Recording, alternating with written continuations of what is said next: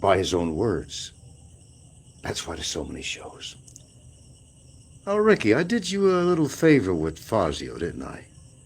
You know, the affidavit situation helped you out a little bit. That's what friends are for, right, Ricky? Well, I don't know. Well, let's talk about,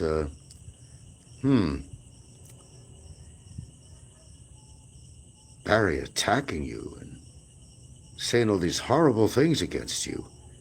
And now, teaming up with his girlfriend, Shaw, is what he's saying, to do a case against you. Well, I did a little favor for you once. Put our baseball bats down for a second there. And if you need, I'm very cooperative too. In the past, I certainly have.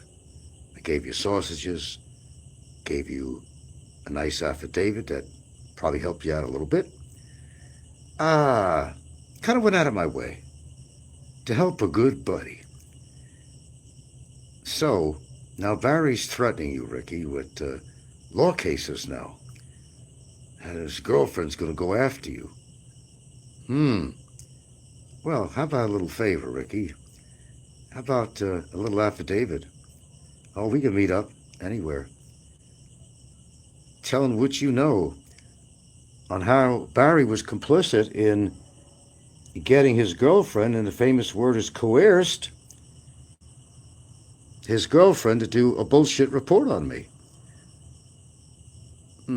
Well, a favor returns a favor. Something to think about. Just something to think about. Got any problems? Let me know. Let's put our baseball bats down on each other and do a good one. Let's do one up. As I said, any problems at all, despite any animosity we may have with each other, I think that's a fair deal. How about an affidavit? I'll meet you in Cebu anytime. Sooner the better. Tell us what you know about how this really went down with Mr. Jordan, who's unhappy with his present situation of 22 months being incarcerated, on how it forced him to coerce his girlfriend to put that complaint against me. We're always there for each other, aren't we there, Ricky? Isn't that a fact? Oh, the politics on here, the politics, it's just amazing. I gotta go to bed soon, but I've done enough recordings on here to last me quite a while. Oh, I sure did. Oh, my God. If you find yourself in that spot, Rickster, just give me a jingle or something. You know how to reach me on email. Got a little problem there, let me know. I did you one good, you could do me one good, although you've done a lot of bad against me. However, I'll put that to the side for the moment. And what do you say that you sign a little affidavit in front of my attorney saying that you know damn well what you do, let's be honest, that this was a setup for me, for Barry to get revenge against me because he's facing 5 charges of cyber. He's going to court. Now, you're a fair man, Ricky, right? You're always a fair man. Let's be fair about this. Scratch each other's back, but make sure you shower first, okay? Write me when you want. It's just something to think about, that's all. Just a little something to think about. Know what I'm saying, Ricky? I think you do. Contact me. You know how.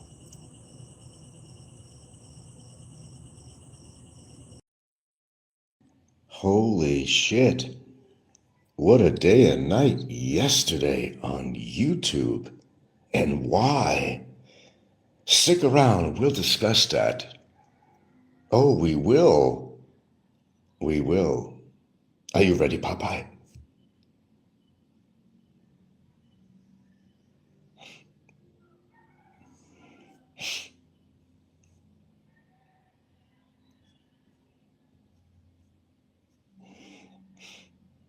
Wow, where do we start?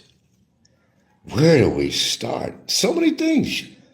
You listen to all of Barry's shows, and you listen to Ricky's show, and you listen to Nico and how he just really stepped on Gilda. The guy that says he has nothing against Gilda. I hear that a lot, but Popeye calling me a pedo and recorded, well, not this the first time. Barry did a last show last night and he got scared. Oh, my girlfriend ain't gonna do nothing to Ricky. Because he was threatening Ricky, saying that his girlfriend, Charisma Saram, don't be afraid of names on here, you know, the one that's got this report against me that Barry is so dependent on, and he's so worried that he hopes it goes through, and he's praying on it that it goes through, and he's concerned. Wow, where do I start?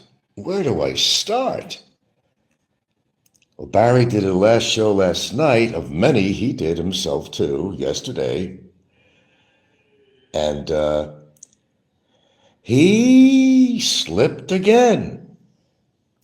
But it's okay to separate me from my girlfriend, he said. Wait a minute, you're supposed to be married.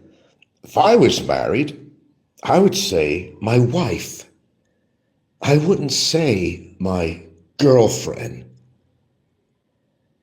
Just admit, Barry, you lied yet again to the people. The good people. The good people. Fuck Germany, that's what I say. Who cares about the political state of Germany? Get out of here. Then Nico. Gilda is the smartest woman. She knows how to run the road. It began how basically she's playing me up. Go listen to my videos on there. Just go. And you got Popeye and Nico on there. Popeye publicly calling me a pedo, and he says, if I ever come to America, he's going to put law cases on me. But he doesn't understand how many recordings I have of him saying the most horrible, horrible things about me and calling me a pedo over and over again. Good luck with that, Robert. Bob. Bob, Bob, Bob, Bob, Bob, Bob, Bob. Bob, Bob, Bob, Bob, Bob, Baram. Bob, Bob, Bob, Bob, Bob, Baram. And Nico. Oh. Did you hear that stuff? What Nico was saying about Gilda. It's on there. Go listen to my, whatever recordings I have on there yesterday. Go listen to them. Make your own judgment on that. He was knocking her left and right. Knocking her. Again, has to bring up the 8 kids and how she's running the road, whatever, with me, and how basically she's using me. In other words, he's downing her for how many kids she has, you know, and how she's using someone that she loves very much. Me. Go listen to it. Listen to the hate. Listen to the hate in Nico's voice. Of course he's jealous of me. He ain't got shit except his mommy's house in Florida. No girlfriends, no chance of getting one, but he wants to talk about my girlfriend. Not wife. Not wife. My girlfriend. My girlfriend. Listen to yourself, Nico. What a wonderful day yesterday was. Holy shit. There's so much to record. What a wonderful, wonderful fucking day. Barry is freaking out like a son of a bitch, man. Holy crap on a cracker, Popeye. Hateful. They call me hateful. Really? Shit. I'm probably the most tame person of anybody out here. I'm not that vicious. Oh, I could be when I want, only when necessary, but my character is not as flawed as these individuals. You hear Nico really not. What it was, he was knocking Gilda. He sure as hell was. Popeye calling me a pedo. Then Ricky did a show. And Barry's really upset with him. You know, Ricky was laying it out on what he thought about Barry. It was such a very confusing thing too, because I told you with this the pyramid going on. Supposedly Ricky financed Shaw, right? Let's just try to pull this together and try to make sense of it. Good morning. It's hard to make sense. I realize it. It's very difficult. So supposedly Ricky was financing Shaw, which is Barry's, quote, girlfriend, not wife. He makes that mistake all the time, Barry. Supposed to be married. We're going to do this and that. She can get her out on a tourist visa. No, you can't go take her into the country on a tourist visa. If you were married, you didn't have to go on a tourist visa. Well, we're not going to go back to that. Barry, just admit you're not fucking married. You lied again. You lied again. You lied again. You do what you do very, very well. Whew. Boy, Cavelta fish. Chock full of stuff. Oh, the action going on yesterday was incredible. What a fact-finding mission just listening to these shows yesterday. Okay, so Ricky laid it out on Barry, and Barry was pissed. He was making comments on Ricky's show left and right. Barry was attacking everyone. He was attacking Big E. Oh, my God. He was attacking Big E and attacking Ricky and attacking anybody that didn't want to help him anymore. Because Big E had said that he'd done what he did for Barry. Big E said, well, what are you doing for me? Why should I do anything more for you? In other words, you didn't appreciate what I've done. Because Big E is giving him money, yet Barry is going on the attack, I tell you, going on the attack of Big E, big time, and going on the attack of Ricky, who has helped him in the past, and he's getting mad, and he's saying that he's going to get Shaw. He's going to get Shaw, his girlfriend, not wife, his girlfriend, to put a case against Ricky. But then all of a sudden, he changed his tune, or his girlfriend changed his tune. He said, don't worry, she's not going to do a case against you, Ricky.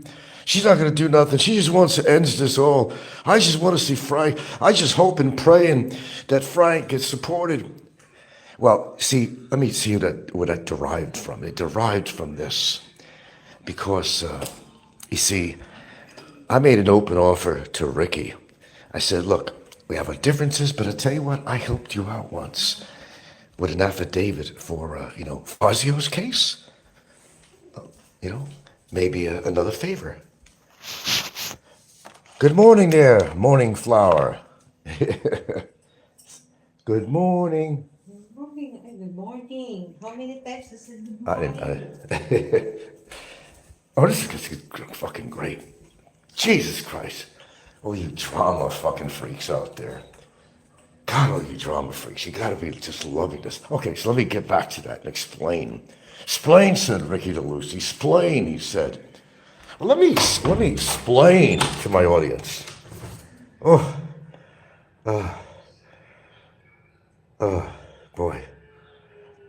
I don't know about anything, Viking son. As I said, I don't predict the future.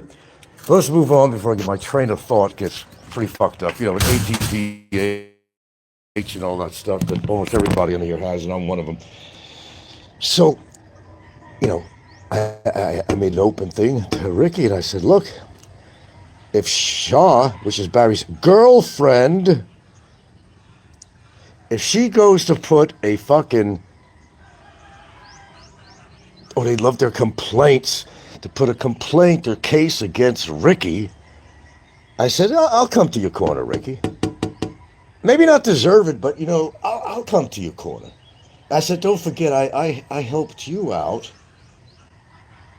I helped you out with that affidavit with Fazio. You got any trouble with that woman? I said, and anytime you want, come and sign an affidavit. For me, come to my lawyer's office. Come to my lawyer's office, but you're not in Cebu right now, I realize that. Come to my lawyer's office and tell them what you know. Do an affidavit saying that you know damn well that Barry's girlfriend's report was fucking bullshit, bogus. That all it was revenge. It was revenge, I tell you. It was revenge because her precious boyfriend said to her, I want out, and I don't like what's happening to me. Even though I did it to myself, but I want to get even.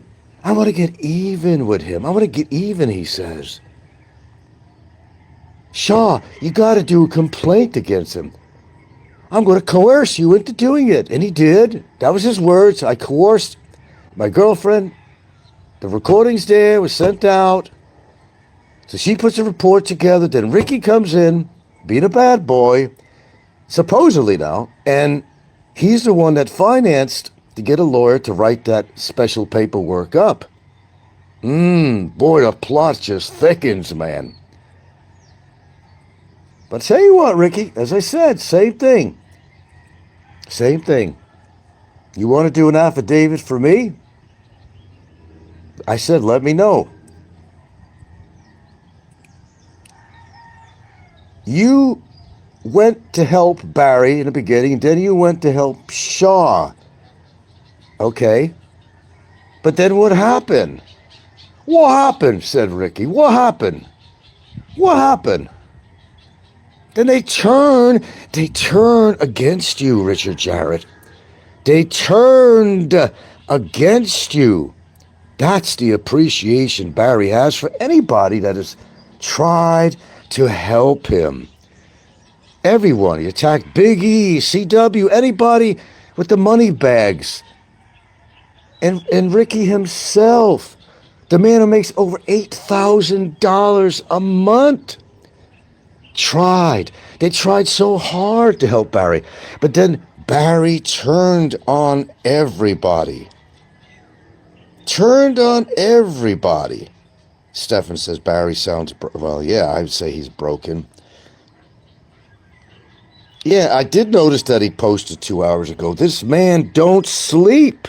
He can't sleep. He's worried. And you got good reason to be worried for all the shit that you did. But you see, he's not just didn't do shit to me. He's doing shit to everybody. Everybody, from Big E all the way down the line. People tried to help him. People tried to help him. And what is he doing? He's stepping on everybody and then bitching about it. And he wonders why. He wonders why people are just walking away from his whole situation and saying, I don't want to donate. I don't want anything to do with it. He's nothing but trouble. I can understand how Frank feels about this guy. If I was in Frank's position, I would do the same goddamn thing. Yeah. Yeah, that's where I'm coming. I listened to his video 2 hours ago. Well, part of it. I was so excited. I had to go put on a show right away. Right away. I didn't hear the rest of it, but I will. Heard enough. I know that he was just practically on his knees praying that this has got to go through.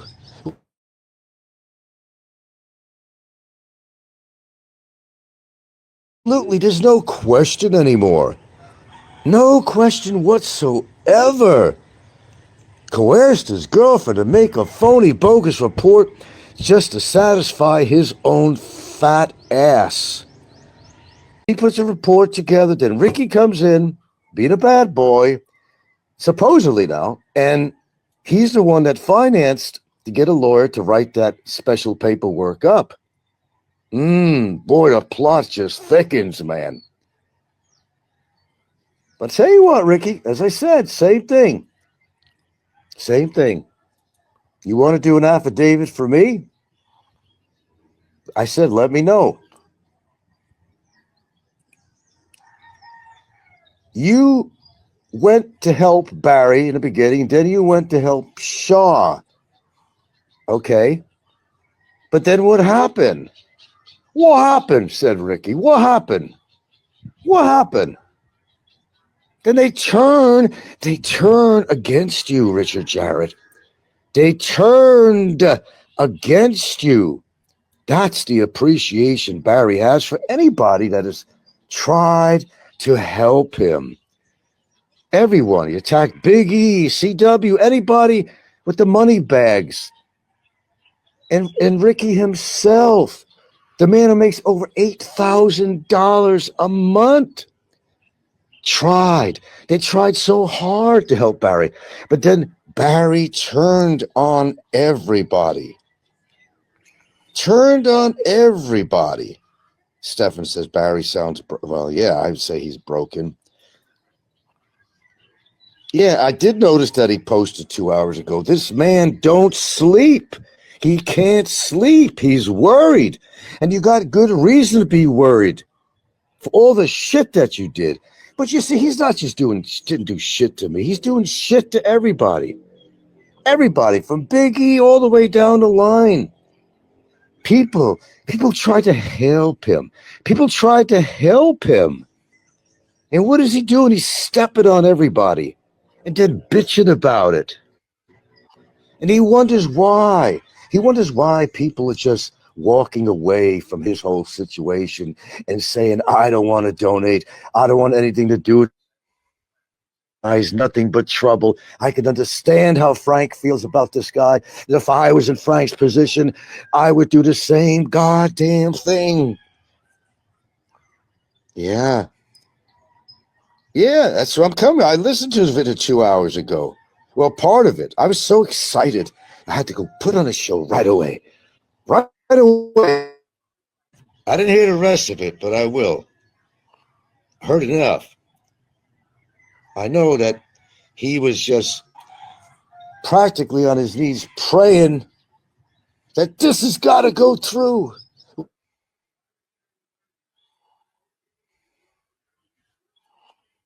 Absolutely, there's no question anymore. No question whatsoever. Coerced his girlfriend to make a phony, bogus report just to satisfy his own fat ass.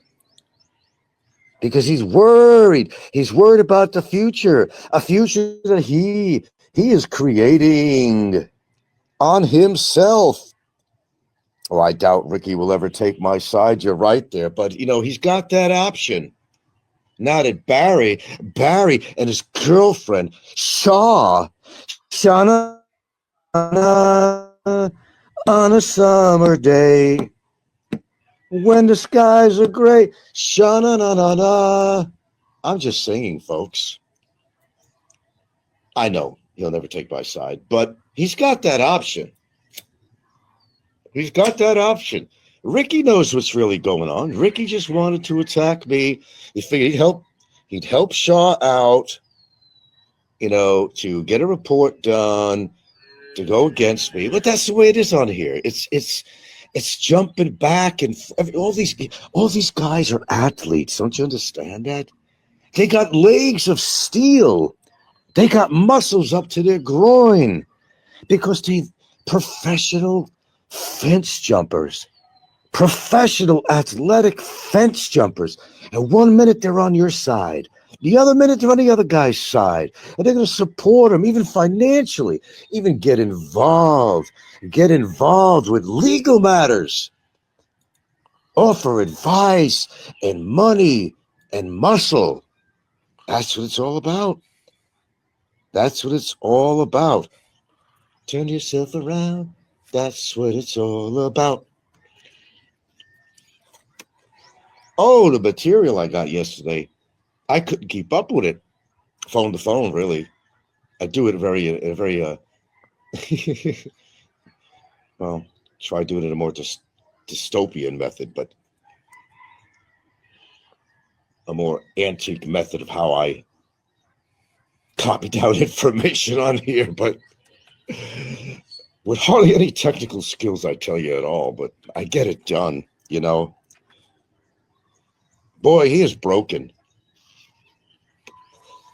But boy, I tell you what, the way he was knocking Mr. Richard Jarrett,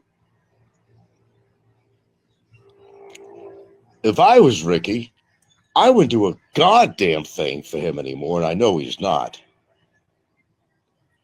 I don't know, Ricky, aren't you kind of like sorry? Come on, dig down in your soul. There's me and there's Barry. You know who's done the most damage to another vicious person that Barry is, that you know that. Don't you feel just a little bit, just a little bit, just a little bit? Don't you feel just a little bit bad about helping these two people out? In retrospect now, Ricky, that he was also going to have Shaw do a report on you. And he's saying that Shaw is not happy with you. But wait a minute. You helped Shaw out with this, didn't you? The legal stuff, didn't you, Ricky? Didn't you? But Shaw was going to attack you legally? Wait a minute now. Boy, I'm just, you know, maybe I should take some meds. Maybe we all should take some fucking meds, because people are freaking out there. What a fucking drama. People don't even know what to believe anymore, but they got a good idea. Oh, I know Ricky's not going to come to assistance like a knight on a white horse. I know that. But Ricky's got to understand. He would have been in jail. I repeat, he would have been in jail probably more than 4 days if me and the lovely Gilda, that he speaks so highly about, did not come to his assistance with that affidavit that he wanted. We graciously, not only did we do an affidavit for him, but, you know, a celebratory breakfast with Hungarian sausage, for God's sakes, and there was pancakes with whipped cream and strawberries. When you do something nice for somebody, you expect somebody to do something nice for you. But no, what happened? Ricky jumped the fence again. Said, "Fuck you, Frank. I got the information I want. Fuck you. Now I'm going to help the enemy. The enemy who attacked him later on." How many times did Barry bite the hand that fed him? How many times? Can you count it? Always biting the hand that feeds him. Look, I don't like any of these creeps out there. They're all full of shit. Big E and everybody else, they're all full of shit. Nick Fisher, everybody. Nico, Popeye, they're all bullshit artists.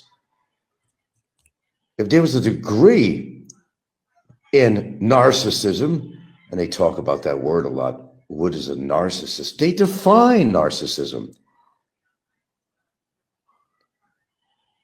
They put the M in mistrust. They put the H in hypocrisy. All of them. And every one of them, at one point or another, and maybe numerous times, have eaten their own words. Their own words, I tell you. They've eaten their own words. Nobody could keep their story straight on here. Popeye saying I'm the worst thing since, since Hillary Clinton or something, right? But he calls me a pedophile publicly. And he says, when you get to the States, you wait and see when you get deported what I'm going to do to you legally. But how many recordings do I have of you, Robert? And your voice is, very recognizable on here. Calling me a pedo and everything else, saying I got a kid on my lap. A kid on my lap. No kid was ever on my lap, Robert Clausen. Nobody was ever on my lap. But the hate just continues. The hate just continues. Then Nico, the innocent one, the guy that's in love with his grass because he can't get a fucking real woman. I suppose you could do a lot of things with grass, I guess. You could eat it. I don't know. You could buy it a ring with a LED light in it and say, "Will you marry me?" You can cut grass. You could feed it. But grass doesn't help you as a character, Nico. It doesn't help you. You're always saying, "I got nothing against Gilda. I got nothing against her, but I have caught you in so many videos, which is recorded, knocking Gilda, as Barry did. Why is she with me? Why is she with me?" What, are you jealous, Nico? She is rather attractive for her age. And you've called her granny? How many things have you called her, Nico? I've heard all this. I got all this on tape. Well, videotape. How many times have you done that, Nico? The shit you said about me, but the shit you've said about Gilda. Everybody's heard it, and I heard it, and I got it recorded. So he's trying to say that my girlfriend, or I'm, like pretty much Barry's situation, a utilitarian tool to my girlfriend, that she's only with me as an ATM machine, and she knows how to run the road, he says, and starts to talk about her 8 children. Again, always talking about Gilda's children, like that's some kind of a sin. Like that's some kind of a sin. When Nico was not in his children's life, speaking of children, because Nico admitted, we all know that's public knowledge, that he was into some bad times and did some bad things in his past. And he wasn't in his children's life. He said, "I was in my kid's life for 2 to 3 years.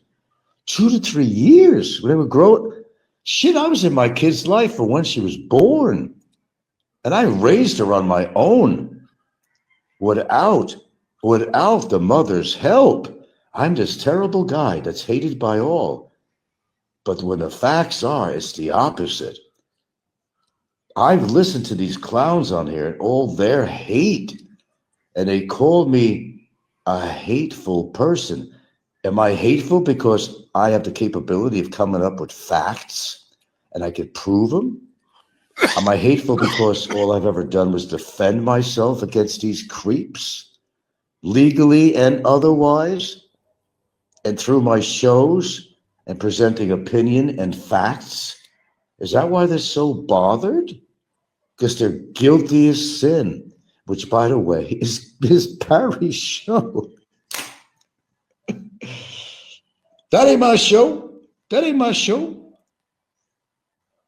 And Guilty as Sin is always giving supportive comments of Barry all the time. Boy, this is a 3-ring fucking circus, isn't it? It's a circus. It's a fucking circus, man. And people who love drama are just getting out their popcorn and their can of beer, and they're just sitting down, putting their feet up on the table, and they're turning their volume up, and they're listening to this shit, saying, "Man, this is better than any drama I've seen in the movies or TV. This is real-life drama going on. I want to be part of this. Can't believe what I'm listening to," they say. This is the real deal. Oh, and now the real deal they're making, let's go on with him. So supposedly he is coming to the Philippines again. The hint is, hint, everybody, that he's going to come by my house and confront me, well, you are more than welcome, Mr. Stillman. But smile, you'll be on camera. And if you did come by, expect that you might not be going back home to the motherland, because you'll be in a jail cell. And if you raised a hand toward me, I'm going to raise something back to you, and you might be awfully surprised. What an old man. What an old man, 30 years your senior, is quite capable of doing. You just might be surprised. But hey, don't let me hold you back from finding out. But you know, this is a funny thing I find all the time. They're so brave. And these are a lot of people that are 20, 30 years my junior, to talk about doing physical harm to a senior citizen. Put a notch on their belt that they can prove to themselves that they could kick my ass. A man that is 20 to 30 years older than they are. Oh, how proud they would be to do that. And Nico himself says, this is what kind of a guy Nico is, okay? He's proved himself over and over again to be such a piece of shit. I don't care what age Franks is. I don't care what age he is. Well, why don't you walk up to a little child and slap him around, Nico? You don't care what age he's at, right? Why don't you walk up to a 6-year-old and slap him around, Nico? Why don't you? You don't care about age. You want to prove your prowess as a man that's 30 years younger than me? Well, there's two sides to that. Because first of all, you're just assuming that I cannot protect myself in any way. You're just making an assumption. But a lot of people have made these assumptions with people that were very much older than what they were. And they got surprised. I tell you, they got surprised that somebody was not going to just stand there. Oh, no. They inflicted as much or more damage than the other person could that was 20 to 30 years younger. You hear it all the time. That crazy love of mine. Yeah, I'm in a jovial mood this morning, kind of, sort of. Just listening to all this crazy drama yesterday. Wow. We got everybody just incriminating themselves. Everybody was incriminating themselves. Every single one of them. Well, almost all of them anyway. All incriminating themselves. Nico just knocking an innocent Filipina, which happens to be my girlfriend, not my wife. Take my wife, please. As Rodney said, take my wife, please. But she's not my wife. She can't be my wife. But nevertheless, she's kind of like my wife.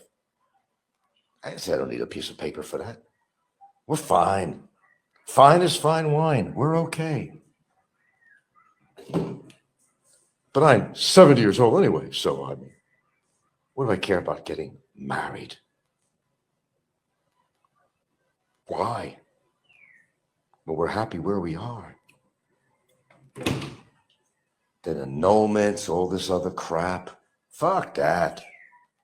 I'm going to pay another lawyer? Oh, by the way, that's right. My lawyer does annulments, doesn't he? It's actually one of his specialties is annulments. I wouldn't have to go far, would I? Look, if I wanted to do that, I would have done that a long time ago. It has nothing to do with my feelings for her, you know. It's just that I was married once, man. I promised myself I'd never get married again. That marriage was a total disaster. I tell you, it was a total disaster. A total disaster, I tell you. A total fucking disaster. I know, Filipinos, they like that word marriage, but she doesn't care either way about that situation. She doesn't care about that situation, whether she's married to me or not. We're together, that's all that matters. But Barry's famous statement, oh, how did he put it? But But it's okay to separate me from my girlfriend. Wait a minute. What'd you say? Back up, back up, back up, back up. Back up. You said girlfriend? So why are you telling everybody you're married? Why, I tell you? Why? What is this, the why me massacre? This is a massacre out here. It's just a big massacre. Everybody's just, just pounding each other, finding wrong with each other out there. Everybody finding wrong with each other. HAD, you have to believe that they're coming to harm you and Gilda. Now you can act accordingly. Well, I got enough proof on here for threats and implied threats. Oh, I've got plenty on that. Yeah, I got plenty on that. Don't even worry your soul. Don't worry your heart. I got plenty on that. Plenty, as they like to say. Plenty. Plenty, as my ex-Philippine girlfriend in Hawaii used to say in her accent. Plenty. She said, you got plenty of money. I know you do. You got plenty. Plenty. Boy, was this a circus yesterday, man. What a circus was going on. Everybody was incriminating themselves. Every one of them. Every one of them. Barry attacked everyone who ever tried to help him. He's so worried. What you want? You want to go out? He was so worried that his girlfriend's complaint has to go through. It has to go through or else I'm fucked, he's thinking. He's saying. It has to. It just has to. But what if it don't? What if it don't? But also, yes, I do got further advantages to address the whole situation. I know what you read off, but I did my reading myself and I talked to my attorneys. Of course I can go to Court of Appeals and the Secretary of the Board of Immigration. If that's the case, I'll be around here for a long time. For a long time. What do you think it was, just sitting back on this issue? Do you really, really think that I'm just sitting back on this? No.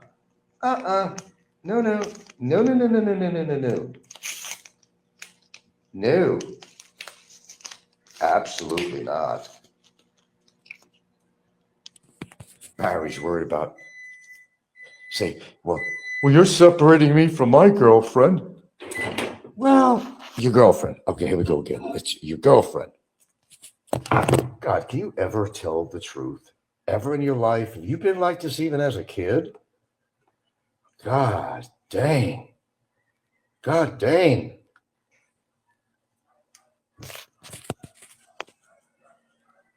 Look, dude, it's quite possible that your girlfriend, not wife, actually loves you. And I don't want to go into that, the whys and buts and all that shit.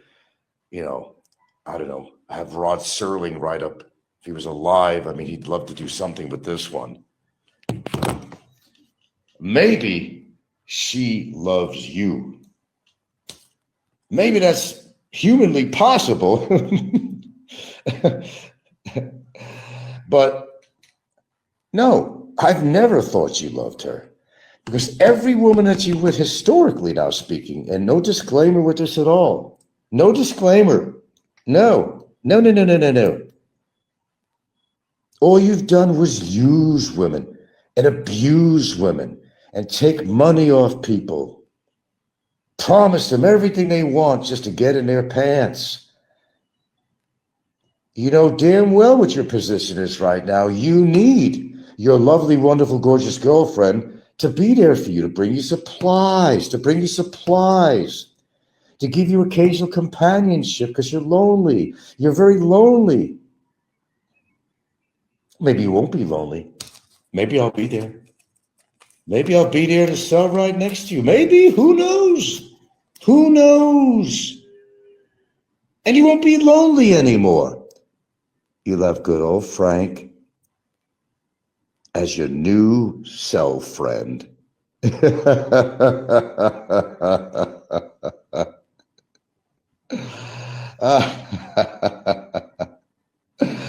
Wouldn't that be something, huh?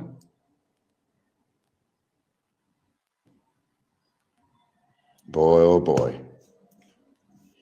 Boy, oh boy. Be careful what you wish for, Barry. Be very careful what you wish for. That's what I could say on that. Trust me, you would not want me to be a cellmate of yours.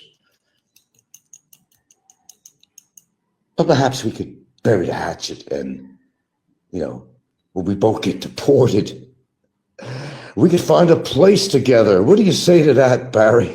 we could find a place together. But wait a minute. I get the bigger side of the cardboard box, okay? That's got to be the deal, though. I get the bigger side of the cardboard box. That's just the way it's going to have to be. No other way. We'll make it work. Together, together, together. Wherever you go, that I'll be there too. Wherever you go, I'll be there for you. Together, together, in all kinds of weather. We'll be together, don't you know? It'll be wonderful, you will see. We'll be together in old Alabama. We'll find a protective shelter, just you and I. The friendship will develop, and we'll see eye to eye. I haven't even had my cup of tea yet. My goodness. Oh my God, what was going on? Ricky was just pounding on Barry, pounding. The viewers were pounding on Barry, pounding, I tell you, pounding and pounding and pounding. I couldn't keep up with all of it. Oh my God, I just couldn't keep up with all of it. I try hard. There was so much to record. There was so much to listen to.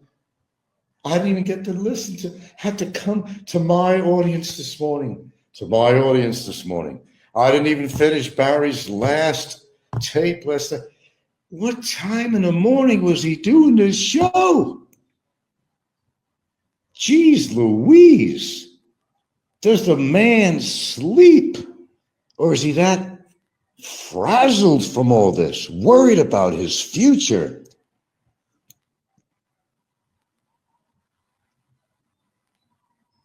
It's gotten to him so bad that he's going to have a nervous breakdown. A nervous breakdown, I tell you.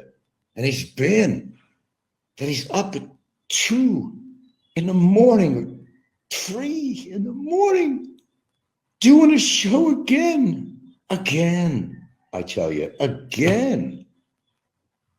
Everybody kind of honed in on it. It was what a wonderful day. My God, we got Popeye publicly calling me a pedo, which, not new for him, but, it's just more and more evidence if I ever needed it, Robert, Then he got Nico, the guy who tries to take the midline with everything else. Oh, I just listen for entertainment tonight. I don't do anything. I'm innocent. I just take care of my grass. What else you got to take? Take care of his grass. His grass, I tell you. Oh my God, the creeps out here, the dysfunctional people out here. They call me all kinds of names. What else is projecting going on? That's what it is. They're projecting. They're bitter because their life did not turn out as well as mine. Oh, I'm not a rich guy, nothing like that, But I got my shit together, I'm happy. I got a house, got a lovely girlfriend, got a great new family. the past 9 years, even though my own family, dysfunctional as they are, and I hate to say it, my own family took a turn. Their psychology, the psychopathy just went through the fucking toilet. But no, did that stop me from having a life? No. I went on with my life.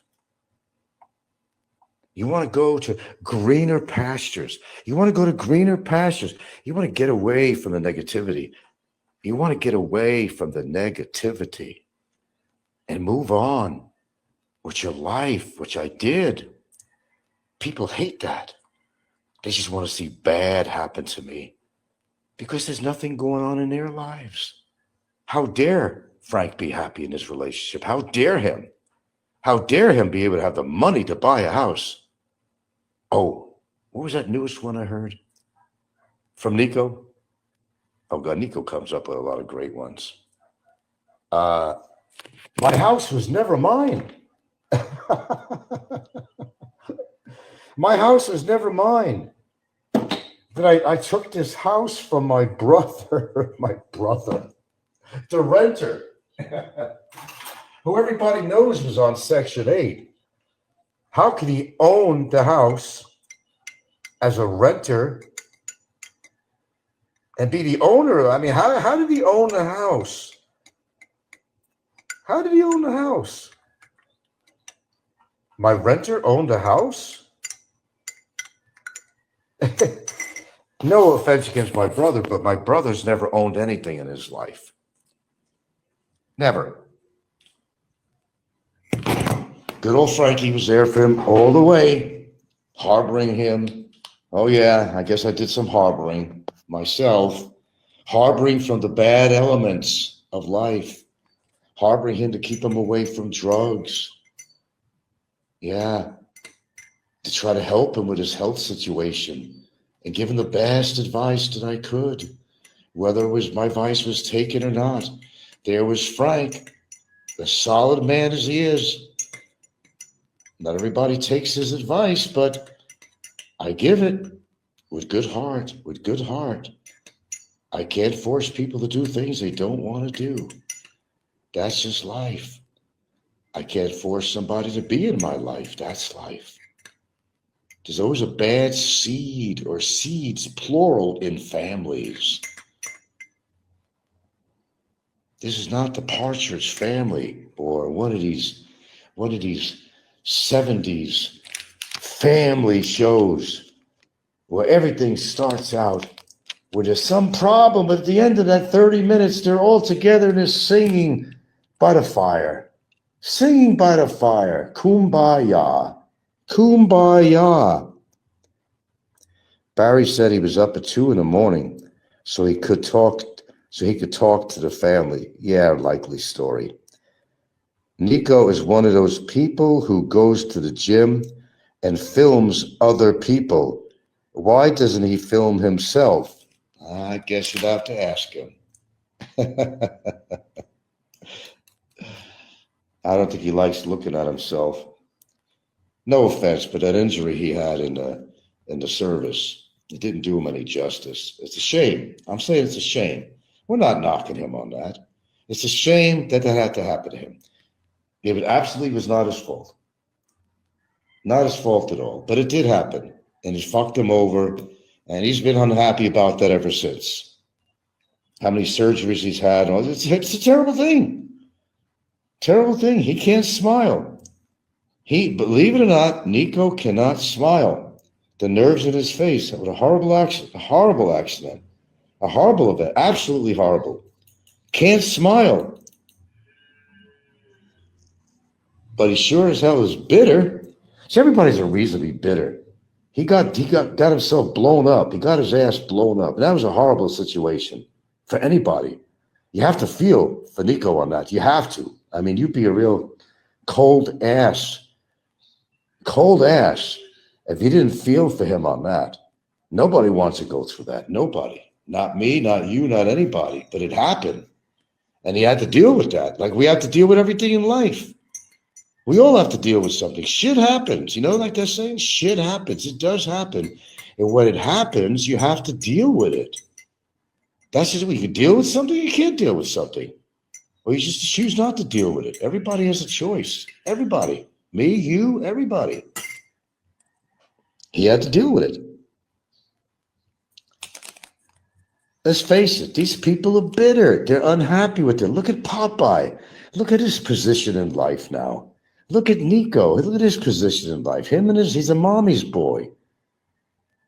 It's probably his mom's house. That's why he's so worried if a plant is out of place or something, that she's going to get pissed off. I can say that that's not his house, that it's his mommy house. He can say anything he wants that he owns that house. Just like Barry can say that he's married, but he will not produce a marriage certificate. But we all know that already. He's not married. All this recent references as his girlfriend. And look, if I was married to my lovely, gorgeous girlfriend, I would say and make reference to, well, my wife said this today, or my wife did that. I wouldn't say my girlfriend, because she wouldn't be my girlfriend. She would be my wife, my lovely, gorgeous, wonderful wife. And then Nico, yeah, he makes refer to her as a grandma. You know, you guys, let me tell you something. You guys got so fucking spoiled by coming to the Philippines and knowing that you could get somebody that is 50 years your junior. I mean, how incredible is that just to begin with, okay? That somebody, and she's not 60, she's 50 years old, just to correct that. Everybody suddenly becomes a lot older than they are, right? Because you'd like them to be older. Everybody's gotten so spoiled knowing that they could come to the Philippines and they could do something they could not do in the country where they came from. They'd never be able to get a woman that much younger to be in their life. No, they're not Brad Pitt. They're not any famous people. They're not all these extremely wealthy people, political people. They're just regular schmucks. And they feel like a real man when they come to the Philippines and they can get some chick to be 20, 30, 40, even 50 years, their junior notch on their belt, like there's some kind of real He-Man, when they just don't get it.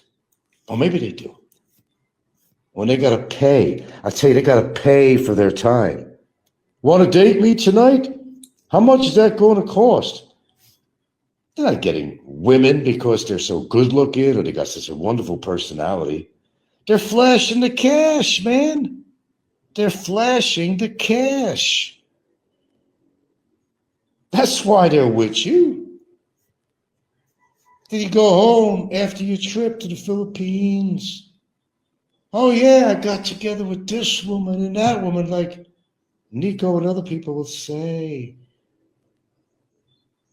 They didn't get it because of their swarthy good looks or their charming personality, because of all their redeeming values and morals.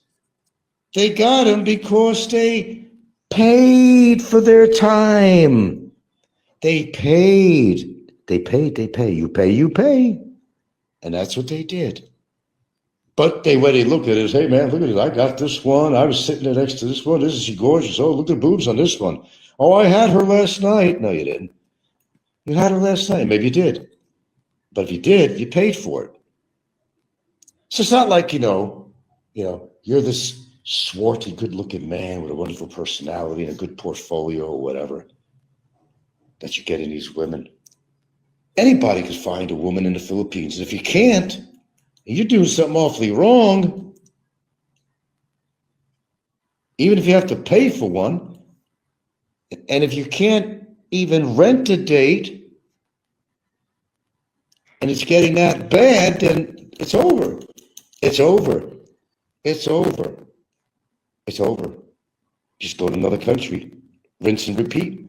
If it don't work there, you go back to the other country again. That sounds like a Steve Montelli story. Sound like a Ricky story. Wow. And they talk about me. Oh, did they talk about me? But guys, reflect on yourselves. It's embarrassing, I tell you. It's embarrassing. Reflect, my friends. Reflect. Reflect. Don't deflect. Reflect.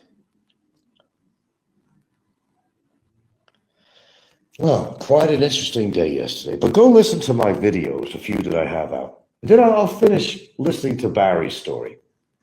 2 in the morning. He's up 2 in the morning, 3 in the morning. He says to talk to his family. Well, that's possible. But every night? I don't know. What family? I mean, that's the question. They've all turned on him. His family? Was his 8-foot tall uncle? I thought he died or something like that, didn't he? The one with the dog Dodo that he borrowed to, when he claims he tied that guy who fucked around with his niece on the tree and told Dodo to bite him in the foot, and he bit him in the foot. Then he told him to go for the guy's nuts. You mean that uncle's dog? Is that the one? I just can't keep up with this, man. It's very hard. It's very hard for me sometimes. I'm an old man now. It's very hard. I can't remember every single detail of everything. Nevertheless, lyrics of a song, but that's always been the case with me anyway. But this is a little too much information.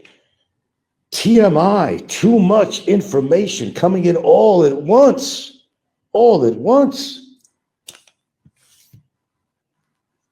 All at once. So what do we know? Obviously, Barry didn't marry her. That's as obvious as the weight that he put on in the 22 months he's been in there. And he still persists on eating all this shit. Same as Ricky, who feels that he's in 100% health. But I don't want to attack Ricky right now. I should, but Ricky's done enough damage. He knows it. He knows it. But what happened? The very people that Ricky was trying to help turned on his ass. Turned and burned their asses. Barry, again, all his coercing and his influence on his girlfriend, wanting to put charges, I tell you, everybody putting charges out, charges on Ricky, because Barry got his feelings hurt that Ricky was no longer cooperating and donating to him. And his girlfriend, Shaw, Barry's girlfriend, Shaw, he said, was pissed, and she wanted to do a case. But then when I mentioned last night that Ricky has the option, I did him a favor once, maybe one's due to be returned. And I was serious about that, I was serious. Sign an affidavit. Tell us what you know. That you know damn well that this situation was quite bogus with this report. Quite bogus, devious, bogus, invalid. Helped you out with that affidavit for Fazio. You might have had more than 4 days in jail without me and my lovely girlfriend's assistance. You got to remember that, though. AJG says his family, the family that views him as the black sheep, in his own words. You're right, AJG. He did say that I'm the black sheep of the family. He's got nothing to return to. Did you see that paperwork I had? He's going to be marked in a felony when he comes back to United States. That's right. He's a felon. Barry is a felon because the child support, for one, and there's some bench warrants. So he's looking forward to get back out. He wants out. He wants out. Out to what? I tell you, out to what? What?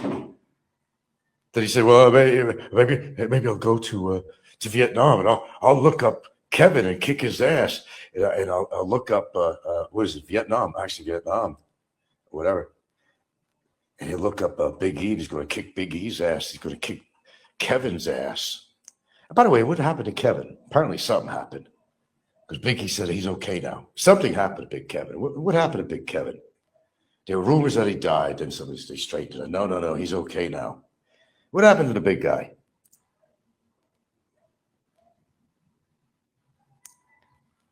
HHG says, totally out of the blue. Pain level extremely high. Oh, wait a minute. Oh, excuse me. You said when Ricky's gallbladder ruptures from the high-fat diet will be the day he may die. Totally out of the blue. Pain level extremely high. Well, I don't really know. What I do know is that I think on the course, that he's taking and his choices in life is not going to lead to anything good. Like I said, man, I don't have to be a doctor, man. It's just common sense. It's just common sense.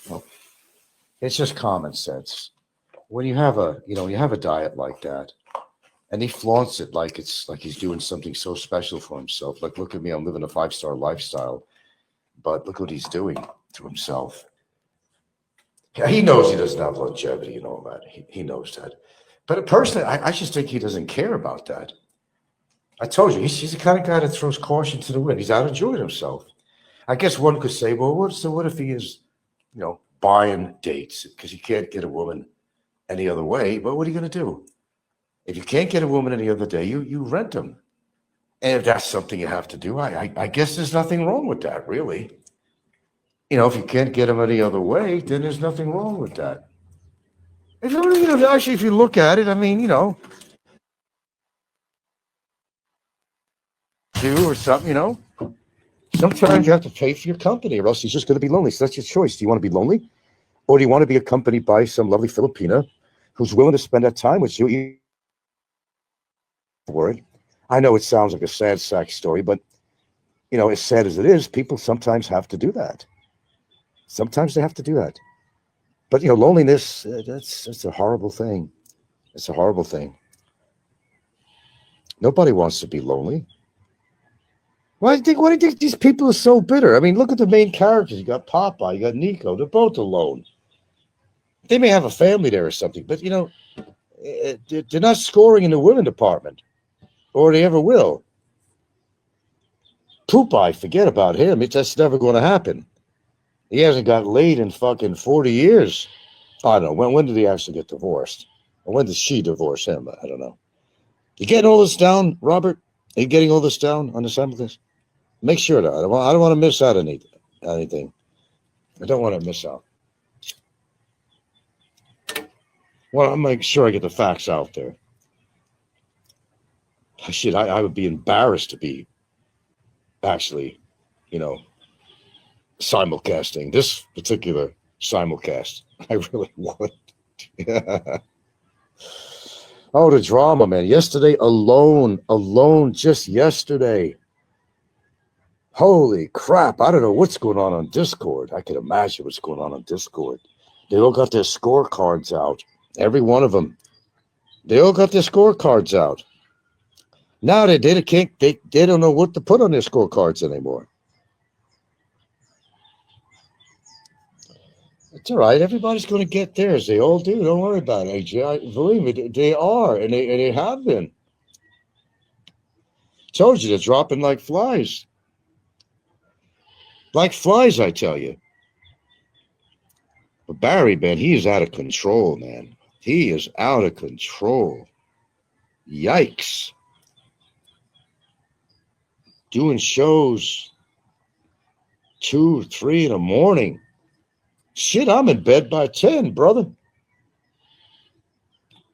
I'm in bed by 10. Fuck this shit. I don't care who has a show on. I need my beauty sleep. Know what I'm saying? I got to get to bed. I got to get my hours in. I'm not going to be doing a show at 2, 3 in the morning. or 1 o'clock or whatever. Fuck that shit. It's not that important to me. But when you got a guilty conscience, you're going to be up. When you can't sleep, when you got the whole world pressing down on your shoulders for what you have done. Now, Barry, what I did get to hear on his last show, because I didn't finish the other half of it, which I will after I conclude this show. I'll listen to the rest of it. For what I did hear, man, he was concerned that he should have been deported by now, that Frank should have been deported by now. Well, could happen. You could get your wishes, Barry. You could. But we're not there yet. We're not there yet. We're not there yet. We're just not there yet. But wishful thinking, I'll give you that. We're not there yet. There might be a few more steps in between. That might take a very long time. By that time, you long be in a jail cell. I mean, a real jail. Let me explain something about the concept of jail. You don't have to be behind bars to be in jail. Let me try to explain something to you. You don't have to be behind bars to be in jail. You imprison yourself, whether you're behind bars or not. You imprison yourself with your life if you're not conducting your life very well. If you don't have any structure in your life, you're imprisoned. And you don't need bars to be imprisoned, Barry. It's what you do to people. Why people don't want to help you in your life when you're so bitter. You're bitter about what happened when you grew up. And it stayed with you. It scarred you. And it made you the man you are today. Sure, it was a horrible thing that happened to you. I'll be the first to say that. And just to straighten something out. No. I don't think it's funny what happened to you. I need to stand corrected on this. Or have you corrected on this? No, I don't think what happened to you as a child was funny. I don't think it was funny at all. I don't think it was rightful. I don't think it was funny. In fact, it was horrible. Horrible. Horrible. That's the only compassion. The only compassion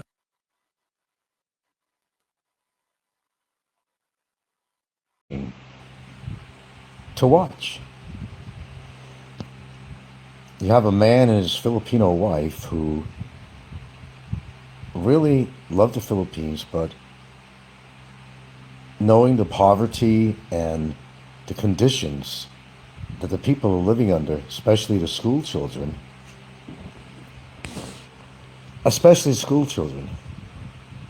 so they poured out their hearts and they went on some missions. It started off as a few missions to help people out. Although they're not particularly wealthy people, they gave what they can. Then it turned out this became a mission for them. And these children lived in remote areas of the Philippines that some of the children have to walk 2 hours just to get to their small school, which had no supplies, and what they had to do to get to school. Of course, these schools in these remote provinces did not have access not only to a good roadway to get to school, but of course to have proper and needed school supplies, to have good school supplies.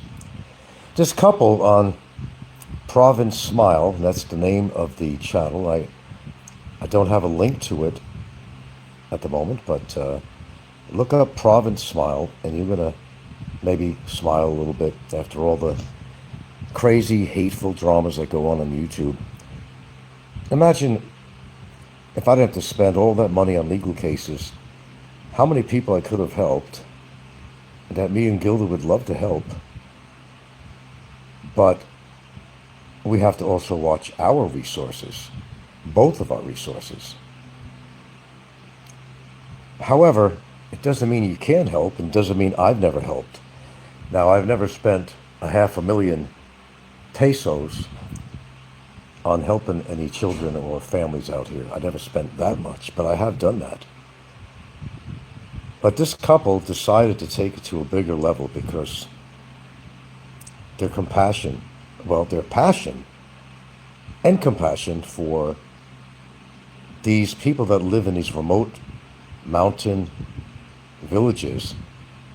You're talking about remote provinces that don't have access to good school supplies and more. People spend their time putting shows up that are basically very problematic to this community.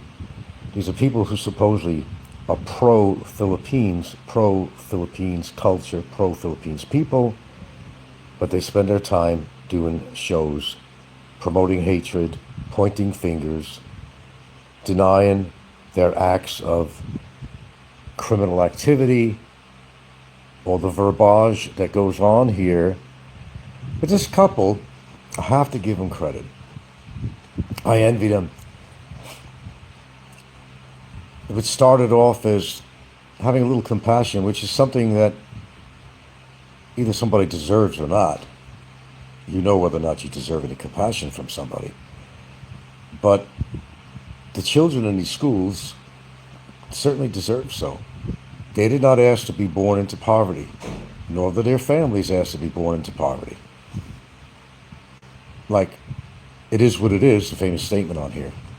But this couple decided from a few small missions to help out a few children to be other teachers saying, well, I know this remote village up in the mountainside where these kids could really use school supplies. It's really hard for a small village of people to raise any money for the kids.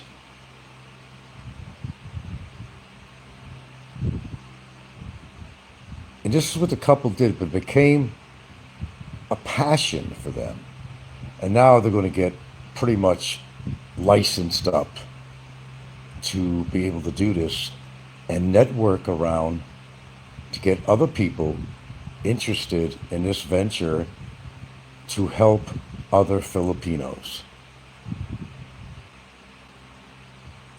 The children who were born into poverty, and there's a lot of that going on in this country, that's for sure. And there's so many people, never mind all the city people, but the people living in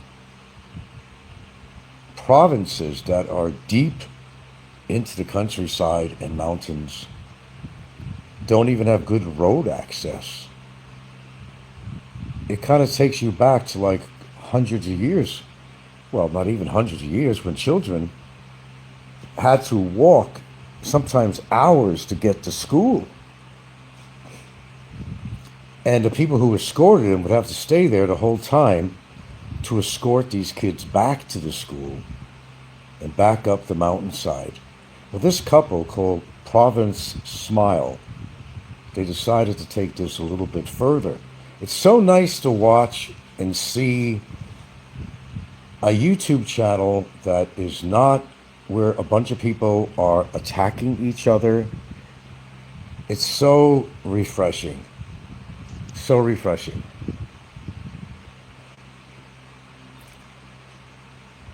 It just gets tiring to hear the same mumble-bumble bullshit on here when children need to be helped if you really care. Now, I could at least say that I had made enormous efforts since I've ever been introduced to the Philippines from day one to help somebody out with nothing in return expected. Nothing. Zero. I've never operated any fucking scam on here. And some of the things I've done behind the scenes, I've never actually talked about on here. Although I have made mention numerous times, well, several times anyway, that I have done things to help people in my community. I've actually done that. I can't say many other people have, but they'd rather put their money out to some creep in jail or some other creepella that's out there to fortify the wrongful doings. But when there's better things to spend your money on, and there is better things to spend your time and money on, go watch a positive show like Province Smiles. Just do it. I think maybe that was their latest video I'm actually referring to, but they turned this into now a project.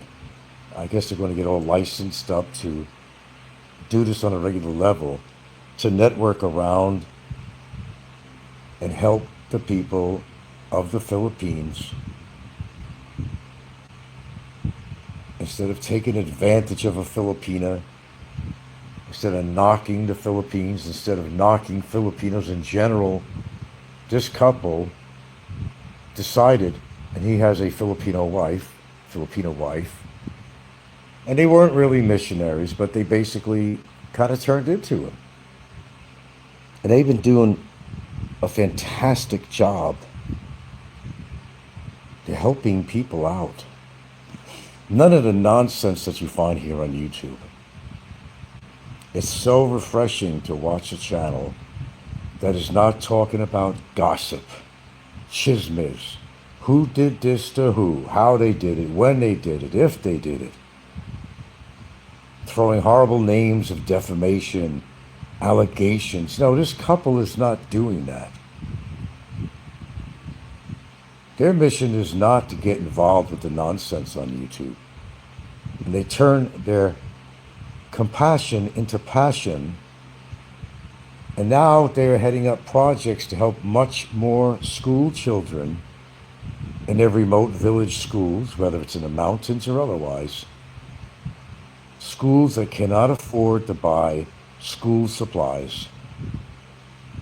Watching how these kids' faces light up when they receive a packet of school supplies in their hand.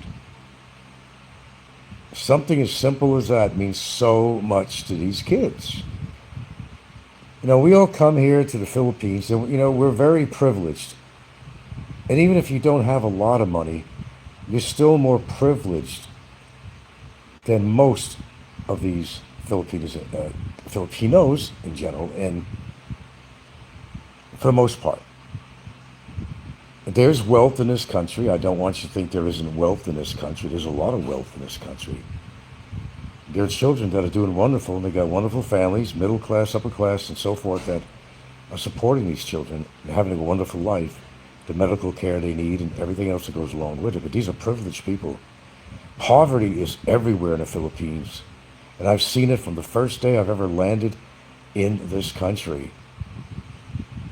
The first time that a gal named Joy took me to her little compound, squatters. And I remember the video, though I don't know what I did with it. I sat down with these kids, and they had an understanding of some English, but I gathered them around me and I started teaching them a little bit more English. The kids were very receptive. I seen the conditions they were living under. If you remember, I did come up with a GoFundMe at that time. It got destroyed by the trolls. And that it was going to help people that were living in this squatters compound. That's what the money was for. And it would have. I just felt there was no need to go on anymore because they were trying to attack my campaign. I made an effort. The little bit of money I collected could not, obviously, help this whole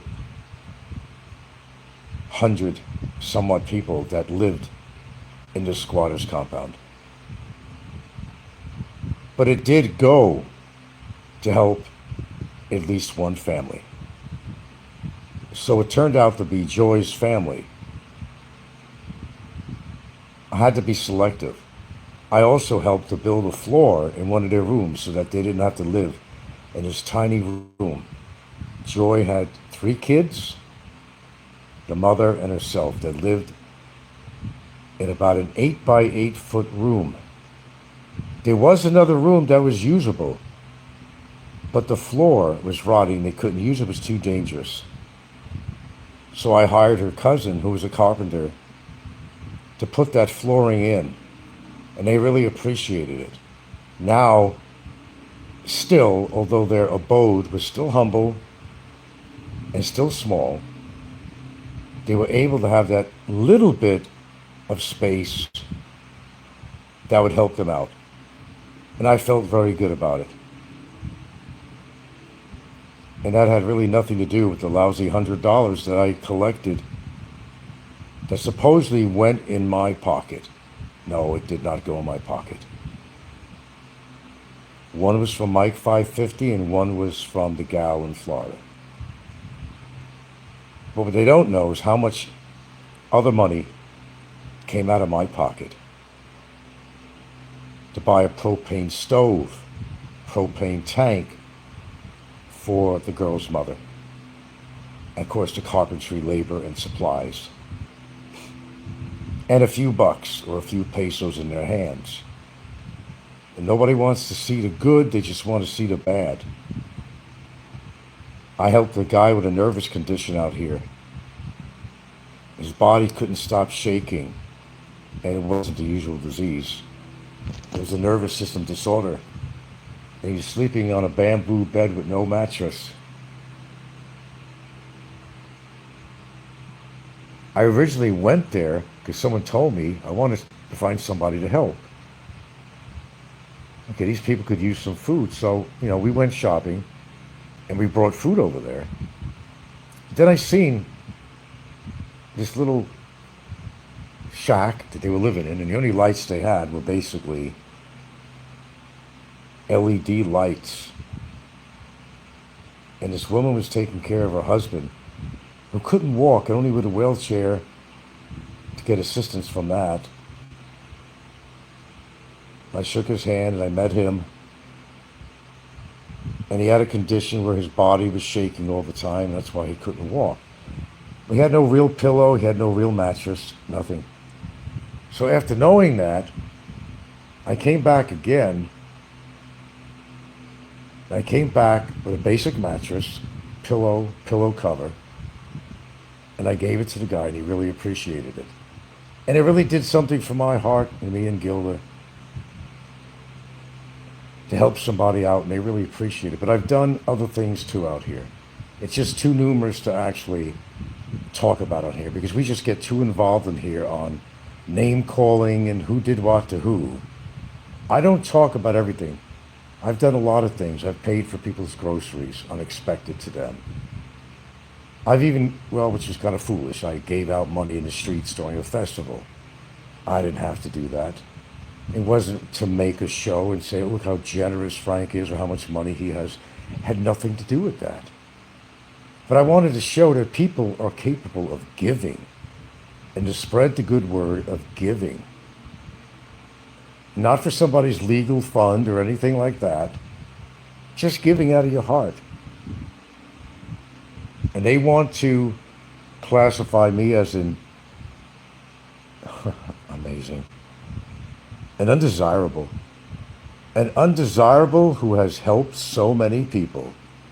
Who's supposed to be the bad guy with the black hat. Really. I've never seen these idiots ever do that. I've never seen them do anything like that. Nothing at all. Nothing at all. Church-going people. A female who puts a complaint against me. Like I'm some fucking undesirable. I'll tell you what an undesirable is, but don't let me start defining it on here. You're undesirable if you're putting a false, bogus report against a good man. That's an undesirable person, as far as I'm concerned. I don't see anybody helping anybody else out there. I just don't see it. I don't see it. They're too busy helping themselves make money on YouTube so they could buy or live the 5-star lifestyle, supposedly, or buy booze or cigarettes, or whatever. Try doing something good to the Filipino people. After all, it's your endeavor to live here, or maybe you do live here. Try putting something in there. I wish I could take all that money back from all this legal crap. If I could get it back, I would help fund more school supplies for children. I mean, I could do that now. But I think it's a collaborative effort that should be done to get the job done a lot better, not just through one person. I have donated to the school. Yes, I did buy a brand new 50-inch TV to replace the one that broke down in the classroom. I did that. That was real. I've done more good for the Philippines people than any of these morons on YouTube have ever done, if they've ever done anything at all. So to label me as undesirable, that's a fucking joke. No, you want more people like me in the Philippines. Not like these hateful foreigners that come here just to use and abuse women and to do a hateful YouTube show. That's all they do with their life. If they cared that much about the Philippines or Filipinas, maybe they should do something. Do something. Instead of spend their valuable time and breath and oxygen to put hate shows on. Do something for the children. If not for the parents, do something for the kids out here. Do something positive.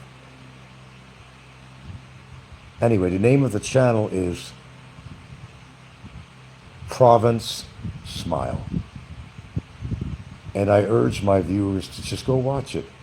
Spend a little time watching it and show what these people are doing or what they did. And maybe you could become involved with something like that. I know, every time I suggest something, there's got to be money in it for me. Give me a break. Get real. I have nothing to do with these people, but I will promote their channel. I think what they're doing is marvelous. I think it's fantastic. It's caring. This is what good people do that are better off than some other people. Like Trump, you think he cares about the American people? He's just going to make life harder for them, and you guys are starting to see that now. The guy that you voted for, but I don't want to get into those politics. That's just beginning. Try helping a family out. Look, let me tell you something. I've done my share. Whether you believe that or not, I don't give a fuck. I've actually done my share, and I've done it very well. And I continually to do it when I find certain circumstances or people that need it. But, you know, when you're constantly putting money out on legal matters, it's kind of hard, and you're kind of reluctant to go into your account until you take care of your business first.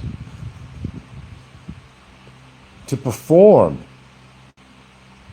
any other efforts from our hearts to help other people, of course, you have to do this in a special way.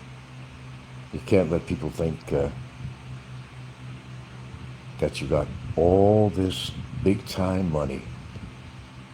Big-time money. You're not out to help the world. You're not out to help the whole country. But giving a little can make such a difference in somebody's life. And these children, even a t-shirt makes them excited. A pair of shoes. You'd be surprised what little you have to do to make some child happy out here, or some family. It doesn't take much to create a smile. Take away their frown. I wanted to talk about something positive. And I came across this channel quite accidentally. Province Smile. Check it out. That's all I ask. And see what good people do, what caring people do, and don't spend their time creating these hate shows that claim that they're not hate shows, but that's exactly what they are.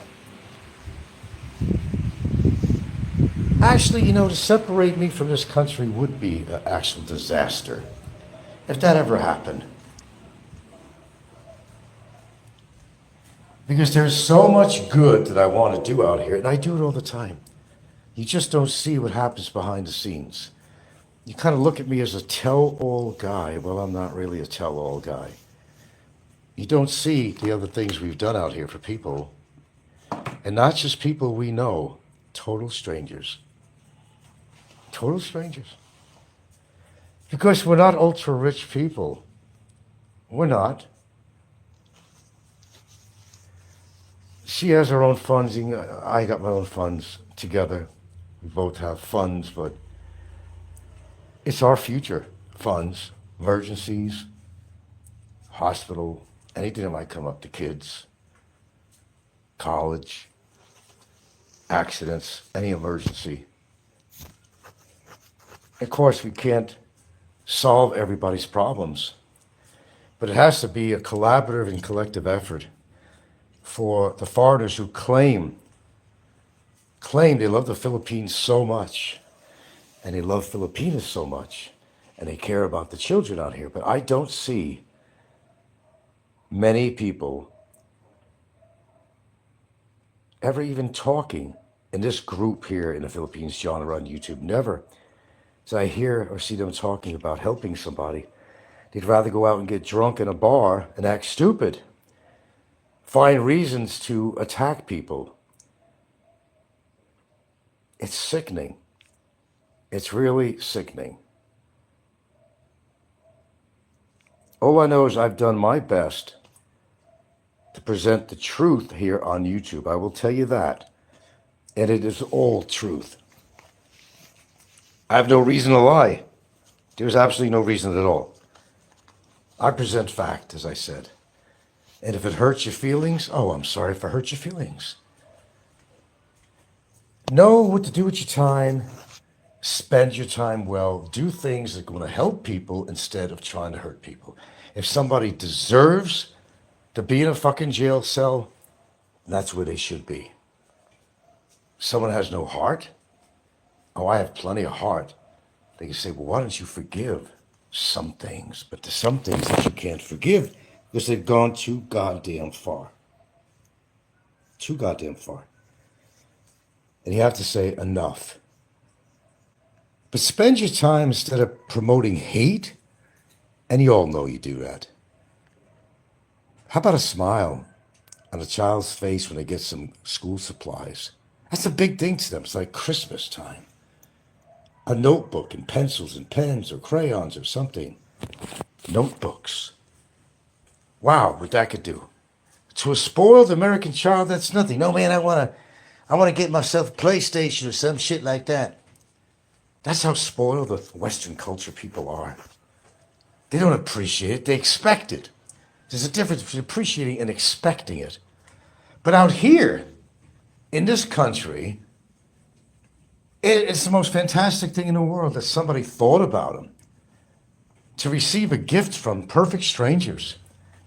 Something that could enhance their life somehow. Education or otherwise. Try it. You might like it sometime. I think you can do it.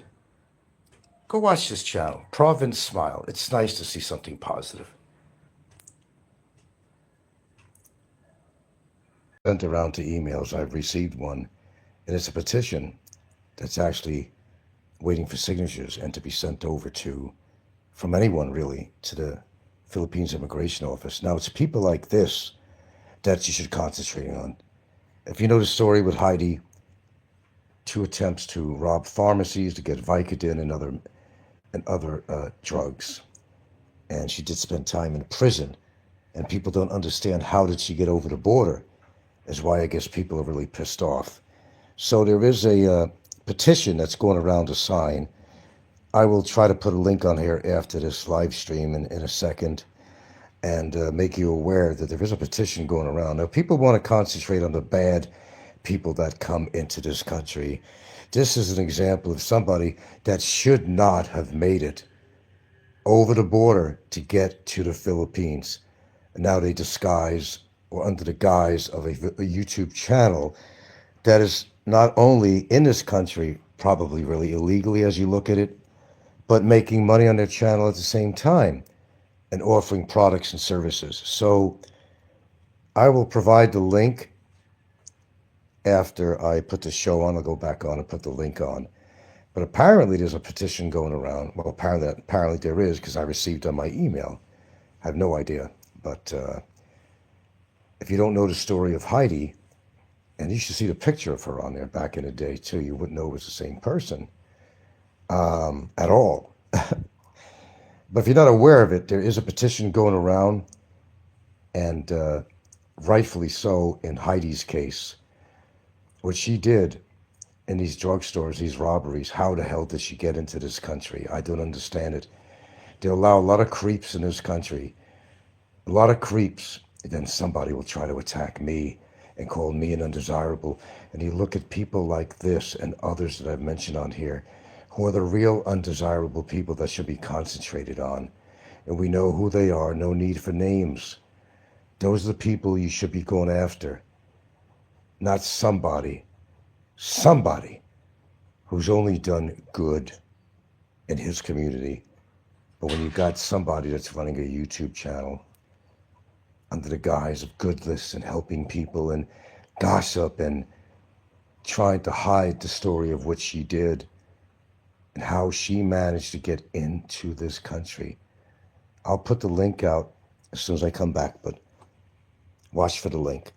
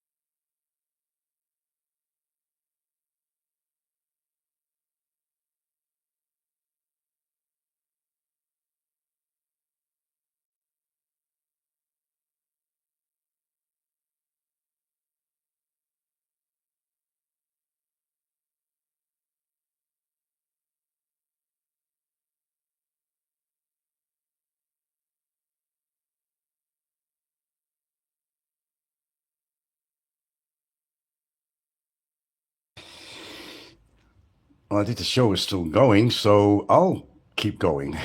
I think Ricky's still on. I'm not sure. Anyway, Ricky had a live show, and of course, Barry had a live show and had Don C on there. Boy, is he looking old. Anyway, not to get into that. So Barry comes on the show and gets thrown off. And Barry is like on his knees making apologies to Ricky. And Ricky said, "No way. For 2 years, you fucked me over, this and that, and this and that, this and that. I'm not going to accept your apologies." He said, "Get the fuck off my show." Oh, I can imagine it. Barry's in a rage right now. I could just see what's going on. I could just imagine what's going on. You know, because he needs the support of Ricky financially and everybody else. And, you know, they're so sure. And Jay, of course, was on there. Jay, what could you say about Jay that hasn't been said before? Him and Barry go back a long time. You know what I'm saying? I think you know what I'm saying. Him and Barry go back a long time. He knows the ins and outs of Barry, and Barry other way around too. Let's just put it that way. Yeah. Lots to learn, huh? But I got on there for a little bit, say what I had to say. I said, no, there's no negotiations going on with Barry. So what's the negotiation point with Ricky? Well, this was kind of unclear to me. But Ricky still claims that I did wrong to Barry's girlfriend, not wife, his girlfriend. And I've read obviously I read the material. And he seems to think that, oh, she was going to psychiatrist for 6 months or something. I don't know what the hell it was, how many days or 2 months or something, and claims she got PTSD and depression. Well, if you guys seen all her videos, you certainly wouldn't think that. And maybe, as I said on Ricky's show, maybe her depression is due to her partner. Nobody's ever really thought about that one. Maybe that's where all this so-called PTSD and depression is coming from. It wants to pin it on me. I mean, I never met the woman. I never physically threatened her. I'm not going to go through the whole speech again. I deny every fucking allegation that she's made on me. It's untrue, it's invalid, and it was actually influenced by Barry to have her do this. There's no question about this at all. And my attorneys have no question about it. That information was sent to immigration. Okay, they're aware of this. They make the decisions. And that's just the way it goes. I go down, he goes down, whatever happens. The castle falls. But no matter what happens, Barry Lee Jordan is on trial, not me. And I'm reasonably sure that he will get some kind of prison time. I'm reasonably sure. Oh, I don't trust Ricky. What are you kidding? Yeah, well, I'm ahead of you, Anthony. I know that. No, Ricky knows the real story because Ricky's involved with this. He says he has no involvement, but that's bullshit. Because, well, I know what comes out of Barry's mouth is all lies, but, you know, when Barry gets mad, he'll expose somebody that didn't, go the way of Barry. So maybe what he's saying about Ricky financing his whole thing, maybe that's true. I don't know for sure. I don't know for sure. But Ricky can't possibly believe that crap. Because if you listen to my shows, and I don't see anybody out there that doesn't have a copy of anything I've done on here, I've never called her those names, bottom line. Never called them those names, her, those names. And what she's doing is wrong, no matter how you look at it. It's wrong. It's absolutely wrong. It's revenge is all it is. He's upset that nothing's working for him. He can't get married. He can't do anything. He can't get out of his cell. He's facing court trial. And it's probably not going to have a good outcome for him. So he's upset. I get it. He's upset. But he wants revenge. I mean, his face is turning red, I'm sure. Steam coming out of his fucking ears. And he wants revenge. It's not any more complicated than that. It's not complicated. Anthony says, I watched both him and Don laughing gleefully while Jay and Barry was talking over you. They loved the chaos. Oh, well, that's what drama shows are for.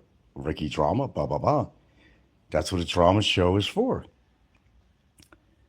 Oh, I'm sure he's doing it. Oh, I'm absolutely sure he's doing a live stream. Oh, hey, look, man, I don't know what the outcome of all this shit is, you know? I don't know what the outcome is. We'll see. And understand something. As far as, let's see, visa, extension, and exit. That is actually what you call administrative. It's not an unwillingness, for example, if I was able to do renew my visa, etc. That's administration. It's not that, like what Barry did, which was totally willing, why he evaded the immigration department. This is actually is administrative. Actually is. That means it's not by my doing. So I could pay the overstay fees. And as far as the exit from the country, if that thing came up, it's on record. It's understanding that is not on a willingness of my part. It's not on a willingness of my part. And that will be taken into consideration, too, in the future. I asked Jay-Z, what do you run the immigration department now, Jay-Z? Do you run the immigration? You know all this for sure. Yeah, I know all this for sure. You don't know shit. Boy's going to be a lot of crow eating out there if it doesn't turn out their way. Boy, oh boy. And Barry's going to hang himself in his cell. Something's going to go on. Yeah, something's going to go down. That's for sure. I don't know what's going on. I may know something, or I may not know anything at all. I could be bullshitting, or I could be in a cloud of hopeful, wishful thinking. You just never know. You just never really know. But whatever goes down, and I guess I'll know about it.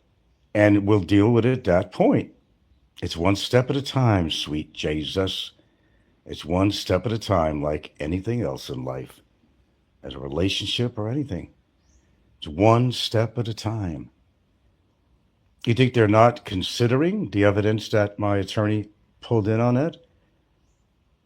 For them to make a determination that there was foul play in that report? They're mulling over that. I'm sure they are. I'm sure they are.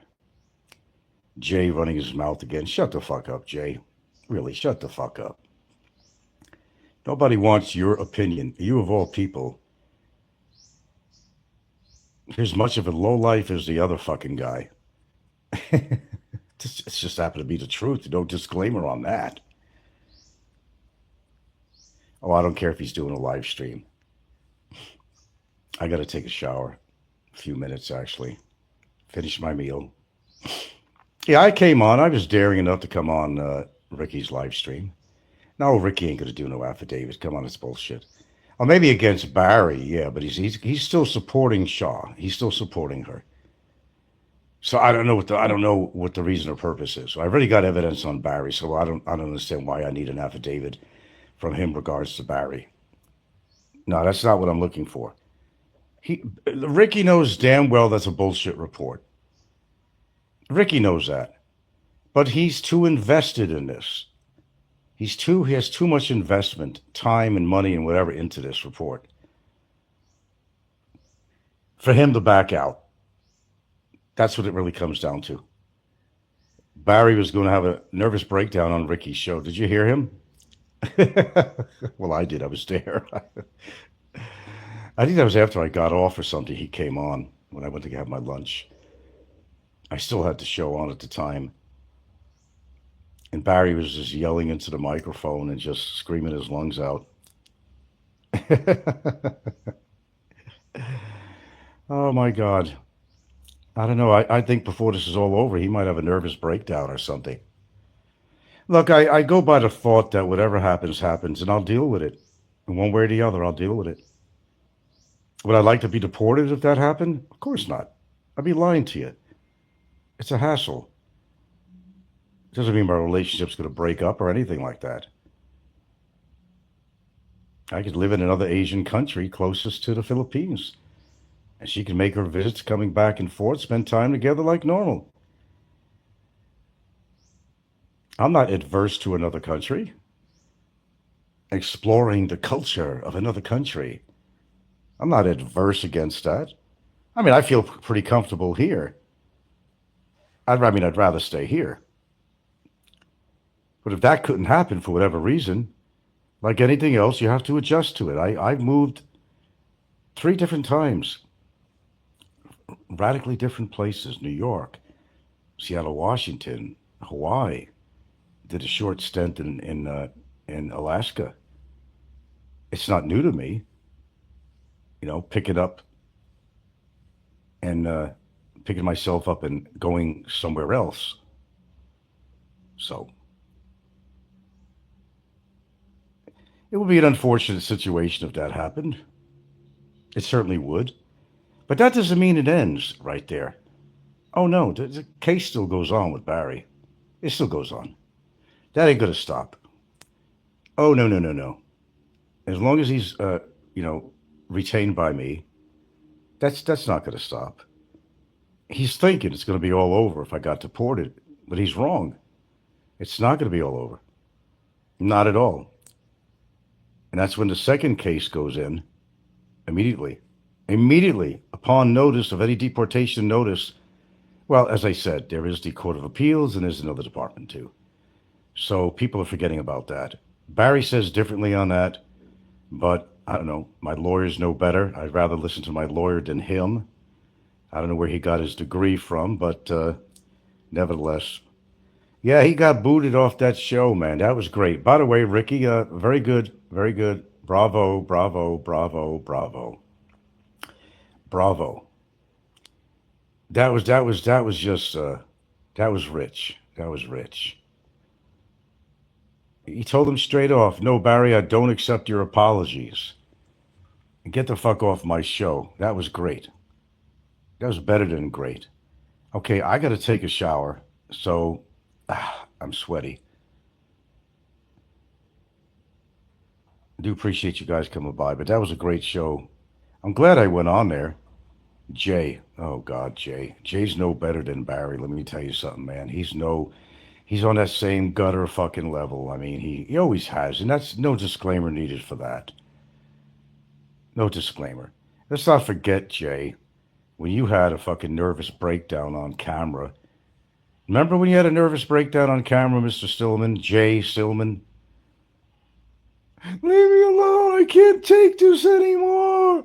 Oh, oh, please, Jay.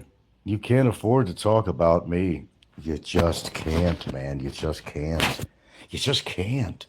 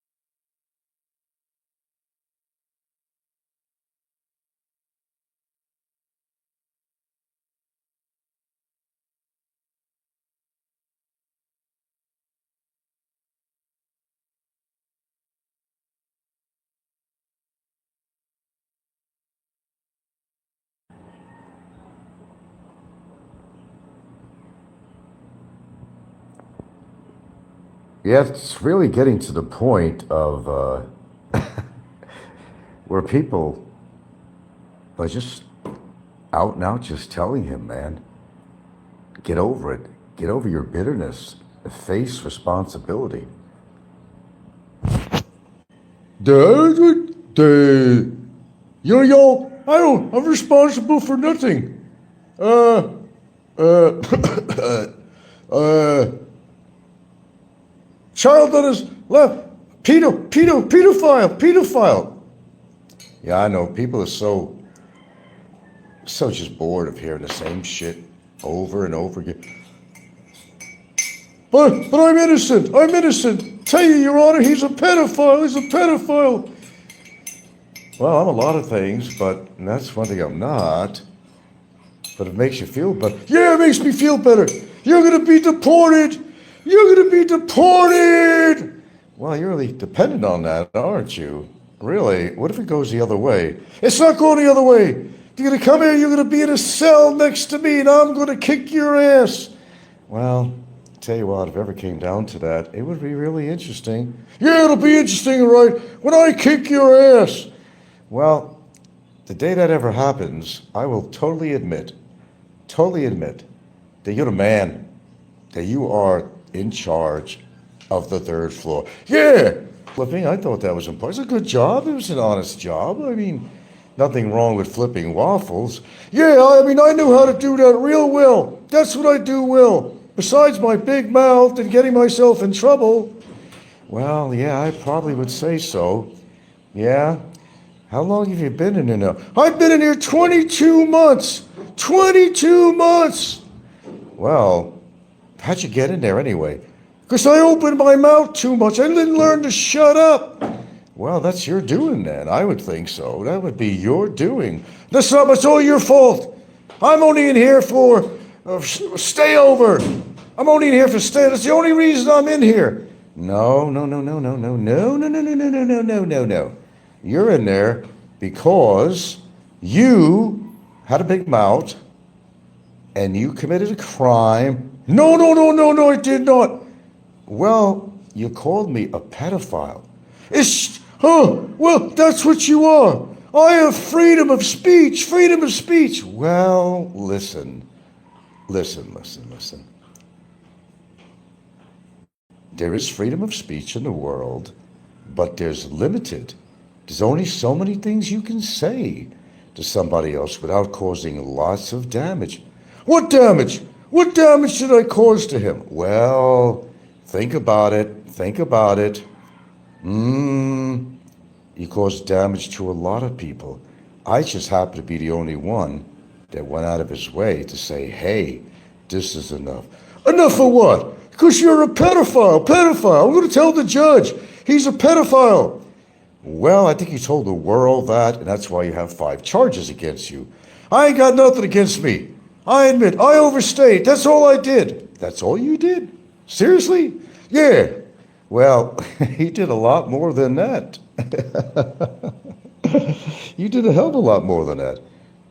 Hey, how's those hamburgers going there, huh? I eat them every day. I'm bigger now, and I could kick your ass.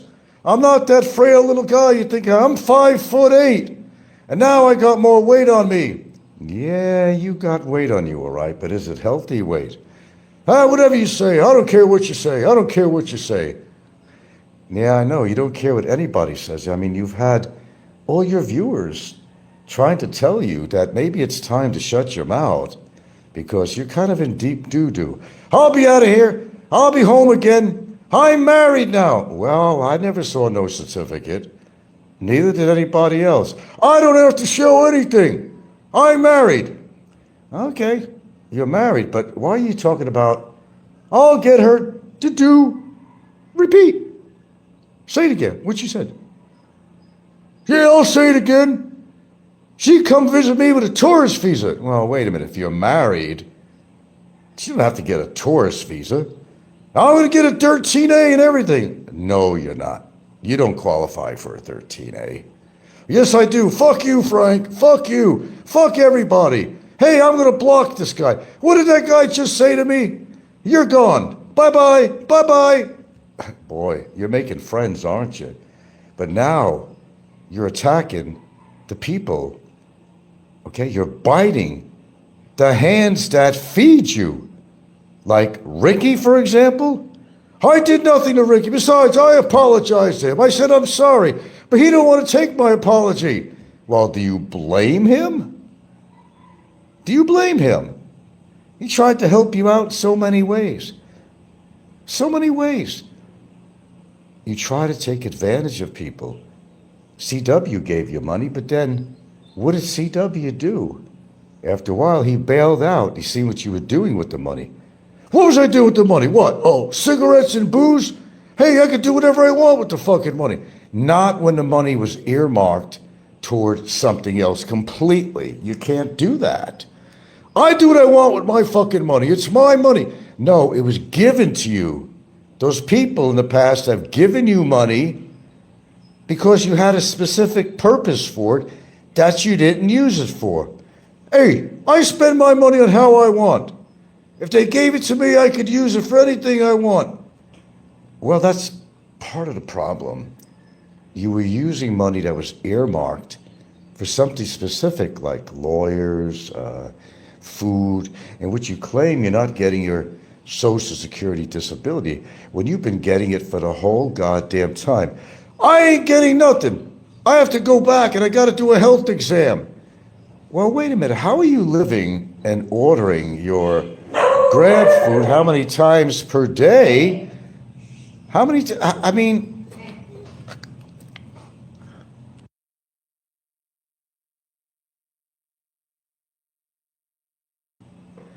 this is what I don't understand. Why don't you tell your audience, where are you getting that money? Oh, I'm getting it from donations. I don't see a lot of donations. Where's all the donations on there? Shut the fuck up, man. It's none of your fucking business. Well, it is the people's business. If people are donating to you, they want to know it's going for a specific reason. Okay, but you're not telling people what you're doing with that money. But where are you getting the money for all your grab mails? None of your fucking business. I don't got no money.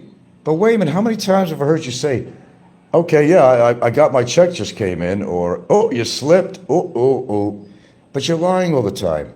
And then you say, oh, my girlfriend, but I thought you were married. I am married, motherfucker. Well, where's the marriage certificate? I don't have to show nothing. Well, I would think that'd be a very important thing. I mean, you show everything else. You show very sensitive private court documents, and you're afraid to show your marriage certificate because people go to copy information on there. I got a witness on there. I don't want to show any names on there. Well, you showed everything else with legal papers, didn't you? You sure as hell did. I didn't show shit. And besides, you're a pedo. I think you're fucking retarded or something, man. No, you're the stupid one. Well, wait a minute. Who's the one that's sitting in jail for 22 fucking months? You or me? You'll be in here soon. Oh, I can't wait for that to happen. Well, it may happen, or it might not happen, or, I could die today or live another 40 years. I mean, one doesn't know everything. Yeah, you'll be in here. Wait till you go and try and renew your visa. Well, we'll see what happens, won't we? Nobody knows what's around the corner. Yeah, and you realize that then you can't do your exit. Ha. They're going to come and arrest you. Well, I'll tell you what. If they do, they do. But I don't think it's going to happen the way you think. You're full of shit. Frank. They're going to come and get you. And Rafi Tufo is going to come there with his camera crew. Yeah, okay. Well, say hello to Rafi for me, and maybe Rafi would like to learn a little bit about you. There's nothing to say about me. I'm a good man. I don't lie like you do, Frank. You say, what? You're like the biggest known liar on here. I never lied about anything. I'm not like you, Frank. Everything you say is bullshit. I don't know. I think I've been pretty factual the whole time I've been on here, and I back up my statements. I back up what I say. You always say I'm doing wrong. What am I doing wrong? I'm only here for detention, for immigration. I admit that. That's my wrong. It's my bad. Well, the reason you're in there that long, do you forget you got 5 criminal, not civil, but criminal charges against you? They're all bogus. It's all bullshit. I never said you're a pedo. Oh, wait a minute.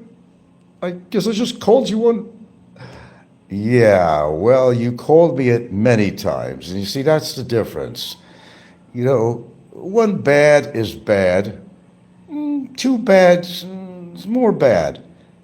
3 bads or more is really bad. And you really thought I was going to sit back there and let this continue? Oh, there's a lot to say about you. You're not perfect. No. I've never said I was perfect.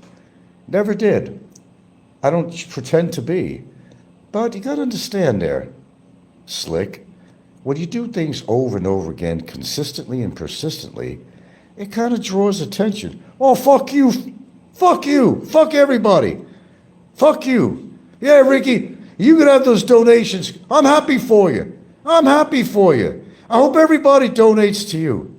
Oh, come on. You're just jealous that you're not getting donations. And Ricky is. I'm not jealous. I wish him well. Look. I'm happy for Ricky. Look. I apologize to Ricky, but he don't want to take my apology. Well, do you blame him? Do you really blame him? He went out of his way to try to help you. No, I never said Ricky was innocent. No, I didn't. And I guess he's behind your girlfriend's situation too, for what I understand, although he denies it. But, the truth always comes out in the end. What truth? You know nothing about the truth. Oh, and you do, huh? Lying about your marriage, how many times have you done that? Lying about your Social Security, that you're not getting it. How do you afford those grab mails? That's none of your fucking business. How I afford them? My girlfriend helps me out. You mean she's making that kind of money to help you out for how many meals a day through Grab? And she's running a sorry store? Oh, that's right. She makes these little 3-inch rugs. Yeah, you tell you, she makes a lot of business on there. You'd be surprised. And by the way, did I tell you that her name is on all the properties? Well, what relevance does that have to do with anything? Well, you understand, if I stay with her, she owns all those properties. Her name is under all those properties. Oh, okay. Now I understand. You want to latch on to somebody that has possibly representing a future for you. You think you're going to be a landowner? Is that what you, well, look. It's not like it is. That's not like it is. Well, it sure kind of seems like that to me, that you have to mention it, that everything is under her name. So why do you tell the audience that? Is that something you're looking forward to? Well, I mean, I need a future too. I mean, why does a man have to take care of a woman all the time? Why can't a woman take care of a man? Well, I think it's a mutual thing. I think people should take care of each other. I mean, I live by that creed. And there's nothing wrong with helping each other, but it just can't be a one-way street. Hey, look, man, I give her love. I give her love. She loves me. I love her. That's all that matters. I'm not interested in the money. Well, although I did say that I will not date a woman unless she's working. Oh, so your conscience is bothering you. Thanks for admitting that. It kind of seems that's your pattern. What pattern are you talking about? Look. Who are you to talk? I don't know what you mean by who am I to talk. I'm in a loving relationship. I got my shit together. We have a home, a nice home. Do you have anything like that? I get to stay here rent-free, no electricity, in my cell. Ha ha ha ha. Well, you seem to be enjoying that. More power to you. I know. I heard you say that you're quite comfortable there, but yet you bitch a lot about being in there. Home sweet home. Probably the best place I ever had. Look. No rent, electricity, get to see my gal, my girlfriend. Yeah, your girlfriend, not your wife. Your girlfriend. Why did you lie to the people about that? I ain't lying. I'm married. Well, we still haven't seen the certificate, and I certainly haven't seen a certificate. You are real free to show every other document on here, but why don't you show your certificate? That's all the people are really asking for. I don't have to show anything. Fuck you all. I'll block you all. Do you realize that you're losing more people that were ever going to support you than before as you're getting more volatile? I mean, you're going to have a nervous breakdown if you keep this up. Hey, I'm stronger than you think I am. Look. You couldn't be here like me. You couldn't handle it. Well, I don't know, man. I mean, I've really never been in a jail situation like that before. I don't know how I'd handle it. I probably wouldn't like it, but having you as a cellmate, we'd be good buds. Good buds! I'd kick your ass. Well, wait a minute. Well, my back hurts a lot, and I don't believe in violence. You don't believe in violence? How many death threats have you made about me, incited other people to kill me? I never said a thing. That's all your words. No. We've got it on tape. I've heard it how many times? Everybody else has heard it. I tell you, I'm innocent. but I still think you're a fucking pedophile. You ever hear the word projecting? Who? Projecting. What the fuck is that? Well, it's kind of like when you have done these things in the past and you're guilty of certain things and you just kind of want to stay as far away from it as you can in your mind that you've never done any bad things in your life. And you want to project all the hate and bitterness and shame that you've had perhaps in your past and project it onto other people. I never did nothing in my past. I had a happy family life. Well, wait a minute. I'm a little confused here, okay? Didn't you say that something not nice kind of like happened with your dad? Yeah, it did. He did some really bad things to me. Well, I'm not a psychologist, but do you think this has affected you in some form or way? Fuck him. Fuck everybody. Fuck you. Look. What happened in the past? None of your fucking business. Why did you talk about it then? You should have really, I'll be honest with you, you should have really kept it to yourself. I mean, you didn't have to broadcast that. Now, is that why you're so bitter? I'm not bitter. You're a pedo. Well, you said that so often, but, suck my dick. What is this thing you got going about having a male suck your dick? Fuck you. Well, see, the thing is, you talk about it so much. Is there something to that? Is this related to anything that perhaps has happened to you during childhood? I certainly hope not.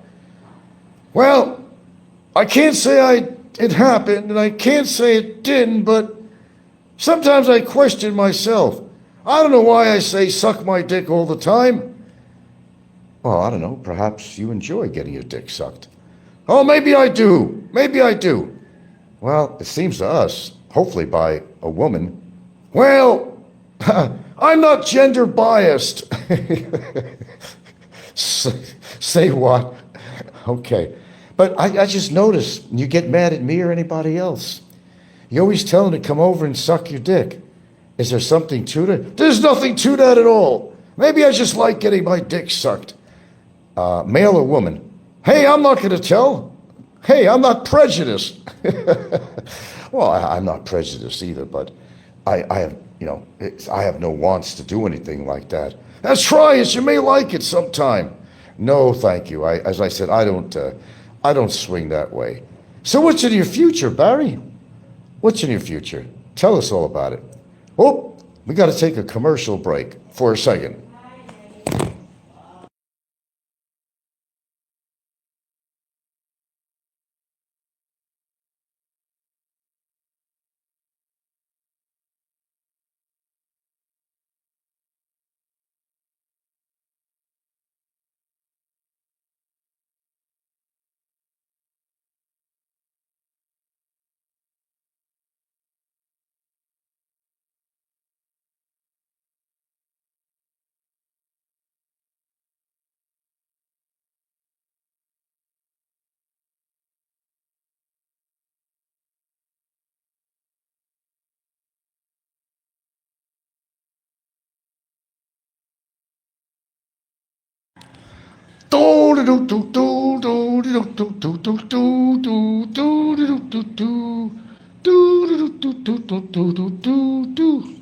Damn, I miss smoking.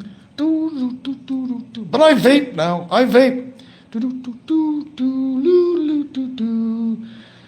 They say vaping is bad for your lungs. I don't think so.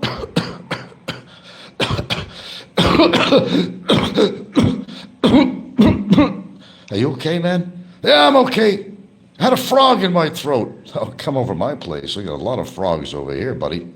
You're so funny. Fuck you.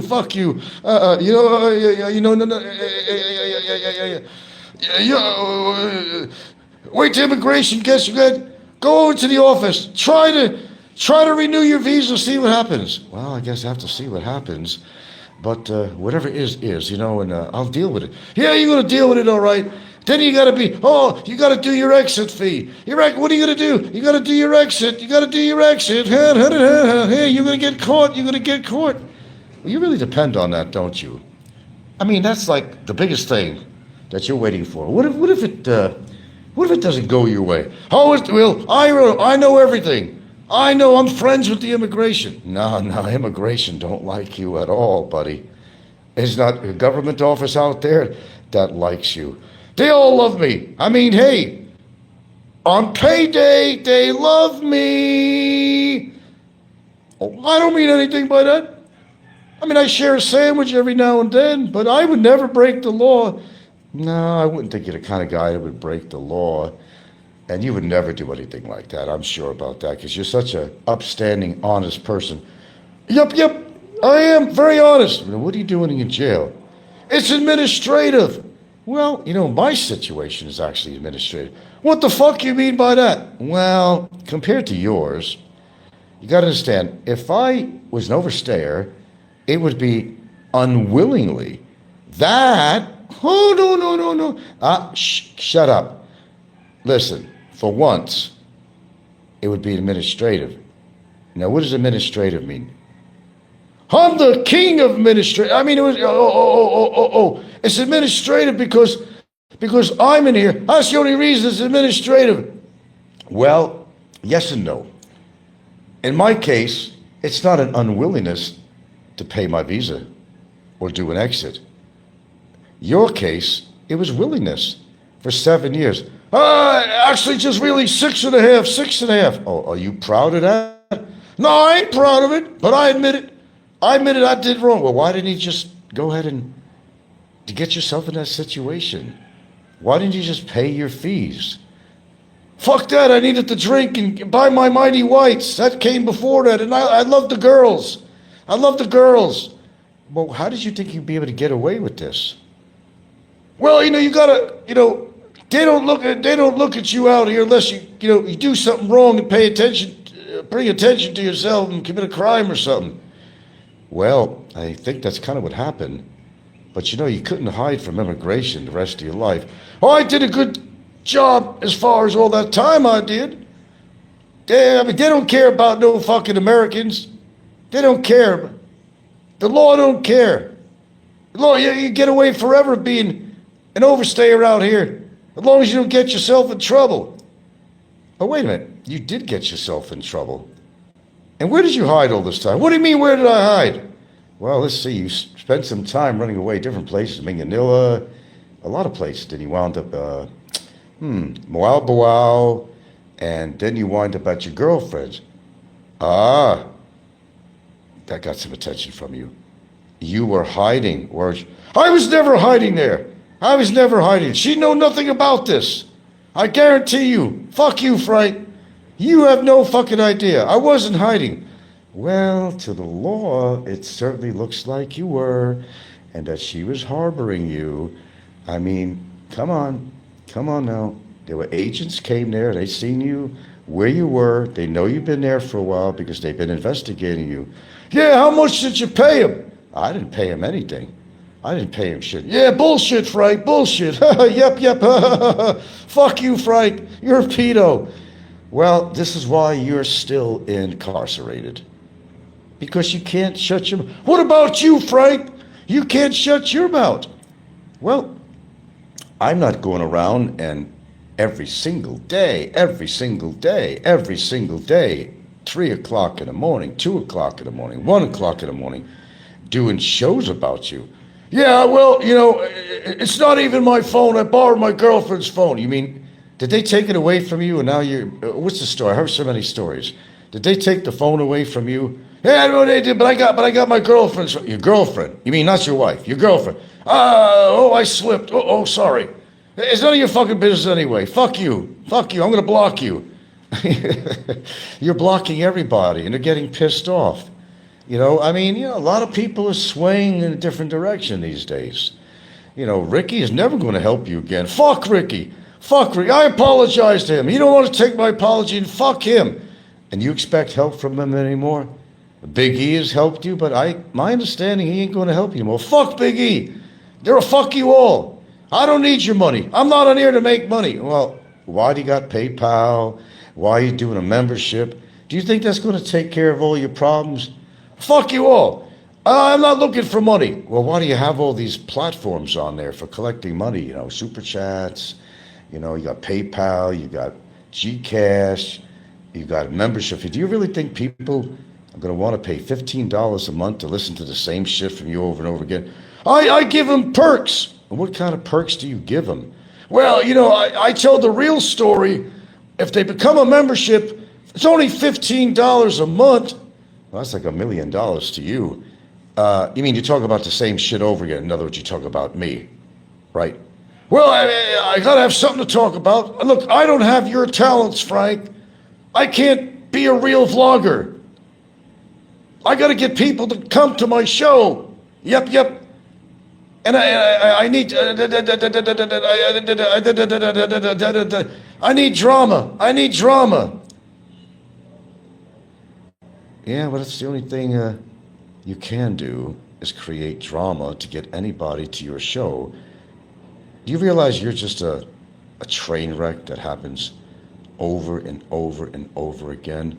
It brings people to my channel. But why do you need a lot of people to your channel? You don't need the money. You're saying, it's not for the money. It's not for the money. As I could talk like you. It's not for the money. I'm going to ask you again. Where do you get your money for the grab meals? They're kind of expensive. Oh, never mind where I get my fucking money. No, never mind. Will, what do we got here? It's the guard. Yes, please do. The guards are my best friends. Wait till you're in here. They're not going to be on your side. I run the 3rd floor. Well, no, what you run is your mouth. Till our next adventure. See ya. Don't want to be ya. Yeah, fuck you, Frank. Fuck you. Fuck everybody. Fuck everybody. I'll block you. If you don't listen to what I say, I don't want to hear your opinions. I'll block you.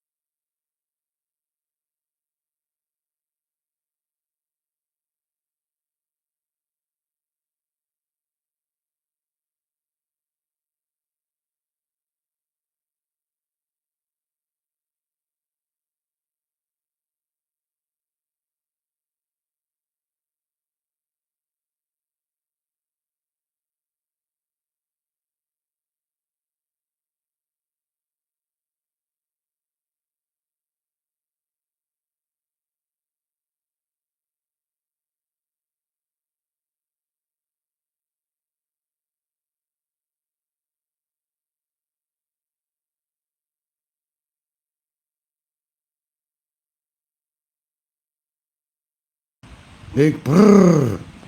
Yeah, that guy's pretty incredible there, Clint. He's interesting. No, I've only seen a few of his shows. I don't go back there to look at it. The guy's just another fucking loser. You know, you get people like Heidi and people like him that get in a country and other people, and I don't understand how to get past the pearly gates of Manila.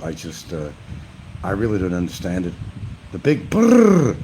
I think the guy is so used to doing it, that's part of his speech. Maybe that's his thing, you know, it's his, his,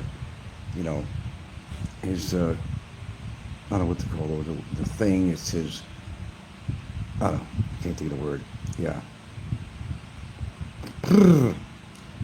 I don't know. It's original, I have to give him that.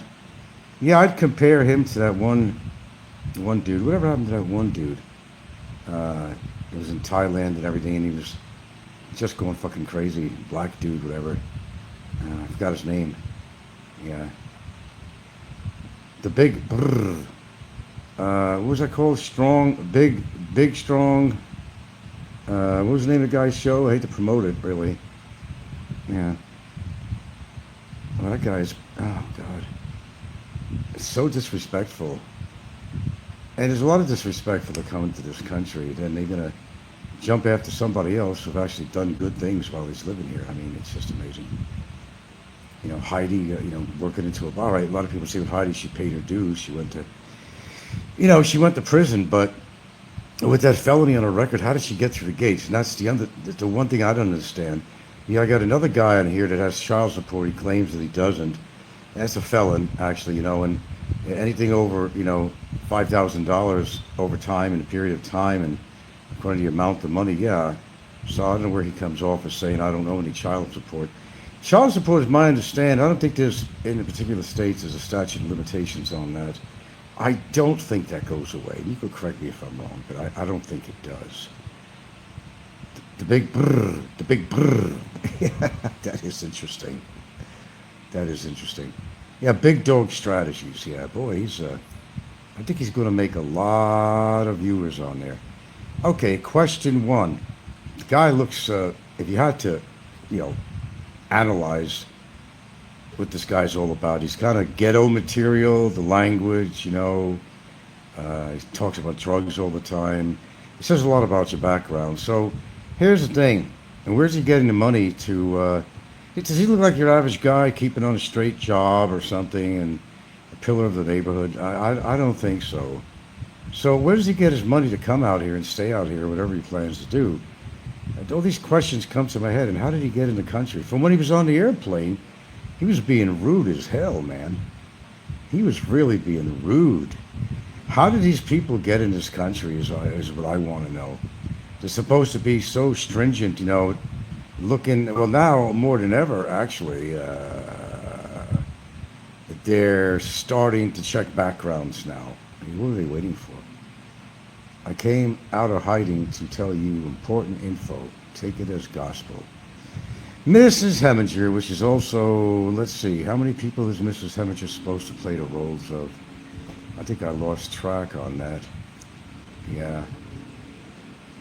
I don't trust anybody, Mrs. Heminger. I don't trust anybody. Nobody.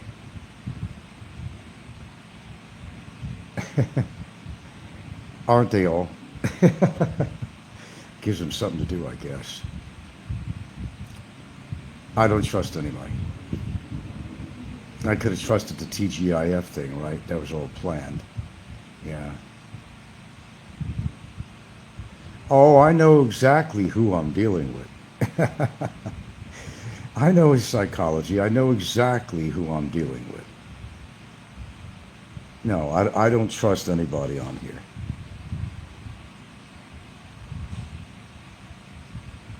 Which plot is this one now? How many plots does he have, or has he had in the past? Glad you're doing well. I'm rooting for you. Only Hemi would all these years. Oh, you know what? That came to mind, of course. I think it's all a facade. Yeah. In part, anyway. In part. What's possible? Anything's possible. I trust no one. I mean, that's my motto, really. Ricky is still plotting with Bummer, so be careful, Frank. It is all a facade, and that they are on war. They are buddy behind the scenes. Well, that did come to mind, of course. I read between the lines quite a bit. Ricky trying to set me up for something, I don't know, perhaps. Yeah, I'm smarter than that, I know that. I've learned a lot. Believe me, I've learned a lot. What's going on in New York City? It's falling apart. Everybody's raiding stores and rioting, and all the illegal immigrants are going crazy. And did you know that New York City is a sanctuary city? That you could come there over the border, even from Canada. They have a big problem with the northern borders now. And get on a bus and just say, hey, turn yourself into immigration. And then they just give you, up until now, they give you a food voucher for $350 a week. $350 food voucher a week. Did you know that all the old hotels in New York City, they used to be really fancy? They're putting all these illegal immigrants in these buildings, these fancy old buildings, and feeding them. And now it got to the point when they were getting these food vouchers. There are millions of dollars worth of food that went to waste because they were using their $350 a week food vouchers. What a mess New York City is turning into. What a mess. Did you know it was officially a sanctuary city? The Big Apple is getting rotten. Quite something. Okay, Mrs. Hemminger said, I'm telling you, Frank, I came out on hiding to alert you. That's how important it is. Ricky and Brevis and Balmer and Raw Deal are working together. I know they're all in collusion. I know that. That's nothing new to me. No, I'm not just finding out. And when Ricky shrews you over, I hope you remember that it was me that I already know that. Yeah, sanctuary for criminals. Horrible, man. Everything is falling apart in this world. God damn. Do you know the millions that were made for the property owners of these hotel buildings? Oh my God. That's the only thing that I agree with Trump that he's doing is cut off the vouchers and send them back home. That's the only thing I agree with Trump.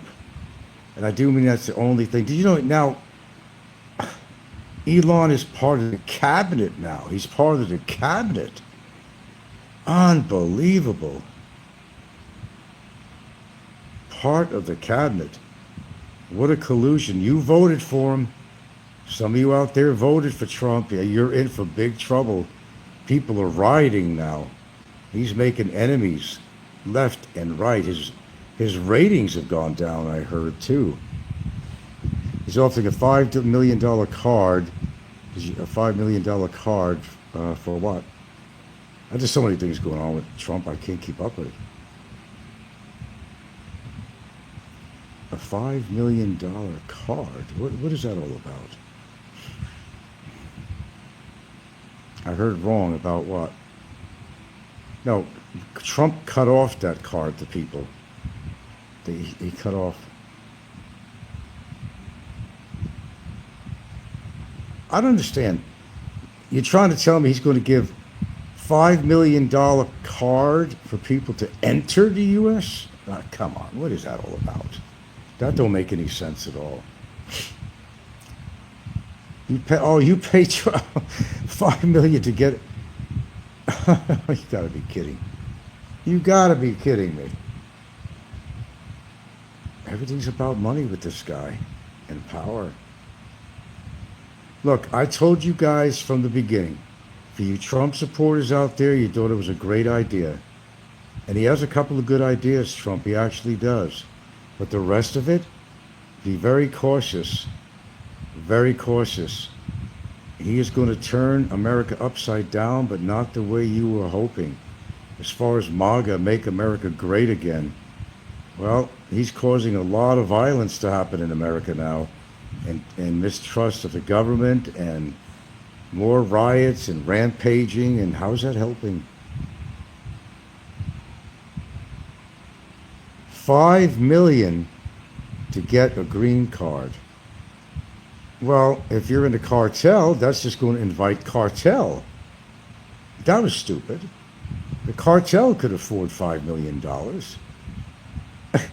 So in other words, I don't care if you're a big criminal. We're same as, letting criminals into this country here. I don't care if you're a criminal. Pay me $5 million. If you're a cartel member, the doors are open for you.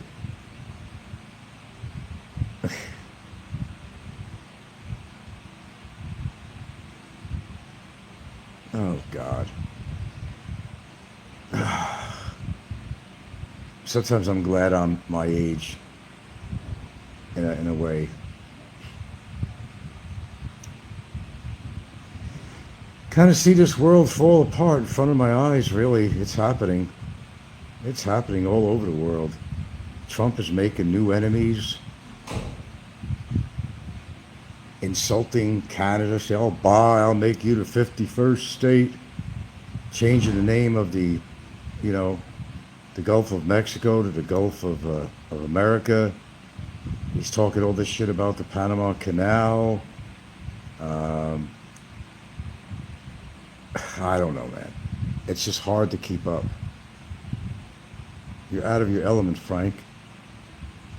You've been away far too long. Future looks bright. For who? Frank, I admire your persistence, and I'm glad you're standing up against everyone. I mean, I'm not you who would. If everyone stands down against evil, then evil will prevail. Exactly. The Epstein files gets released tomorrow. Well, I haven't followed the Epstein situation. I'm not really connected too much with America. I just see what's on these Facebook feeds, what's going on, and Elon Musk and Trump and some other things. I don't watch CNN. I mean, I just see what's ever on there. If it happens to be Fox or CO, I don't like Fox, of course. CNN I go for, but other world news and stuff like that. But I'm not really hip on, updated on every single thing that's going on. I've been following all the disasters that's happening in the world, and Trump's insistence of continuing with oil wells. And in fact, I saw a movie last night. It was an earthquake disaster one. It wasn't one I have ever seen, surprisingly. It wasn't well done. Bad actors, but these oil wells were going way down into the Earth's mantle or something. I don't know. It caused such catastrophic problems. And then get with environmental pollution. Trump still stands behind coal, although they were trying to get China to get away from coal because that's one of their biggest pollutants. So they have to walk in the streets with masks all the time. I don't know, man. I think there's going to be another virus. I'm predicting it. Zuckerberg has made a lot of money on the stock. Yeah. I love documentaries too, Frank, but for some reason there has been no good documentation. No, this was a movie, but have the Democrats approved of one of Trump's cabinet choices? All the Democrats need, I think, is two.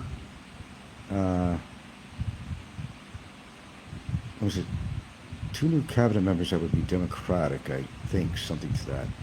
Okay, I also think that Elon Musk is playing too high of a position, very dangerous. He's not mentally well, you know that. Okay. This is a perfect example of people in power. And Elon has really, really gone beyond expectations. I mean, he's doing some good things for technology, and he pushes AI and everything else too, but it's AI that's going to destroy everything in the world. There's no doubt about it. Robotics, taking jobs, everything. It's so much wrong going on right now. They've been talking about this for years. They even got some robots in China or some Japan somewhere that they're almost like they're thinking on their own. I mean, it's pretty incredible. Pretty incredible shit. JFK would have been proud of RFK serving under Trump. Well, I like the Kennedys. I'm really surprised. I think the Kennedys have always been Democratic, but no, I think the President Kennedy is he independent or he just went Republican, didn't he? Yeah. All is in the future. That's why I'm investing in stocks. Have you tried the? No, I don't invest in anything. I'm not that rich. I don't know how much you think I got investing in stocks and this and that and this and that. No, man. Nah. I don't take chances like that. I just really don't. Heminger says, AI is the future. That's why I'm investing in AI stocks. Yeah, you have tried. No, okay, just right there. No, it's not my future. I'm old-fashioned in some ways. I don't mind the new technology. I love having cell phones. You get communication with the world. I think that's one of the greatest things besides toilet paper. Besides toilet paper. But yeah, I like some of the new technology, make life easier a little bit, make communications easier. Remember, God, it wasn't that terribly, how long do you think it's been, a century? When people, it would take months for somebody, to write a letter to somebody, to another country, before they'd receive it. I mean, everything's instantaneous now. You get on the phone, boom. If you got a contact information for somebody, boom, you could call them on the cell phone. You could text them. You could go camera to camera. I mean, a lot of you people were brought into this. The younger people were brought into this. It's very normal to them, but you know, if you were born in the 50s like I was, you know, this is like really marvelous stuff to me. It still is. I'm still fascinated by it. It's mind-boggling how you never own stocks. I couldn't imagine life where I was. Now, the fact is, if you can't afford to lose your money, don't invest. Ain't broke, don't fix it. That's kind of the way I think. You know, it's mind-boggling. You never. No, not really. There's a lot of people that own stocks that want to take that chance. Yeah. If you got that much disposable money, that much, then okay. If you have a lot of disposable money, a lot, then I'd say, yeah, you could gamble around with that. But I'm just an average schmuck, you know, living life, and, you know, I'm not gonna, no. I don't want to take that kind of chance. Yeah, I sent some money over here then, Heminger. Oh, I'd probably believe you. Live well and prosper. Live well and prosper.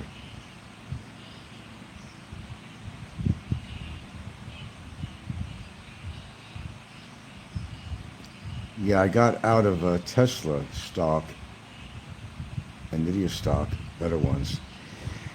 I've never, you know, all the Bitcoin stuff, and I've never followed it. I never understood in the beginning that there's an invisible coin that you don't own. You know, it's all like, you know, outer, you know, in the clouds on a computer and imaginary banks. And I mean, the concept was mind-boggling to me.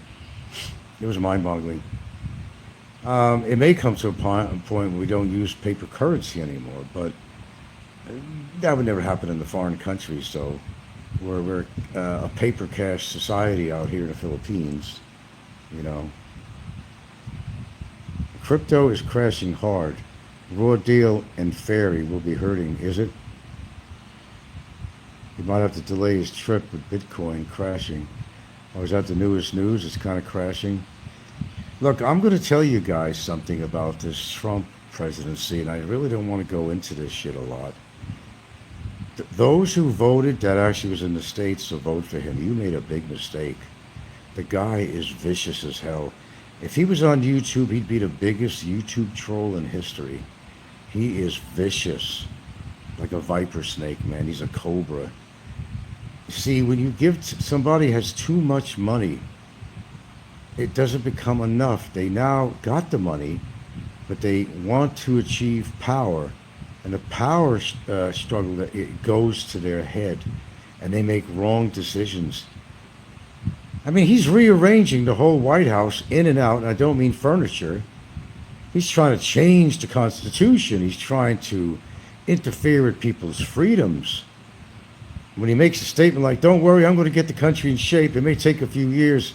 You have to hurt a little bit, but you'll be okay. But nobody wants to hurt for a little bit, not for 2 or 3 years.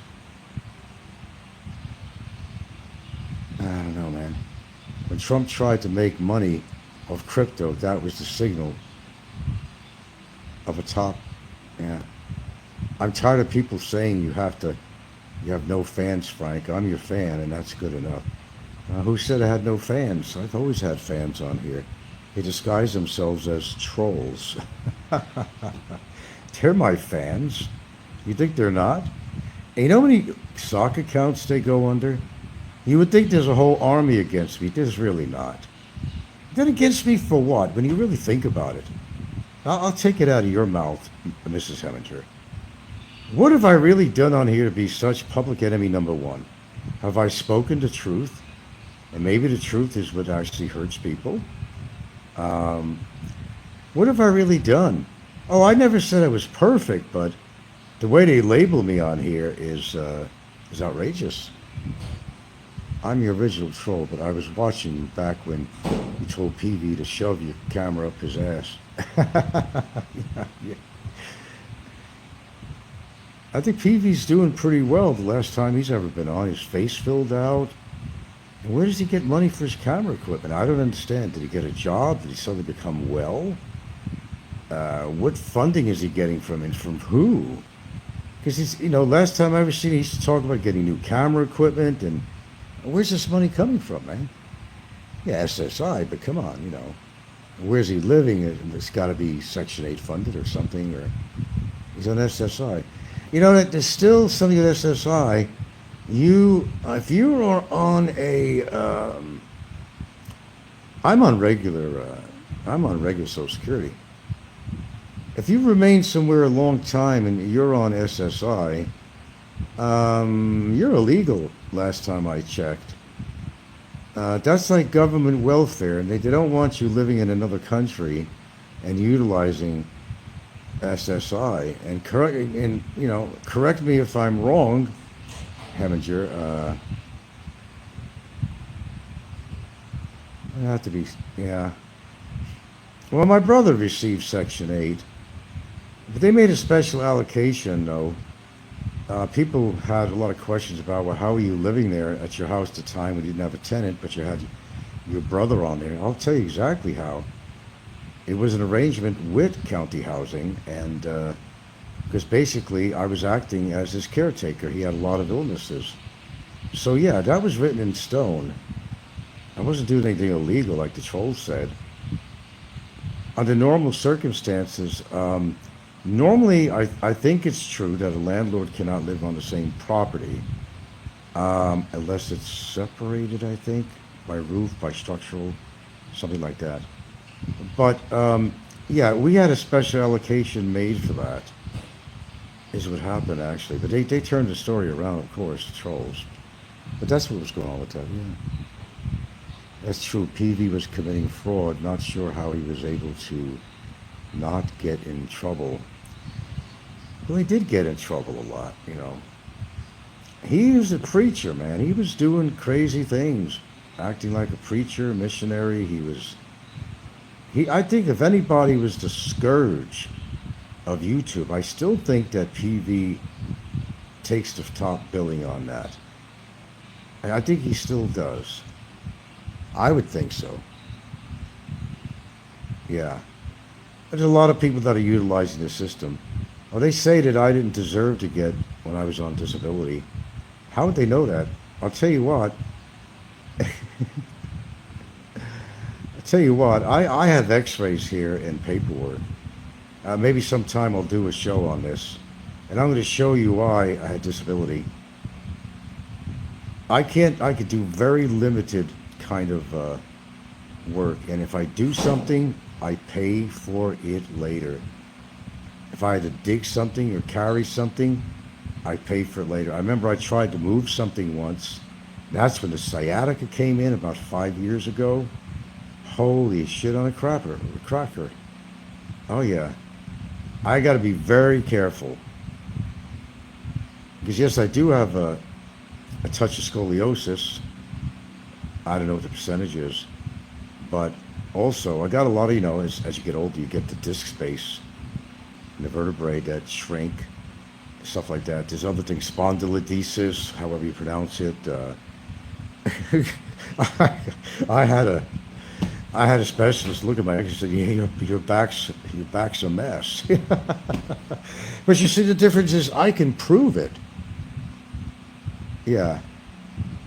I'm an open book, and like Papa, yeah, we believe you. Well, you should. I can prove it.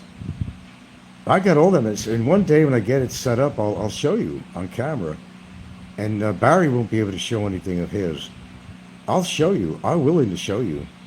They're saying I'm committing fraud. I've done all this. What wrong? I'm using the system. I'm doing fraud. I mean, where does that all come from? I have no idea what they're talking about. It doesn't pertain to me or my life or my past or anything. Nobody was using the system. Yeah. And Popeye says you haven't worked since you were 48. Well, he's right. I haven't worked a regular job since I was 48. Good for me, huh? Not really. I don't take it as a good thing. A lot of benefits I could have gotten, you know? Yeah. And it could be, an actual pension fund and stuff. No, it's not good that I didn't work at age 48. Oh, absolutely not. I regret that. But shit happens. Ricky needs to go to acting school. His acting was terrible on the last string, pretending he was at war with Bomber. I know he's not at war with Barry. I know that. Everybody's always planning something, but then they wind up eating crow somewhere along the line. It always happens. I've never seen some people so determined. Did you answer that question for me, Mrs. Heminger? Why are they so intent, is the question, on all this shit? Why are they so intent of attacking and wanting to destroy me and or my family? Seems pretty intense to me. I mean, look what Heidi did. She went into a drugstore with bombs, supposed bombs, and she was able to get let into the country. I mean, look what they're leaving in the country. Look at the trolls out there. Do you think any of them should have deserved to come into this country? I mean, in reality, I don't think so, man. Don't try to make sense out of a degenerate, yeah. No, Ricky ain't the best actor in the world. No, that he's not. Well, it's neither here nor there. Ricky's gonna do Ricky stuff. Barry's gonna do Barry stuff. It's never ending.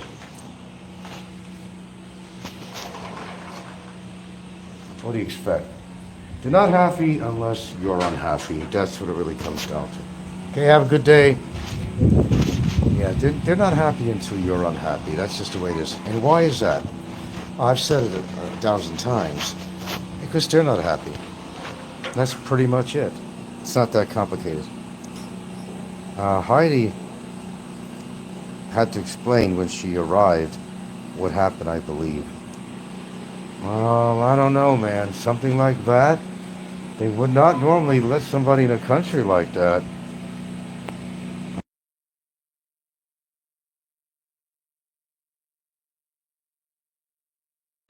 Did you see the pictures of her when she was young when this happened? I don't know what happened to her, but she was skinnier than a rail.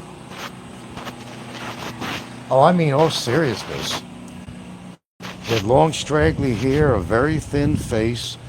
The definite definition of frail. Absolutely, no question. And now she's completely the opposite. Well, I don't know. Lupus, everything that she's got going on with her. Yeah, she's not going anywhere. She's not going to leave the country for anything. Well, government, somebody's got a petition going around. I received it in the email. Did you guys see that link I had put out? Hey, there he is. All day. It's going to be all day. The blackout's going to be till 5 p.m.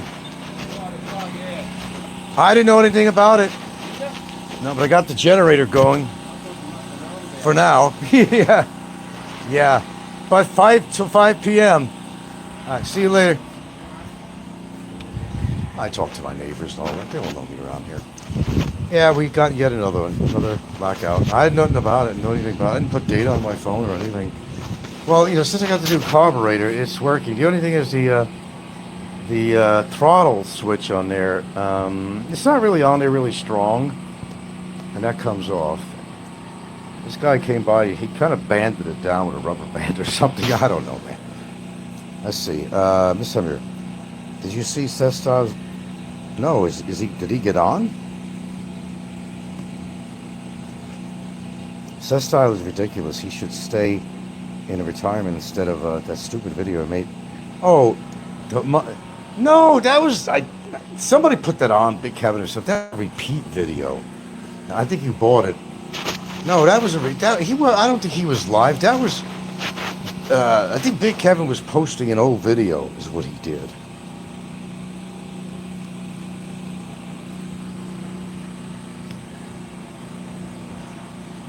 Isn't that what it was? Yeah, I remember that. Really? Did he find a woman yet, or? Now that's what you call a little rascal. He really is. Everything with him was masturbation, masturbation. And you know what? That got old. That got really old. He had this, I don't know, kind of a dry sense of humor or something. That, kind of a vaudeville type of humor, probably the best I could describe it. Like vaudeville. It was dry. It's just dry humor, really. But all he did was talk about, and Lynn, his girlfriend at the time, she was really, I don't know, man. I just got the feeling from watching shows that she wasn't respected. You think she wanted to go all these strip joints with him and all that crap? Then I've seen many scenes where he's walking down the street with her, and she had to walk behind him. I remember that. He has a bunch of tattoos, really. He should have stayed in retirement. It was pointless. Apology video. No one cares about such style. Actually, Lynn was a cam girl. Was she? I heard that. That little thing was a cam girl? Damn. No shit. Boy, you think you know everything, and then... I mean, I've heard that before, but I didn't know if that was true or not. I mean, you can't believe everything on here, obviously. No shit, that... Yeah. There was a gal online that I communicated with, and I was curious about her because she had blonde hair and really light skin. This is ages ago, ages in the very beginning. And she was just really trashy, but she was actually stalking me. No matter which social media I went on, there she was. She had blonde hair. She was Filipino. She used to put on a ton of this white makeup and big red lipstick.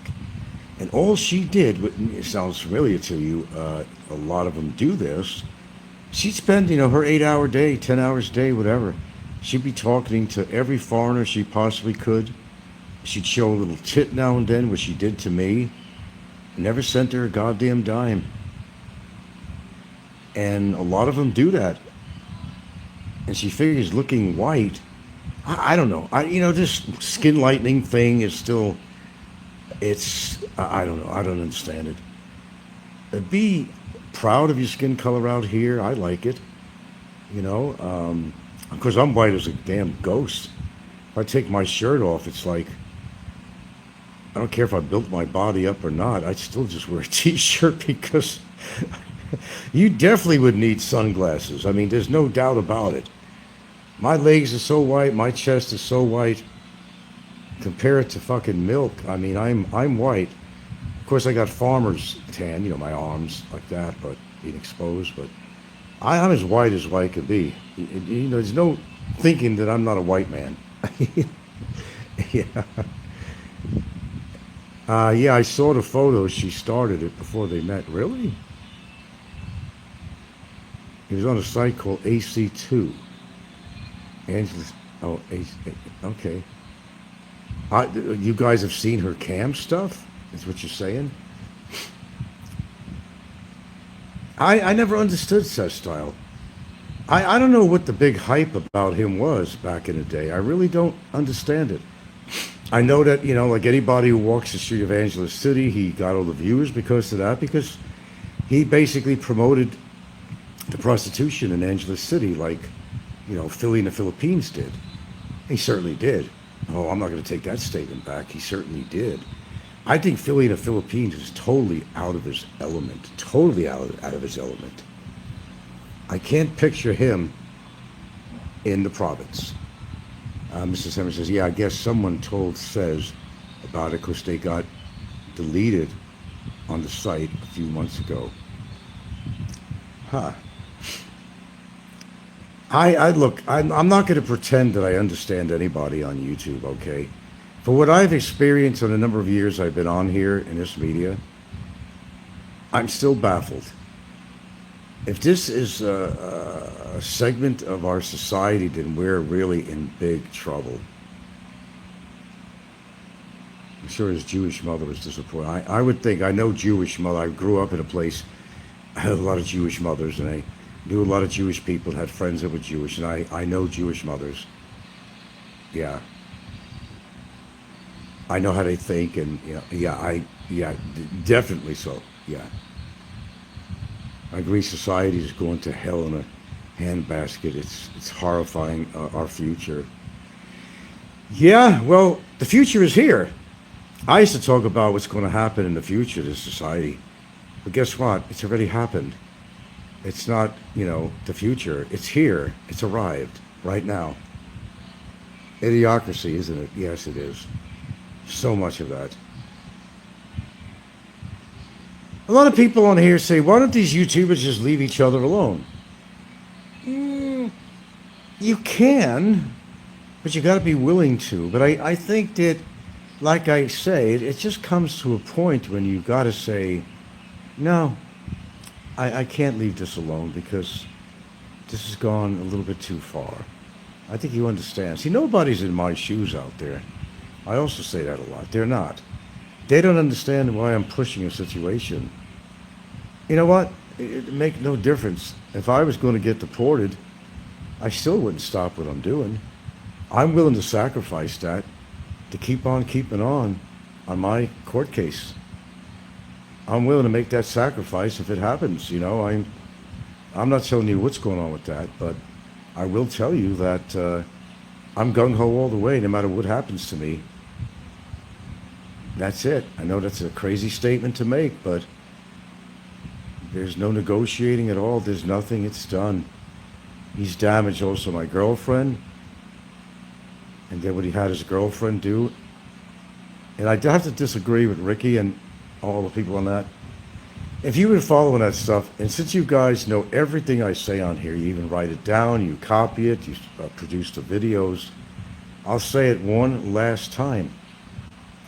One last time. I don't need to say it any more than that. In regards to Barry's girlfriend, I did not say those terrible things to his girlfriend. And I know you watch everything, Heminger and everybody else. I've never called her what he claims I called her. I never made any physical threats to her. I never threatened her brother, nor did I ever send him anything, nor did I ever call him. And it never happened. It never happened. But they'd rather, when they think, I hate to use the word winning, okay? I hate to use that word because it's not a contest to me. When they think I'm winning, they get upset and they got to get more angry. Henceforth, the report that Barry instituted, I don't care what Ricky or anybody says, it's called revenge. One word, revenge. Okay? That's all it is. He's not happy that he got locked up in court, that he has a court case. That's all it really is. Of course he did. She'll listen to anything he has to say. Why? I still haven't figured that out yet. That's not my problem. But it's becoming their problem, or will. So, yeah. That's right. If I had to be deported, it would be for a good reason. It's telling you should apologize. Apologize to her for what? For what? I never said any of those things she claimed in her report. And I've read the report. Of course I read the report. None of that clicked. None of that. There wasn't a goddamn thing in there that was factual.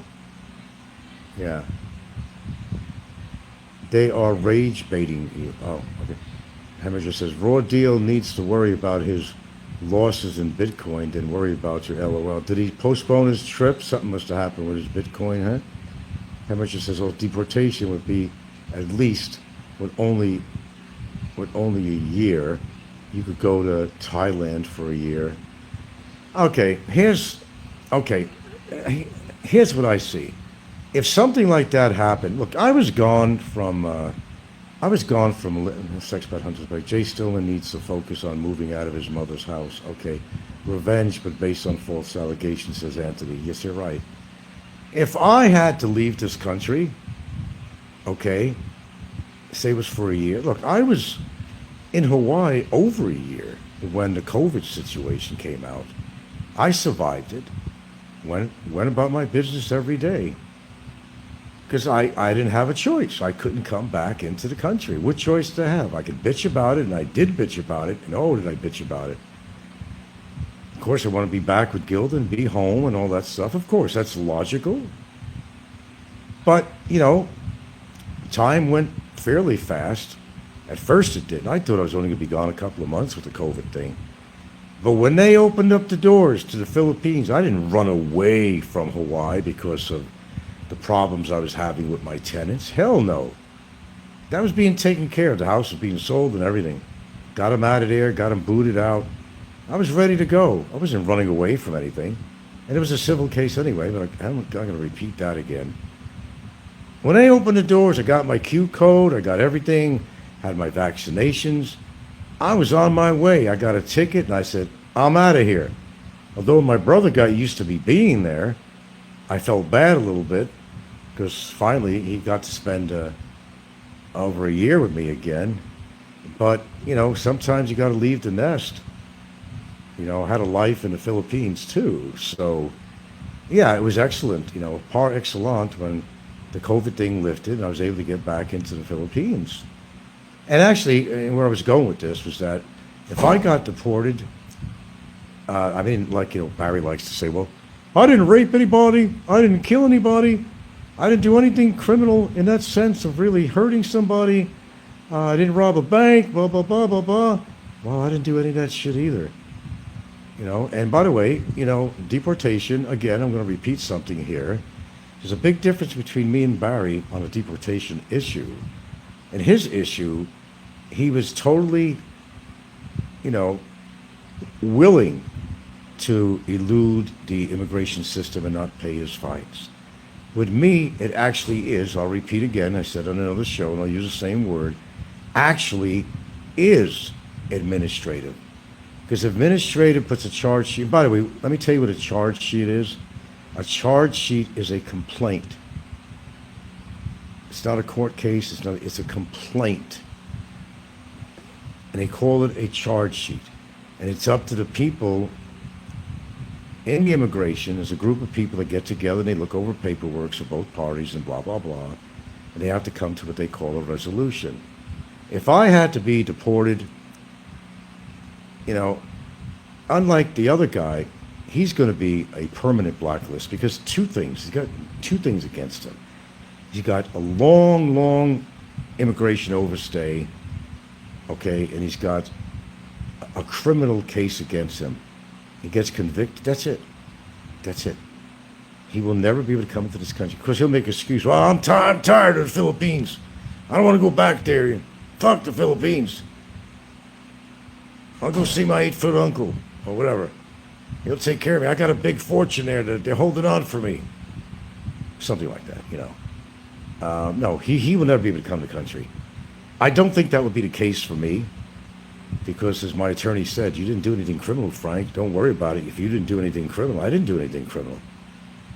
Do you know if her case was actually real and if I actually said any of those things, do you know what it really is? And my lawyer pointed out that too. That's more of a civil case. It's not a criminal case. It's more of a civil case. And she should have handled it in that matter. She should have handled it, but she didn't. Let's see. I'm not reading the comments. Yeah, you were out for over a year before. You can bring Gilda to Thailand, or I could do any of that. This is nothing. This is a nothing burger. Yeah. Has Gilda said she will follow you to Thailand? Well, she'll visit. I didn't say Thailand. I don't know where I'd go if I got deported. Things go through my head, but I don't have any particular place if that happened. So you should see if you can help. If you can bribe your way out of that, Shaw. I'm not bribing anything, bud. No, I don't bribe anybody, contrary to what he says. Surely you can pay off some official to get out of it. Nope, we're not going to pay off anybody. His case is criminal. It's not civil, it's criminal. He keeps on talking it's about money. It's not about money. It didn't start out about money. It's what he said. He broke the RA codes. He called me a fucking child molester, man. That's some pretty heavy-duty shit, but in his mind, he still says it today. Doing on his shows, he's still calling me. Same thing. Guy doesn't learn. So, I mean, he expects anybody to, you know, have some teary eyes about his incarceration. I don't think so. My default is to bribe to get out of a jam. No, that could get you in more trouble than the trouble you're in. They're not all on the take. I don't know. Everybody thinks that everybody in immigration's on the take. I'm not saying it's never happened with people before.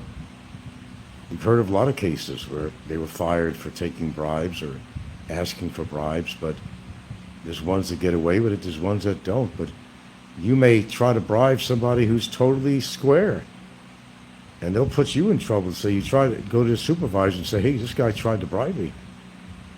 Would you really want to take that chance? Not me. Well, yeah.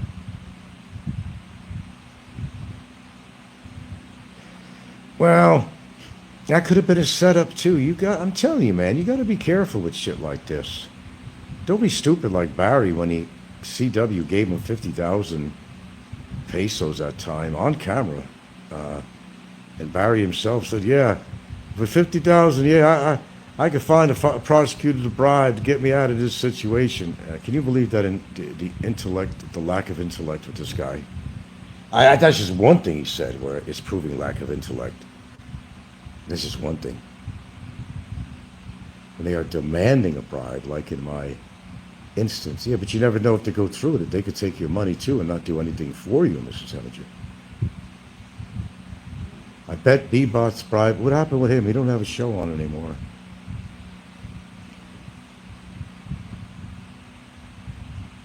Well, we got 35 people in here. I didn't even look at the numbers in here.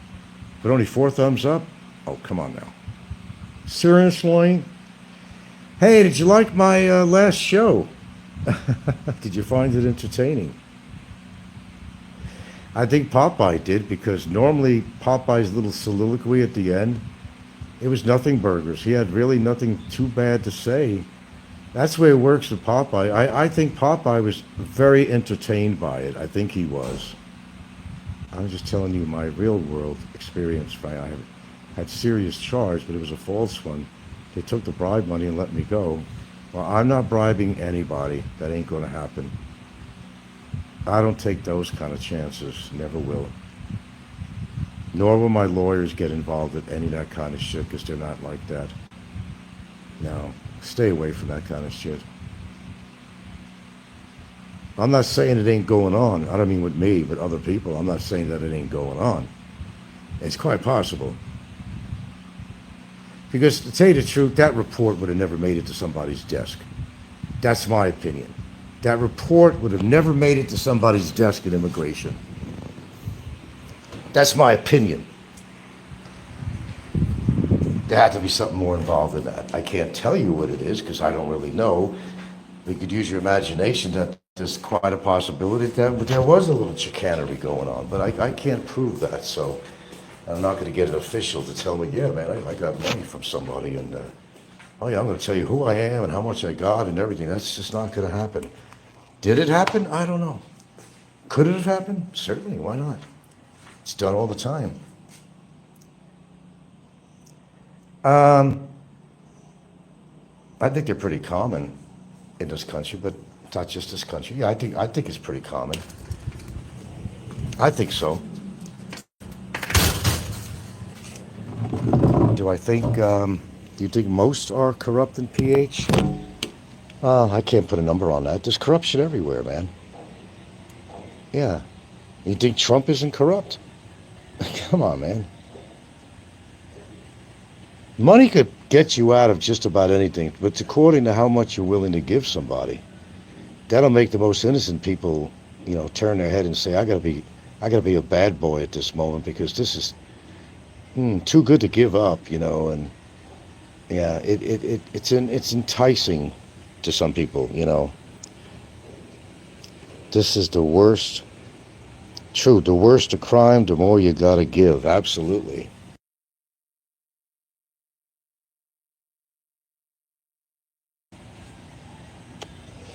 Well, I don't have control of everything in my life, and I don't claim I do.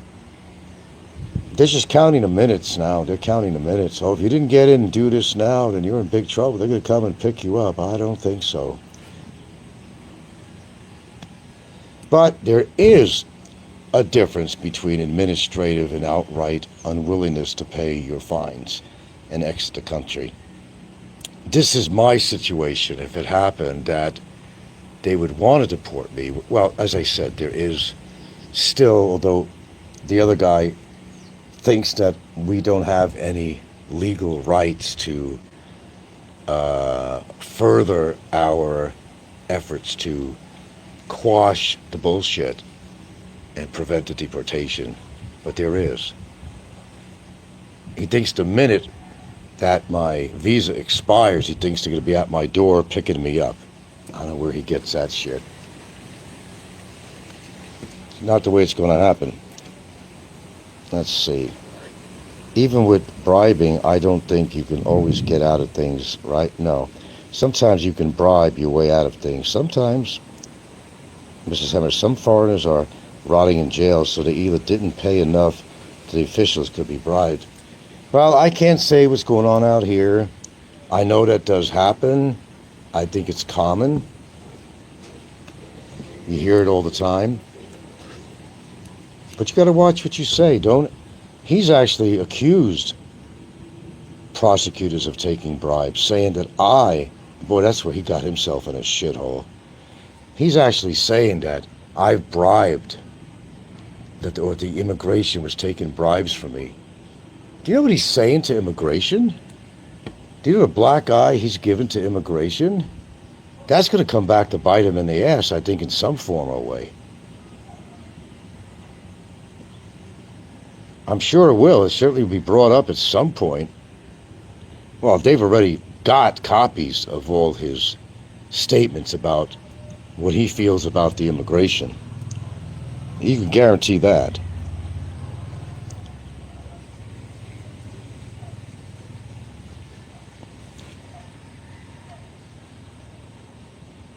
Some foreigners are right. Okay, Hector's here.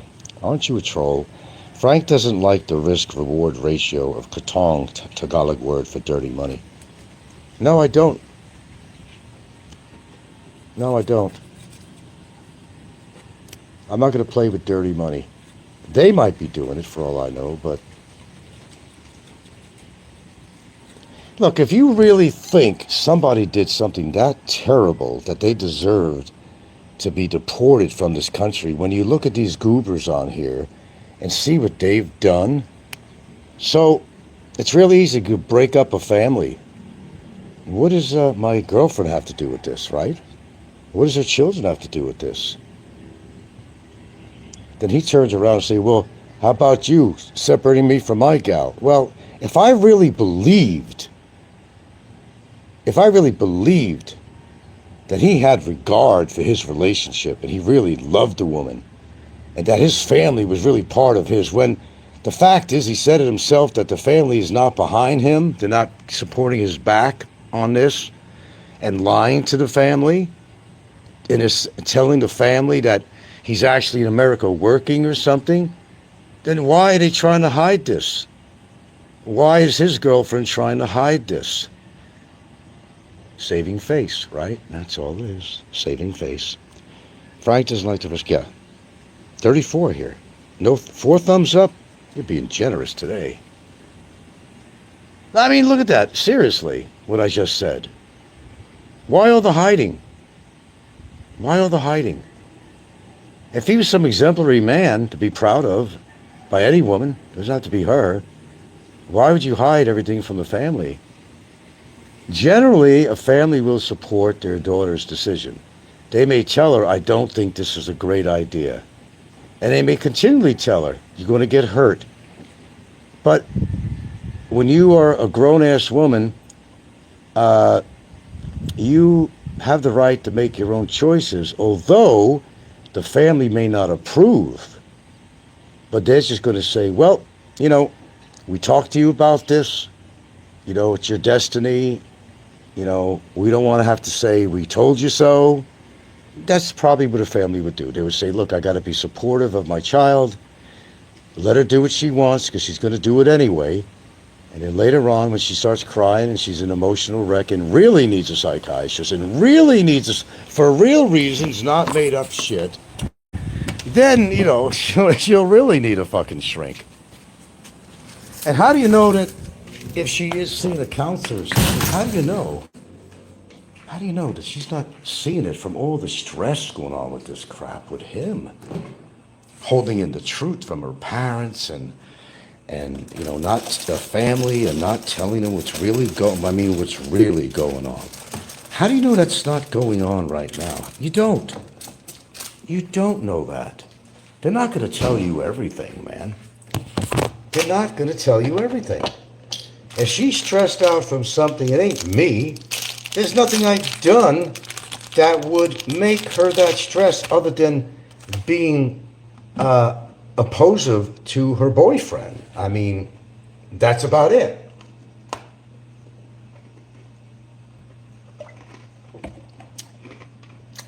But the question is, how far are you willing to go to get even with somebody?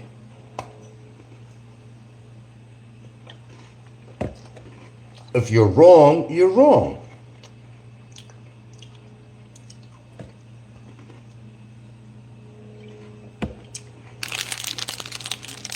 Pardon me, I'm snacking on something here.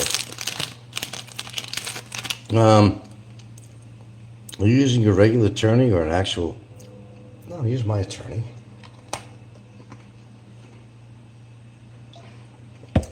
Well, what you guys don't understand. You have some guys that you call immigration attorneys, or women. But what you don't understand, because I brought this up to my attorney. In fact,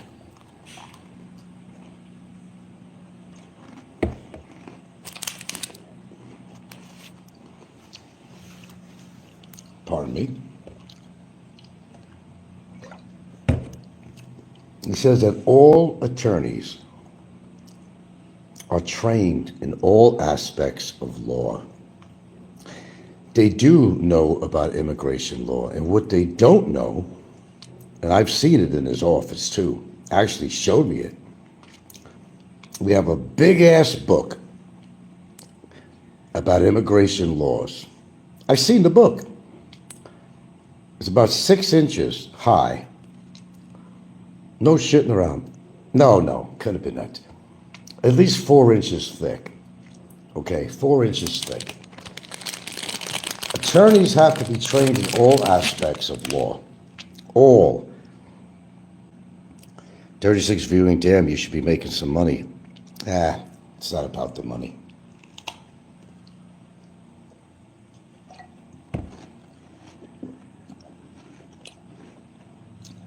Well, 29 now.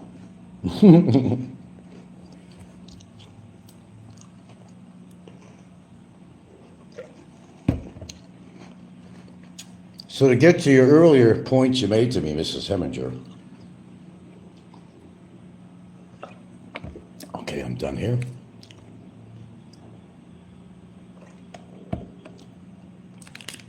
The point is, no, I don't trust anybody on YouTube. I'm not monetized. You never donated to me anyway.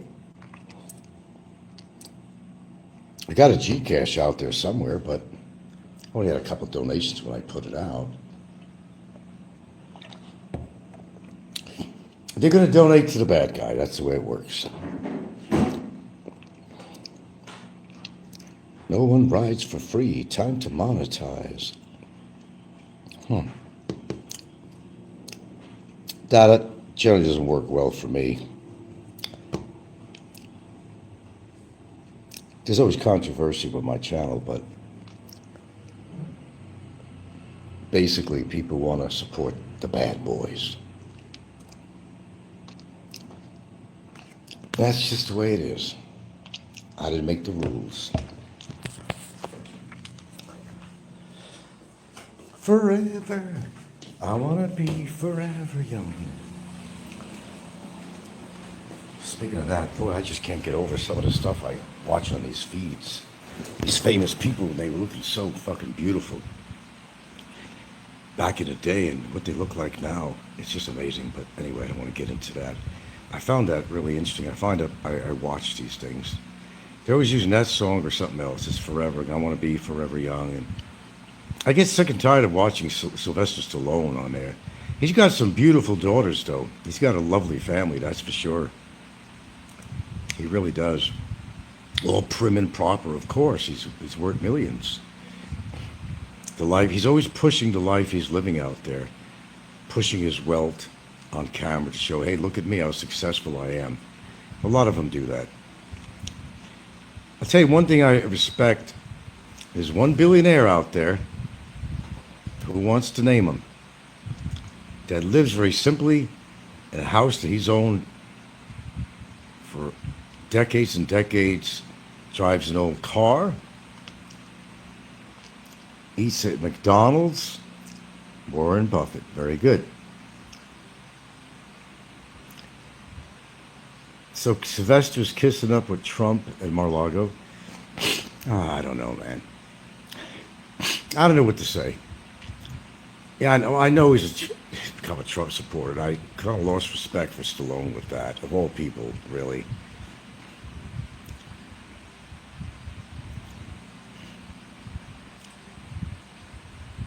I was watching a Robert De Niro movie the other night. What's the last one he was working on? I don't know. And he lives in New York City. And he's tired of all the bullshit. He's definitely against Trump. You know, Warren Buffett, quite an interesting man with all his wealth. And, you know, it was him that said that his children are only getting a certain amount of money, or they're not going to get anything at all, or something that, you know. Actually, I was watching a Stephen Hawking's movie, actually, last night is what I was watching. His life story. Boy, was that interesting.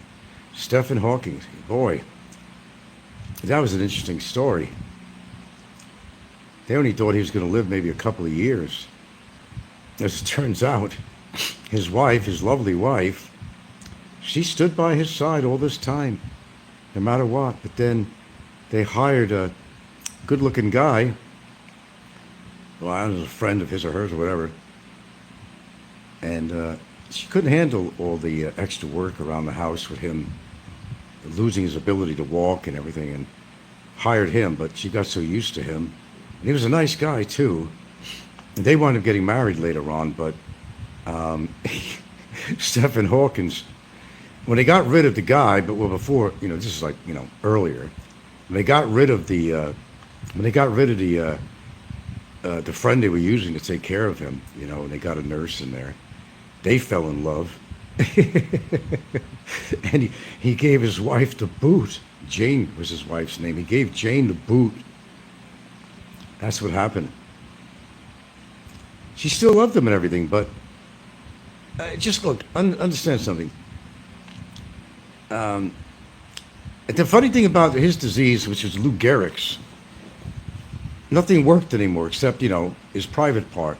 And he had 3 children. He had 3 children. Yeah.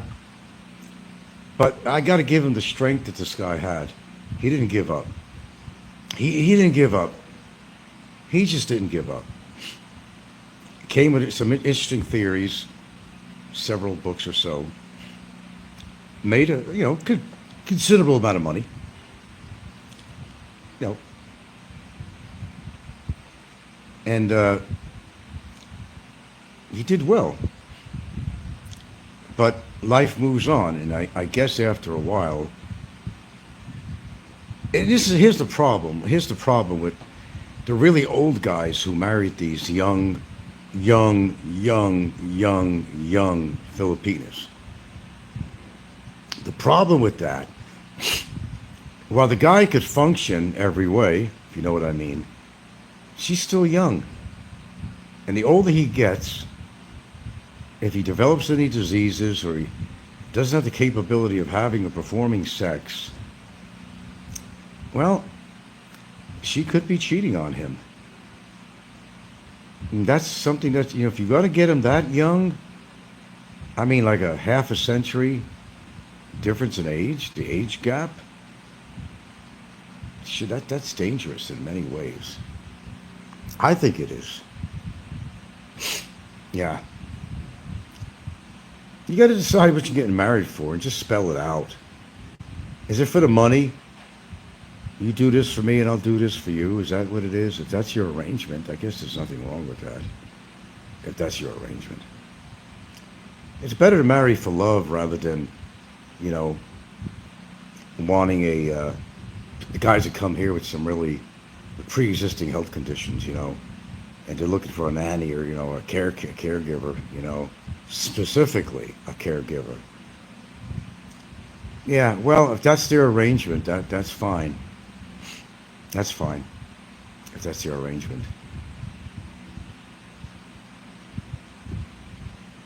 It's just whatever you spell out in the beginning, and I think you should be honest and spell it out.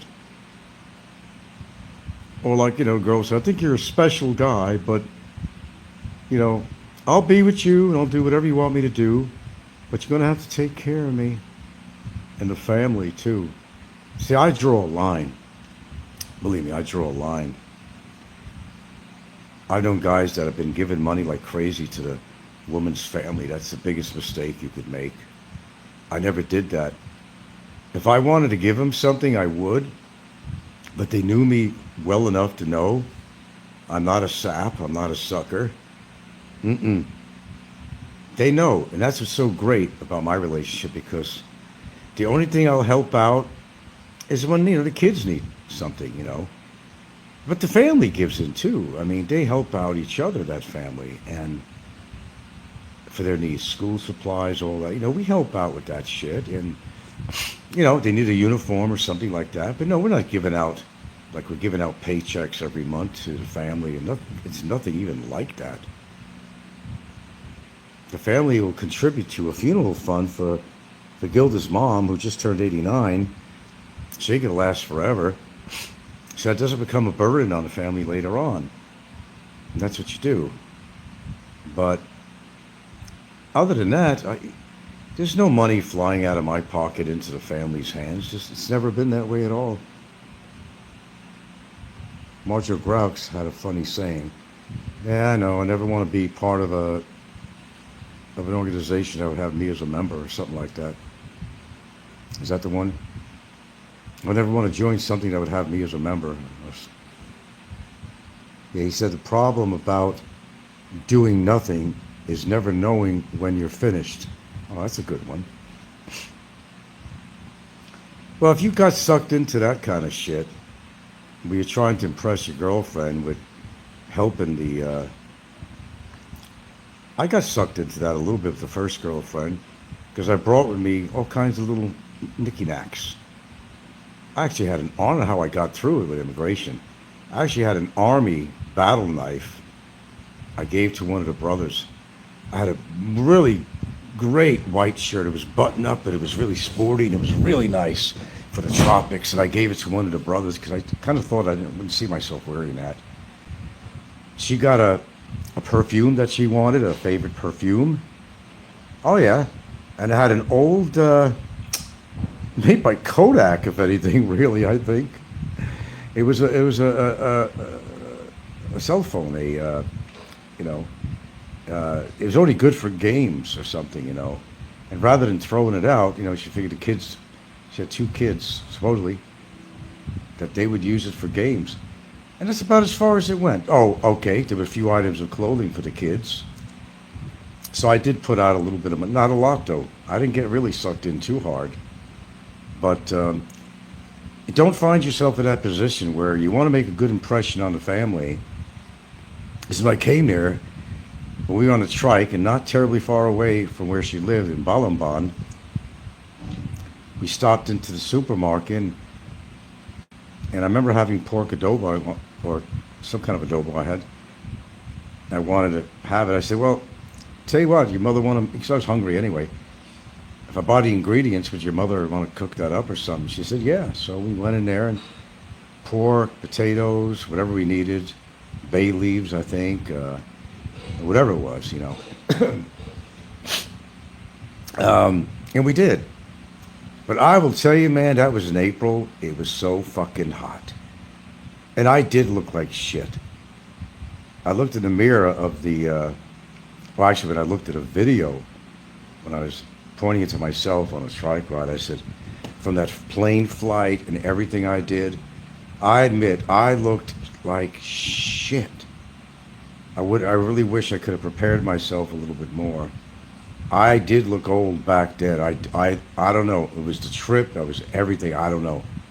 I looked like total shit to meet anybody at the family level. But they were really cordial, though. They had this guy come by. You know, it's like spread the wealth. You know, they had a guy that they knew I was stressed out for my trip, and this guy came over, man. He went all over my body, the shoulders, the legs, the hands, the fingers, and tried to relax me. And it was worth it. You know, 100, 200 pesos, something. Yeah, right away. Let's get uncle or get the neighbor involved. They can make a little money off of me. But that happens. Okay, I guess I haven't been reading. Let's see. So many people have nothing to do in their life and they don't know when they are finished, LOL. And Hemage also says a lot of the poor third worlders are just living in the moment, not for any reason, and don't know when they are finished. Okay, and you don't know what happened to that girl that got engaged on the beach that had 2 kids. I don't know. That's Vanessa. I really don't know. I don't know where she's living. I'm not in touch with her. No, I'm sure she found somebody. She probably could have been already married at the time I met her. It was supposed to be her brothers. One of them could have been her husband and 2 kids. I mean, you know, I got an open mind. That's not impossible. That's happened with people before. She was cute, though. She was. Absolutely. When I went home in that plane, I can't tell you, man. It was like, talk about being high on a drug or something, man. You couldn't get any higher than me. You couldn't, possibly. I thought my world has finally come together. But that wasn't the case. The suspicion came when 9 days went by and I didn't hear from her. 9 days. She gave an excuse that somebody came in because she had an internet cafe. That somebody came in and stole the CPU or something on there. And I was freaking out for 9 days, saying, wait a minute. I spent all this time with her. We got engaged and everything. And I'm writing her and writing her and writing her. What's going on, man? And finally, I get a hold of her. Well, somebody sold this. Why did you steal the whole computer? What did you mean, the CPU? I don't know. That was kind of lame. Okay, let's see. Maybe Brevis, no. Brevis is stalking her at this moment. If he knew who she was, she certainly would be. Haven't you started, Frank? You dodged a bullet. Her family would have eaten you alive from what you told about it. Oh, absolutely. I got lucky many times, although I had bad luck. The few women I met, it turned out for the best. That her husband probably, that was her husband probably, if he lost contact for 9 days. Hey, man. Oh, I thought about that. I sure did. I sure did. You know, sometimes things turn out to be for the best. There's a reason why something happens. I've had numerous girlfriends in my life, but, and there was a number of them that I thought would be a great mate for me, for life even, you know, even though I was against marriage, but, they didn't turn out to be that way. What it was meant to be would be meant to be. Because I look later, and I don't want to sound shallow, but I've seen some pictures of some of them, and what they kind of look like today. You know, sometimes you get that curiosity. Well, I wonder what's going on with them, what they look like today. If you're lucky enough to find something on there with them, punch in their name and just see, wonder how she's doing. She got married, got kids, still alive. And I did that with some, and I couldn't believe what I was looking at. Is that the same person I was dating? Can't be. It's got to be a mistake. It's got to be the wrong person with the same name. No, it wasn't. It wasn't. It's scary. I look at my ex. Holy crap, man. Holy crap. Oh my, sometimes I make the right decisions, you know, and you don't know you're doing it at the time, but as time goes by and you look back and you say, man, where was my head? What was I thinking? But that's how you learn. You got to experience something negative to give you more knowledge and make you wiser in the future. Never make that mistake again. But I'm the kind of person I could deal with most anything, really. If I had to be separated from my girlfriend, if that was the ultimate thing that has to happen, then it would have to happen. You just make the best of it. You stay in touch just like I normally do. She could visit me, whatever. No different than overseas foreign relationships. I mean, a lot of women, for example, and men work overseas. Sometimes they don't see each other for 6 months at a time. You just make, you know, lemonade out of lemons. I mean, if you have no other choice, what are you going to do? You going to hang yourself over it? No. There is something called an airplane. Okay? And they could get on an airplane. I could live in Asia somewhere, and if that was to happen, I just pick a country. Pick a card, any card, and live in a country somewhere. And she can make a trip, spend a little time, whatever the visa allows, and come back another time. I go on with my life while I'm there, explore a new culture, but knowing that I could see her. That's the important thing. She would never give up the house. In fact, I told her the other day, if something happened with this shit, and I'm not saying anything more than that or anything I might know that you don't know, but I said, this house don't go anywhere.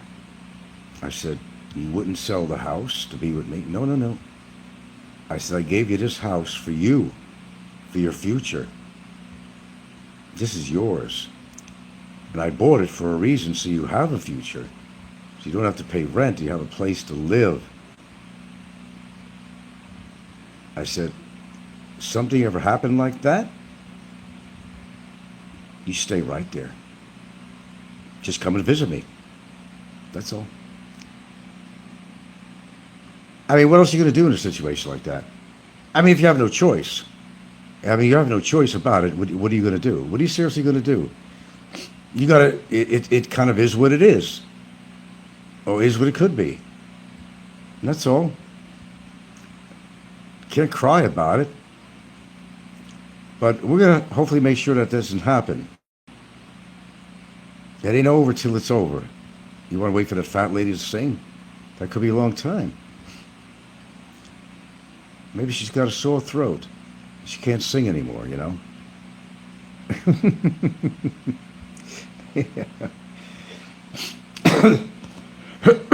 But you know, but that's what life is all about. You got to take the good with the bad.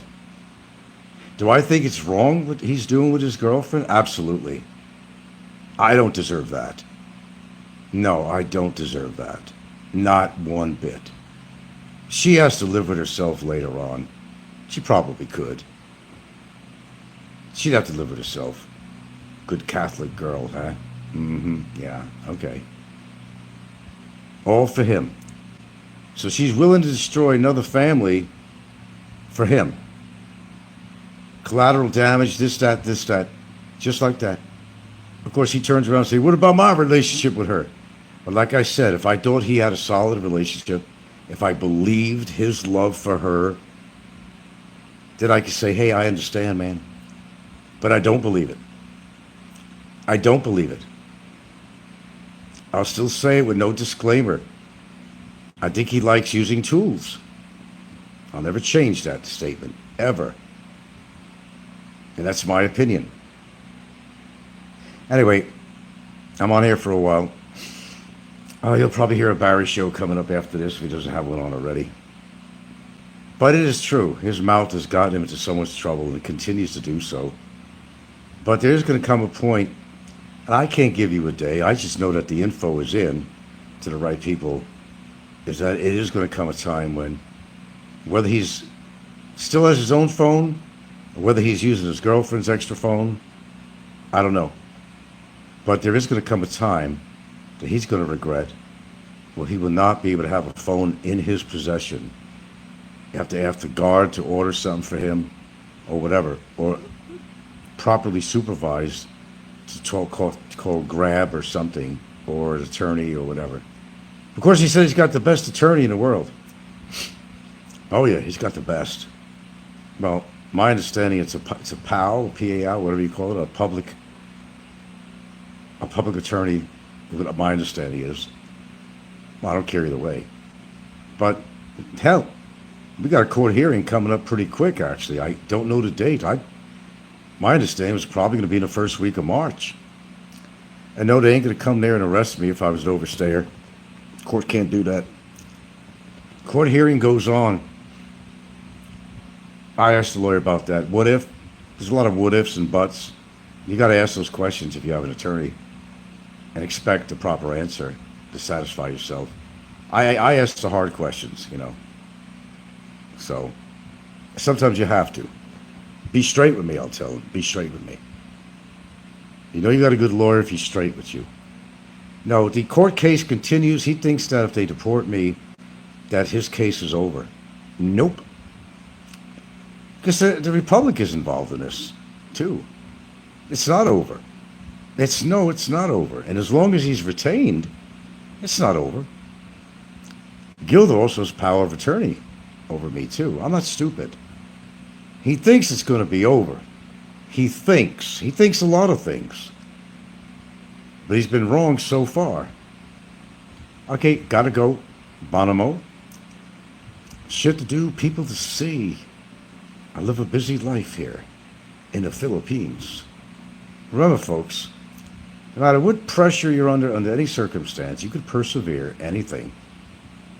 If you believe in something, you stick to your guns. You believe in something, you go forward with it. Don't let people step on you. You could you could develop a little bit of thick skin to a point.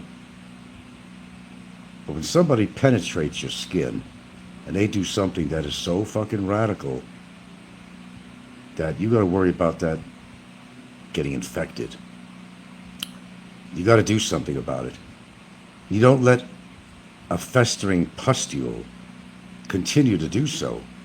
You're going to have to treat it. That's all I'm doing. I'm treating a festering pustule in the best way I possibly can. Your guess is as good as mine where all this is going, but I don't think he's going to get everything he wants out of this or his expectations from this.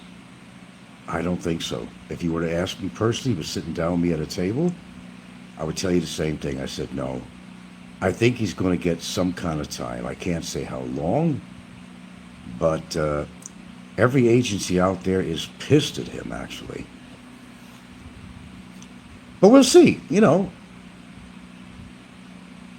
I'm not like him. I'm not predicting the future, really. The future's not here yet with that shit. And it's a step-by-step thing going on. What happens, happens. Something happens to me, it's going to happen with me, whether I like it or not. That's just the way it is.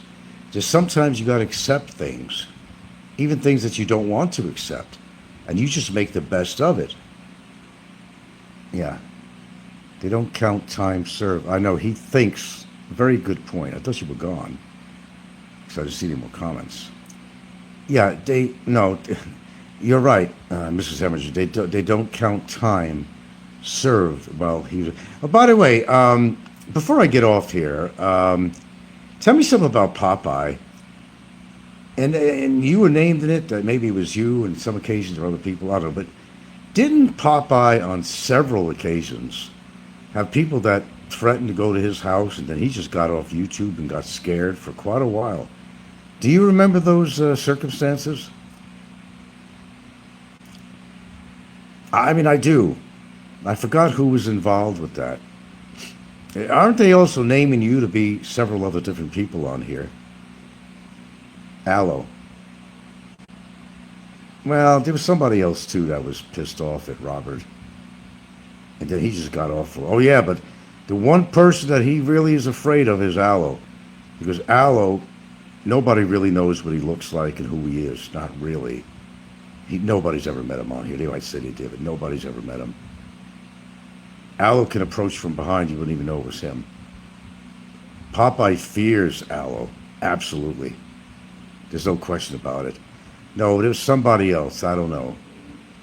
They talk about RRR and all that. They weren't a tight group of people. They were not a tight group of people. They argued all the time. They got each other's throats several times. I remember that.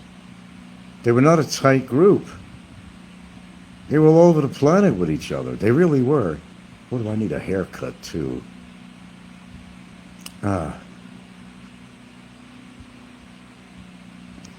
Well, I think he is. I'm the one that said that.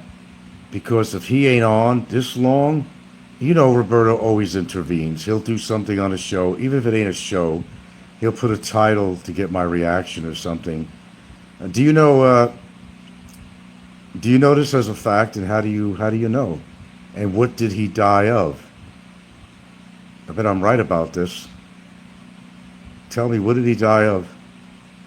Did he eat too many of his taco stand food? Remember, he had gastric bypass, which I predicted would be a problem. He found out from a friend of the wife.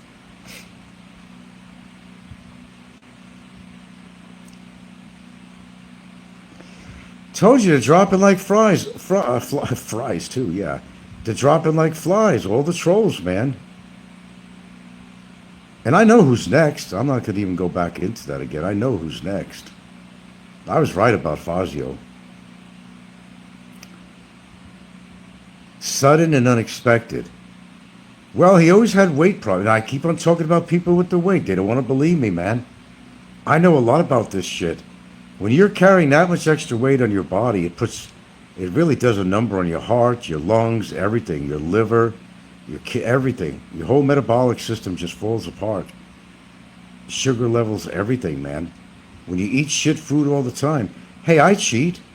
You know what I just had while I was eating something? I had some almond milk, which is good, but I had some strawberry-filled Oreo cookies, about 4 tiny little ones. But the majority of the food I eat is just excellent stuff. I eat some really healthy food.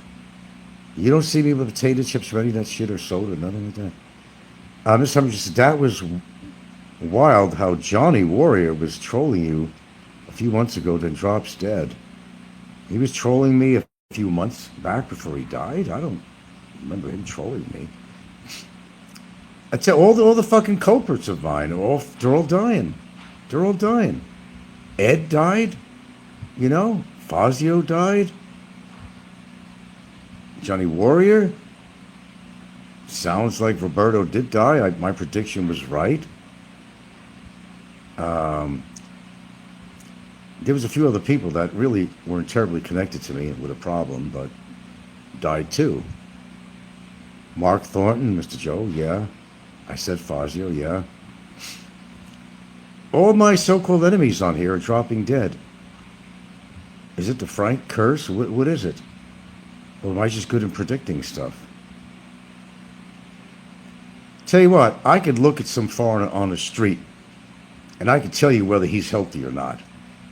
Certainly the most obvious thing is their weight. And how much is in belly weight. I could look at their eyes and see how healthy they are. I could look at their skin tone. I could look at their muscle mass or lack of it. It's not that hard. Yeah, it is.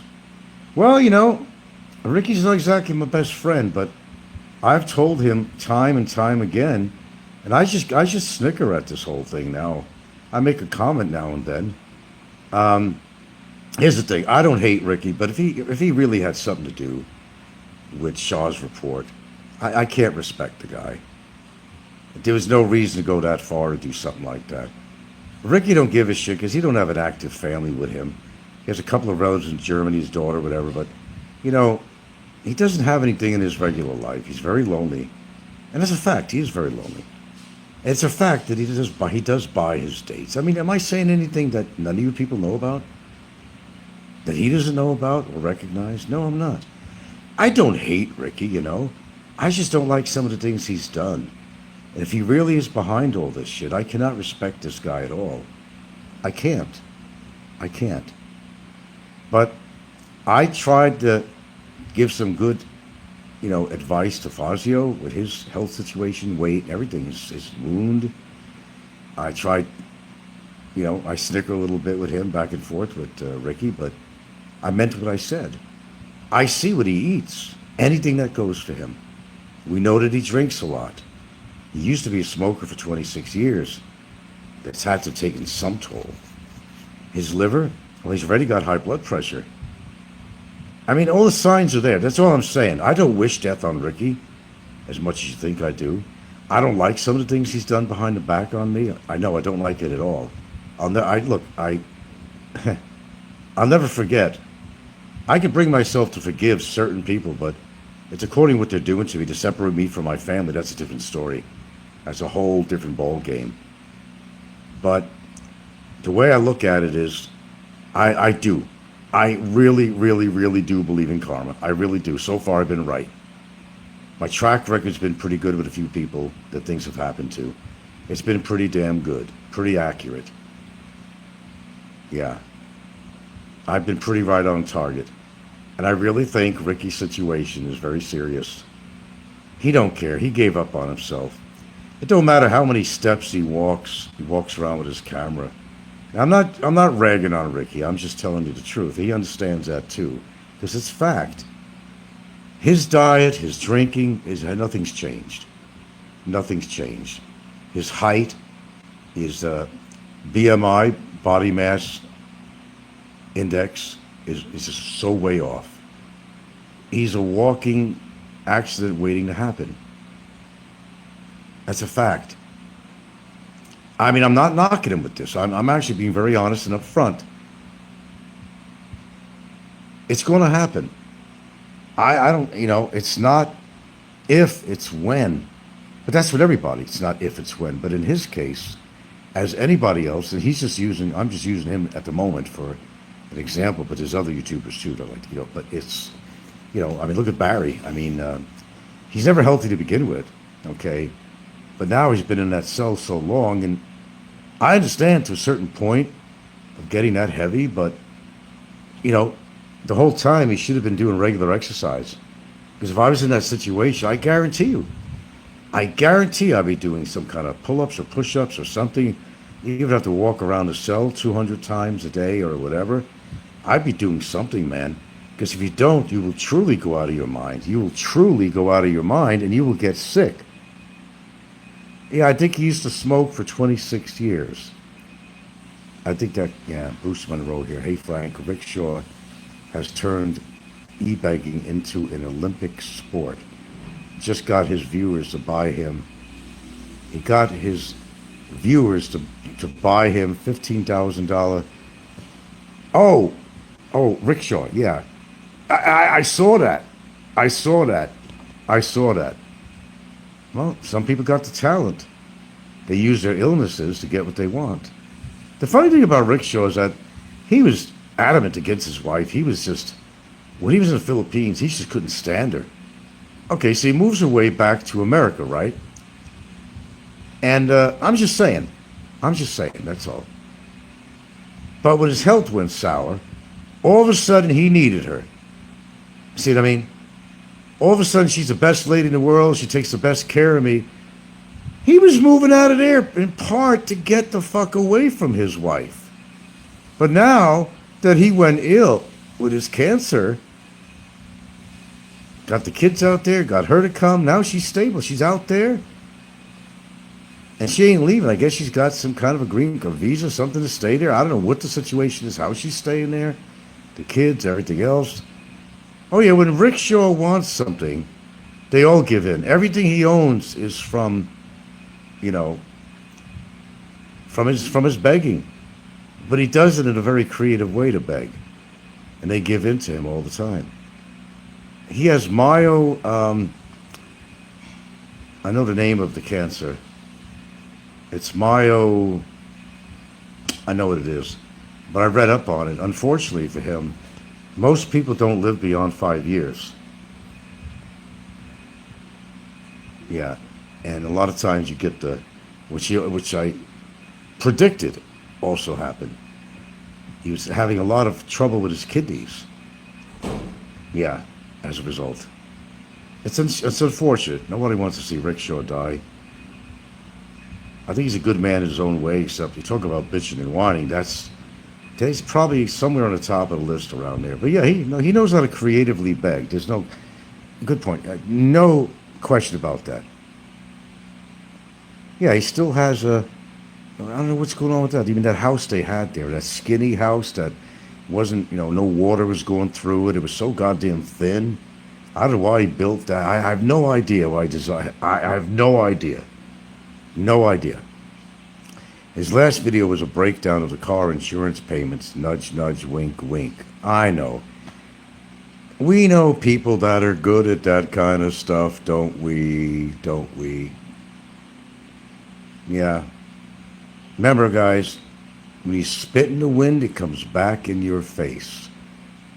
I think that's going to be my show. A wealth of information. So you're pretty sure that Roberto passed away. I was sure of it. Because I know how he works. There's no way in the world that Roberto would come on. And Popeye knows about it. The people he was close to, the trolls.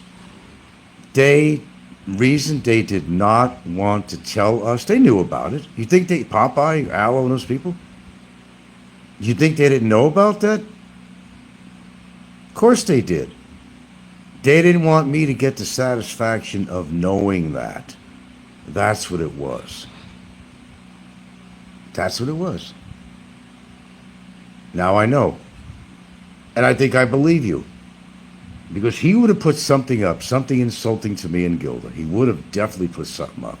Because there's nothing that ever stopped him from making comments or putting up a show about me and having guests on and talk about me, or at least putting a caption on a show, not do a show, just to put it out there to try to bait me or something like that. So he got what he deserved as far as I'm concerned. He was bad. He did make threats to Gilda for sure. Both of us. He was fucking notorious, man. But I guess his taco stand business worked against him because he was eating up all the profit. C'est la vie. You know where he's going? He's going to fucking hell. Tell you, they're dropping like flies, man. They're dropping like flies. Gee, is it a curse? Or is it destiny?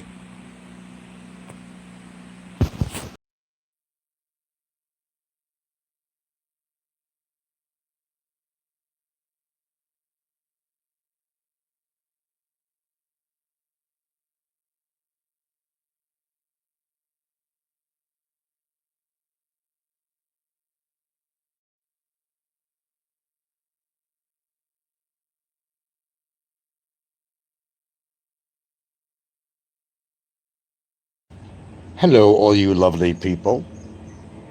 That one Brit guy says that all the time. All you lovely people. How do they know they're all lovely? Anyway, that's British talk anyway. But hello, all you lovely people. A lot of people are trying to scrape information from me, but it's really not going to happen. Everybody's so curious. What's going on, brother? What's going on? There's nothing going on. I could say that. Nothing I'm aware of, but can't give out much more information than that. I could tell you that my lights have been off all day, should be going on soon, and my generator is running like a winner since I got the new carb in there. It's been a champion, an absolute champion. It really has. Hello, so. But everybody's clamoring, wondering on the Discord and everywhere, what's going on with all this shit, all this legal crap.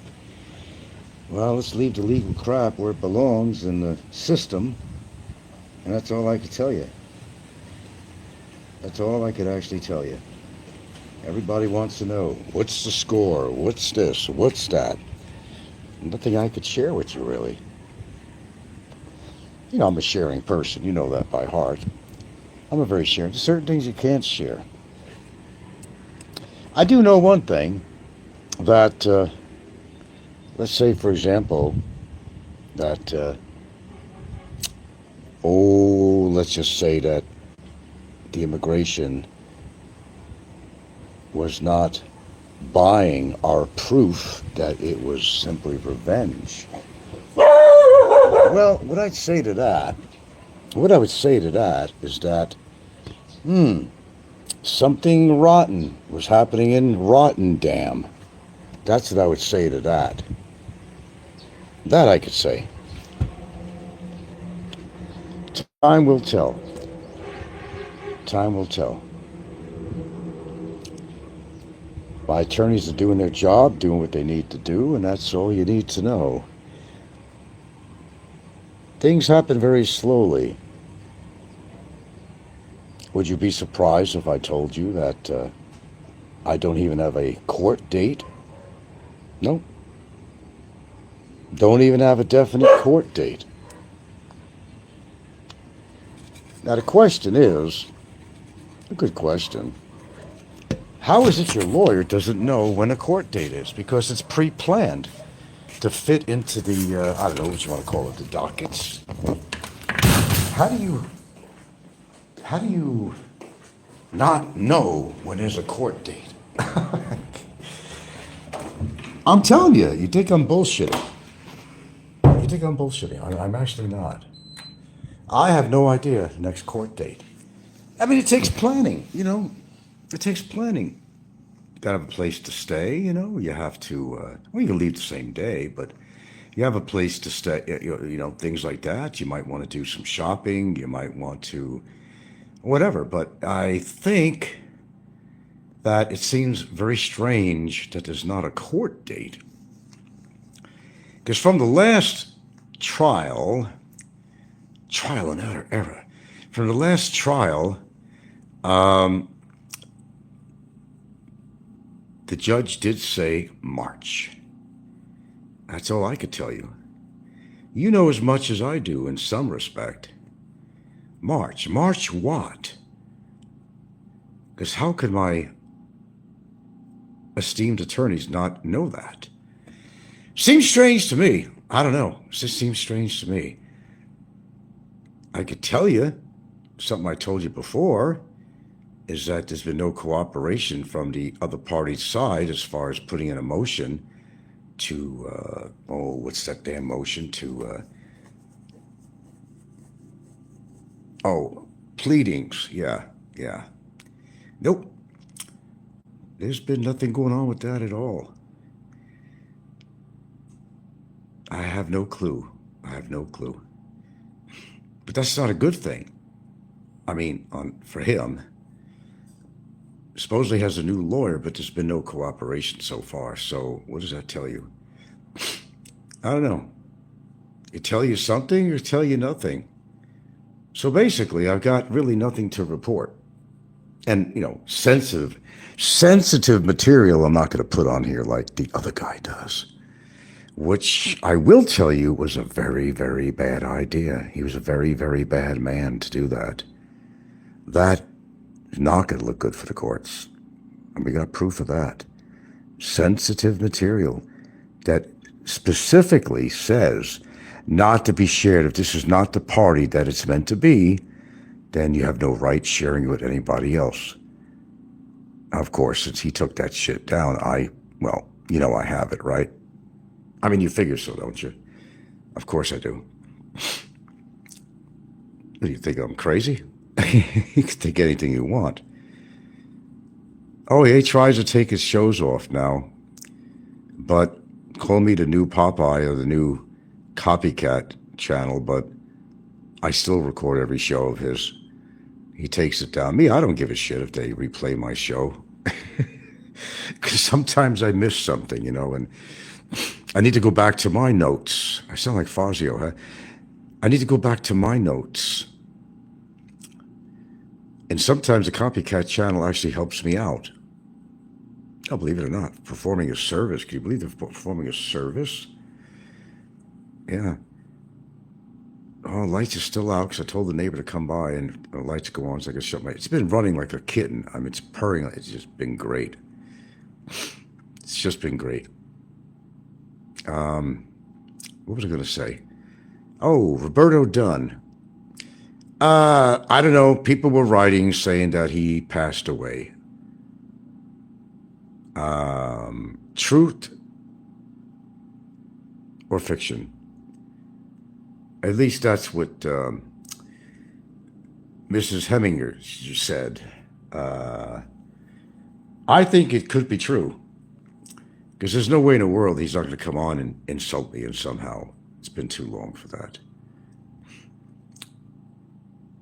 I don't know. Am I the new prophet? I don't know.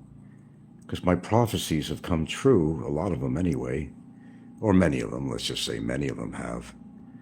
Am I the true prophet? I don't know. Well, my insight is pretty damn good so far, but we'll see. Yeah, I think he had complications, because if he really did have a gastro bypass or something, I've always heard that, creates complications. If you don't change your eating habit after that, yeah, it creates other problems. And he was running taco stands, right? Probably eating all the profits. That's one less person out of the way. I know that sounds cold, but he was a very cold person. He was frigid cold. He made death threats against me also in Gilda, if you didn't know that. Got rid of Fazio, got rid of Roberto Dunn, and some other people, a couple of other people that were very instrumental in causing problems. Just let nature do its job. You don't have to do anything, really. I know one person that's, well, he's on his way. Maybe two, but maybe three. I'd say two. Am I the prophet? A real prophet? Who knows? Maybe I got gifts and talents I don't even know about, but a lot of things that I predict came true. I don't know why, but it's happened. But if you expect me to come on here and give you every detail of every legal thing, like the other guy does, I'm not going to put paperwork out here. I'm not going to do that. Because it's against the law. But some people are lawbreakers. They don't want to abide a law. It's best you do. There, I will tell you, there is no negotiations at all cost. Even my deportation, if that happened. Is it going to happen? I'm not going to say. But let's say it does. The court case still goes on. That doesn't stop, but he doesn't go free. Nope. I think the boy is getting some false information or thoughts on this. That don't stop. There is no negotiations at all. Nothing is going to change. And I mean nothing is going to change. Nada. Whatever happens, happens. And I mean all the way around. Whatever happens, happens. Let the judge make his decision based on what we got or what we can add. Now, is it likely he's going to get a slap on his wrist? I don't think so. Is it likely he's going to get 30 years? No, of course not, man. Shit, I watch these prison things on people in these institutions out here that are in for far greater things than that. No. They're not always getting that much time, but you got to remember there are 5 counts, and it plus 1. Well, they added kind of extra points now for each of these cyber libel cases that go on. It's 1% or something greater than what it used to be, or something to that effect. Will he get any jail time? I'd say it's likely so, but like I said, the prophet here, I don't know all the prophecies. I don't know how good of a prophet I am. I've been lucky so far, but I couldn't tell you. Couldn't come on here and tell you any. There might be a few things I know, a few things I don't know, but who knows? Who knows what goes on in the dark tunnels of life? Secrets. You can't tell all. That would be too easy. Easy peasy stuff. But I try not to go in the direction that the opposition does. I'm not going to give out every little detail about this and that, because it's not a wise thing to do, actually. If I have to take my punches in life, I'll take my punches. That's kind of the way I am. And under the circumstances where it's unwilling, let's just say that immigration didn't agree with me. Well, I didn't rape anybody. I didn't do anything bad. Any overstaying that perhaps could happen is not by any willingness of mine, which is different than the other guy. That was totally willing and purposeful. Mine, actually, again, was administrative. Does that make a difference? Well, it can. If I got deported, maybe a year. I could do that with my eyes closed. Come back in again. Go on with my life. If that happened. Now, is that going to happen? Well, time will tell. Time will tell. They've got an ace up my sleeve. You just never really know. But one thing I can tell you is that his case goes on no matter what. And another thing I could tell you, time served in the detention center for immigration is not considered time served with the separate court case. I just want to make that abundantly clear, because I think people are a little bit under the misunderstanding of that, or at least I know somebody that's very much in the misunderstanding of that.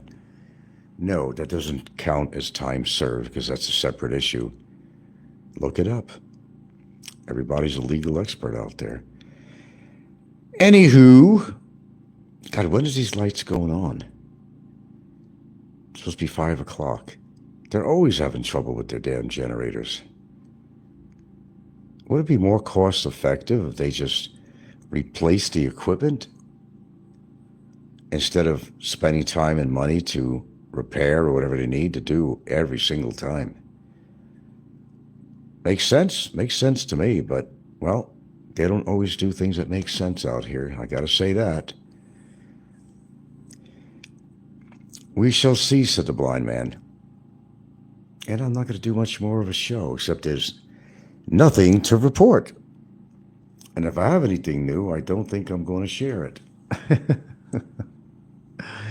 I think one person made enough blunders with that, of putting sensitive information out on the internet during an active, I tell you, active court case.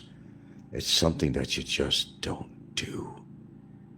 But when you're brainless and hopeless, well, that's what you do. You do stupid things like that. And everybody's telling me, don't trust Ricky. Listen, I don't trust anybody.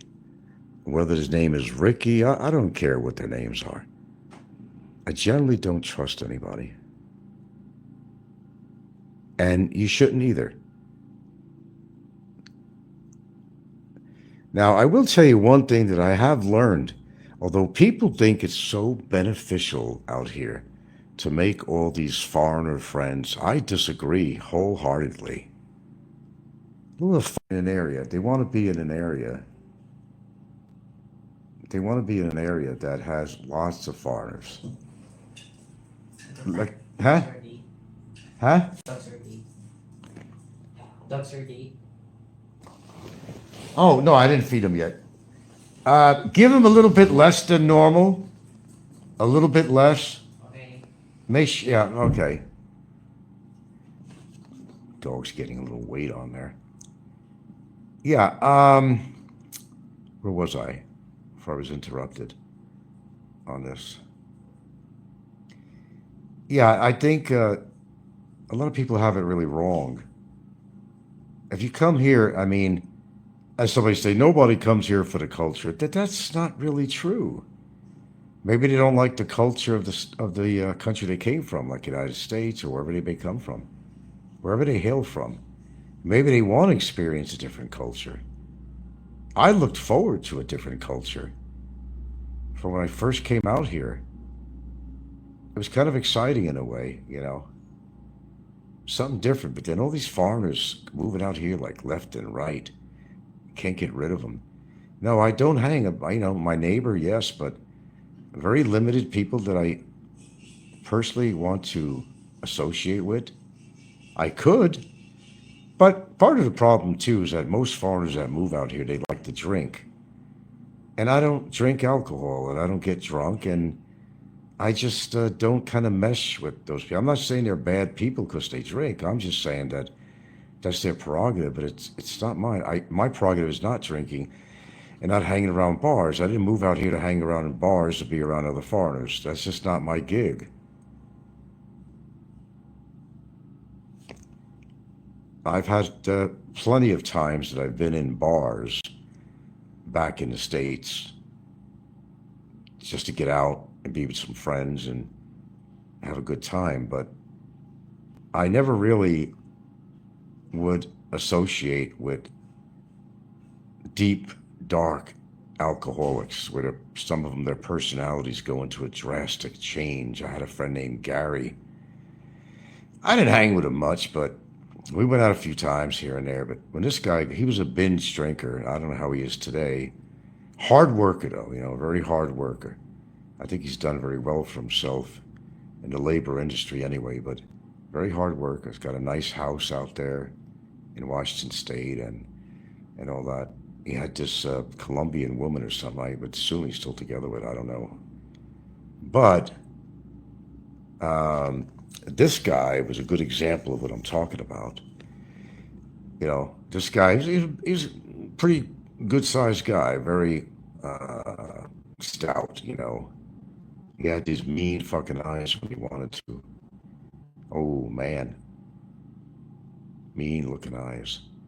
But when he was drunk, his personality just changed. He became somewhat confrontational. I don't need to be around people like that. I don't advocate violence at all. There's one thing you got to understand about me. I do not advocate violence. I may watch it on movies, on TV, because that's all there is violence. I do not advocate violence in any form whatsoever. I just don't. I don't like violence. I don't like being involved. I don't like inflicting it. I don't like receiving it either way. In that respect, I'm absolutely a pacifist. But other than to protect myself, then I'm hell on wheels if I have to be. However, that's called self-preservation, of course. We all possess that. Rock, stick, fist, I don't care what it is, self-preservation. Baseball bat, whatever. We have that in all of us. One thing I will say is that I've been around alcoholics like that, and they're not very pleasant to be around. It's really not. Let me see. Is that a word that the lights are on? Hold on. Hey, girls. Yeah, I was on, buddy. They're on? Yeah, I was on. All right, thank you, neighbor. We'll shut this puppy down. Right on. Right on. Let's shut this puppy down. Yeah.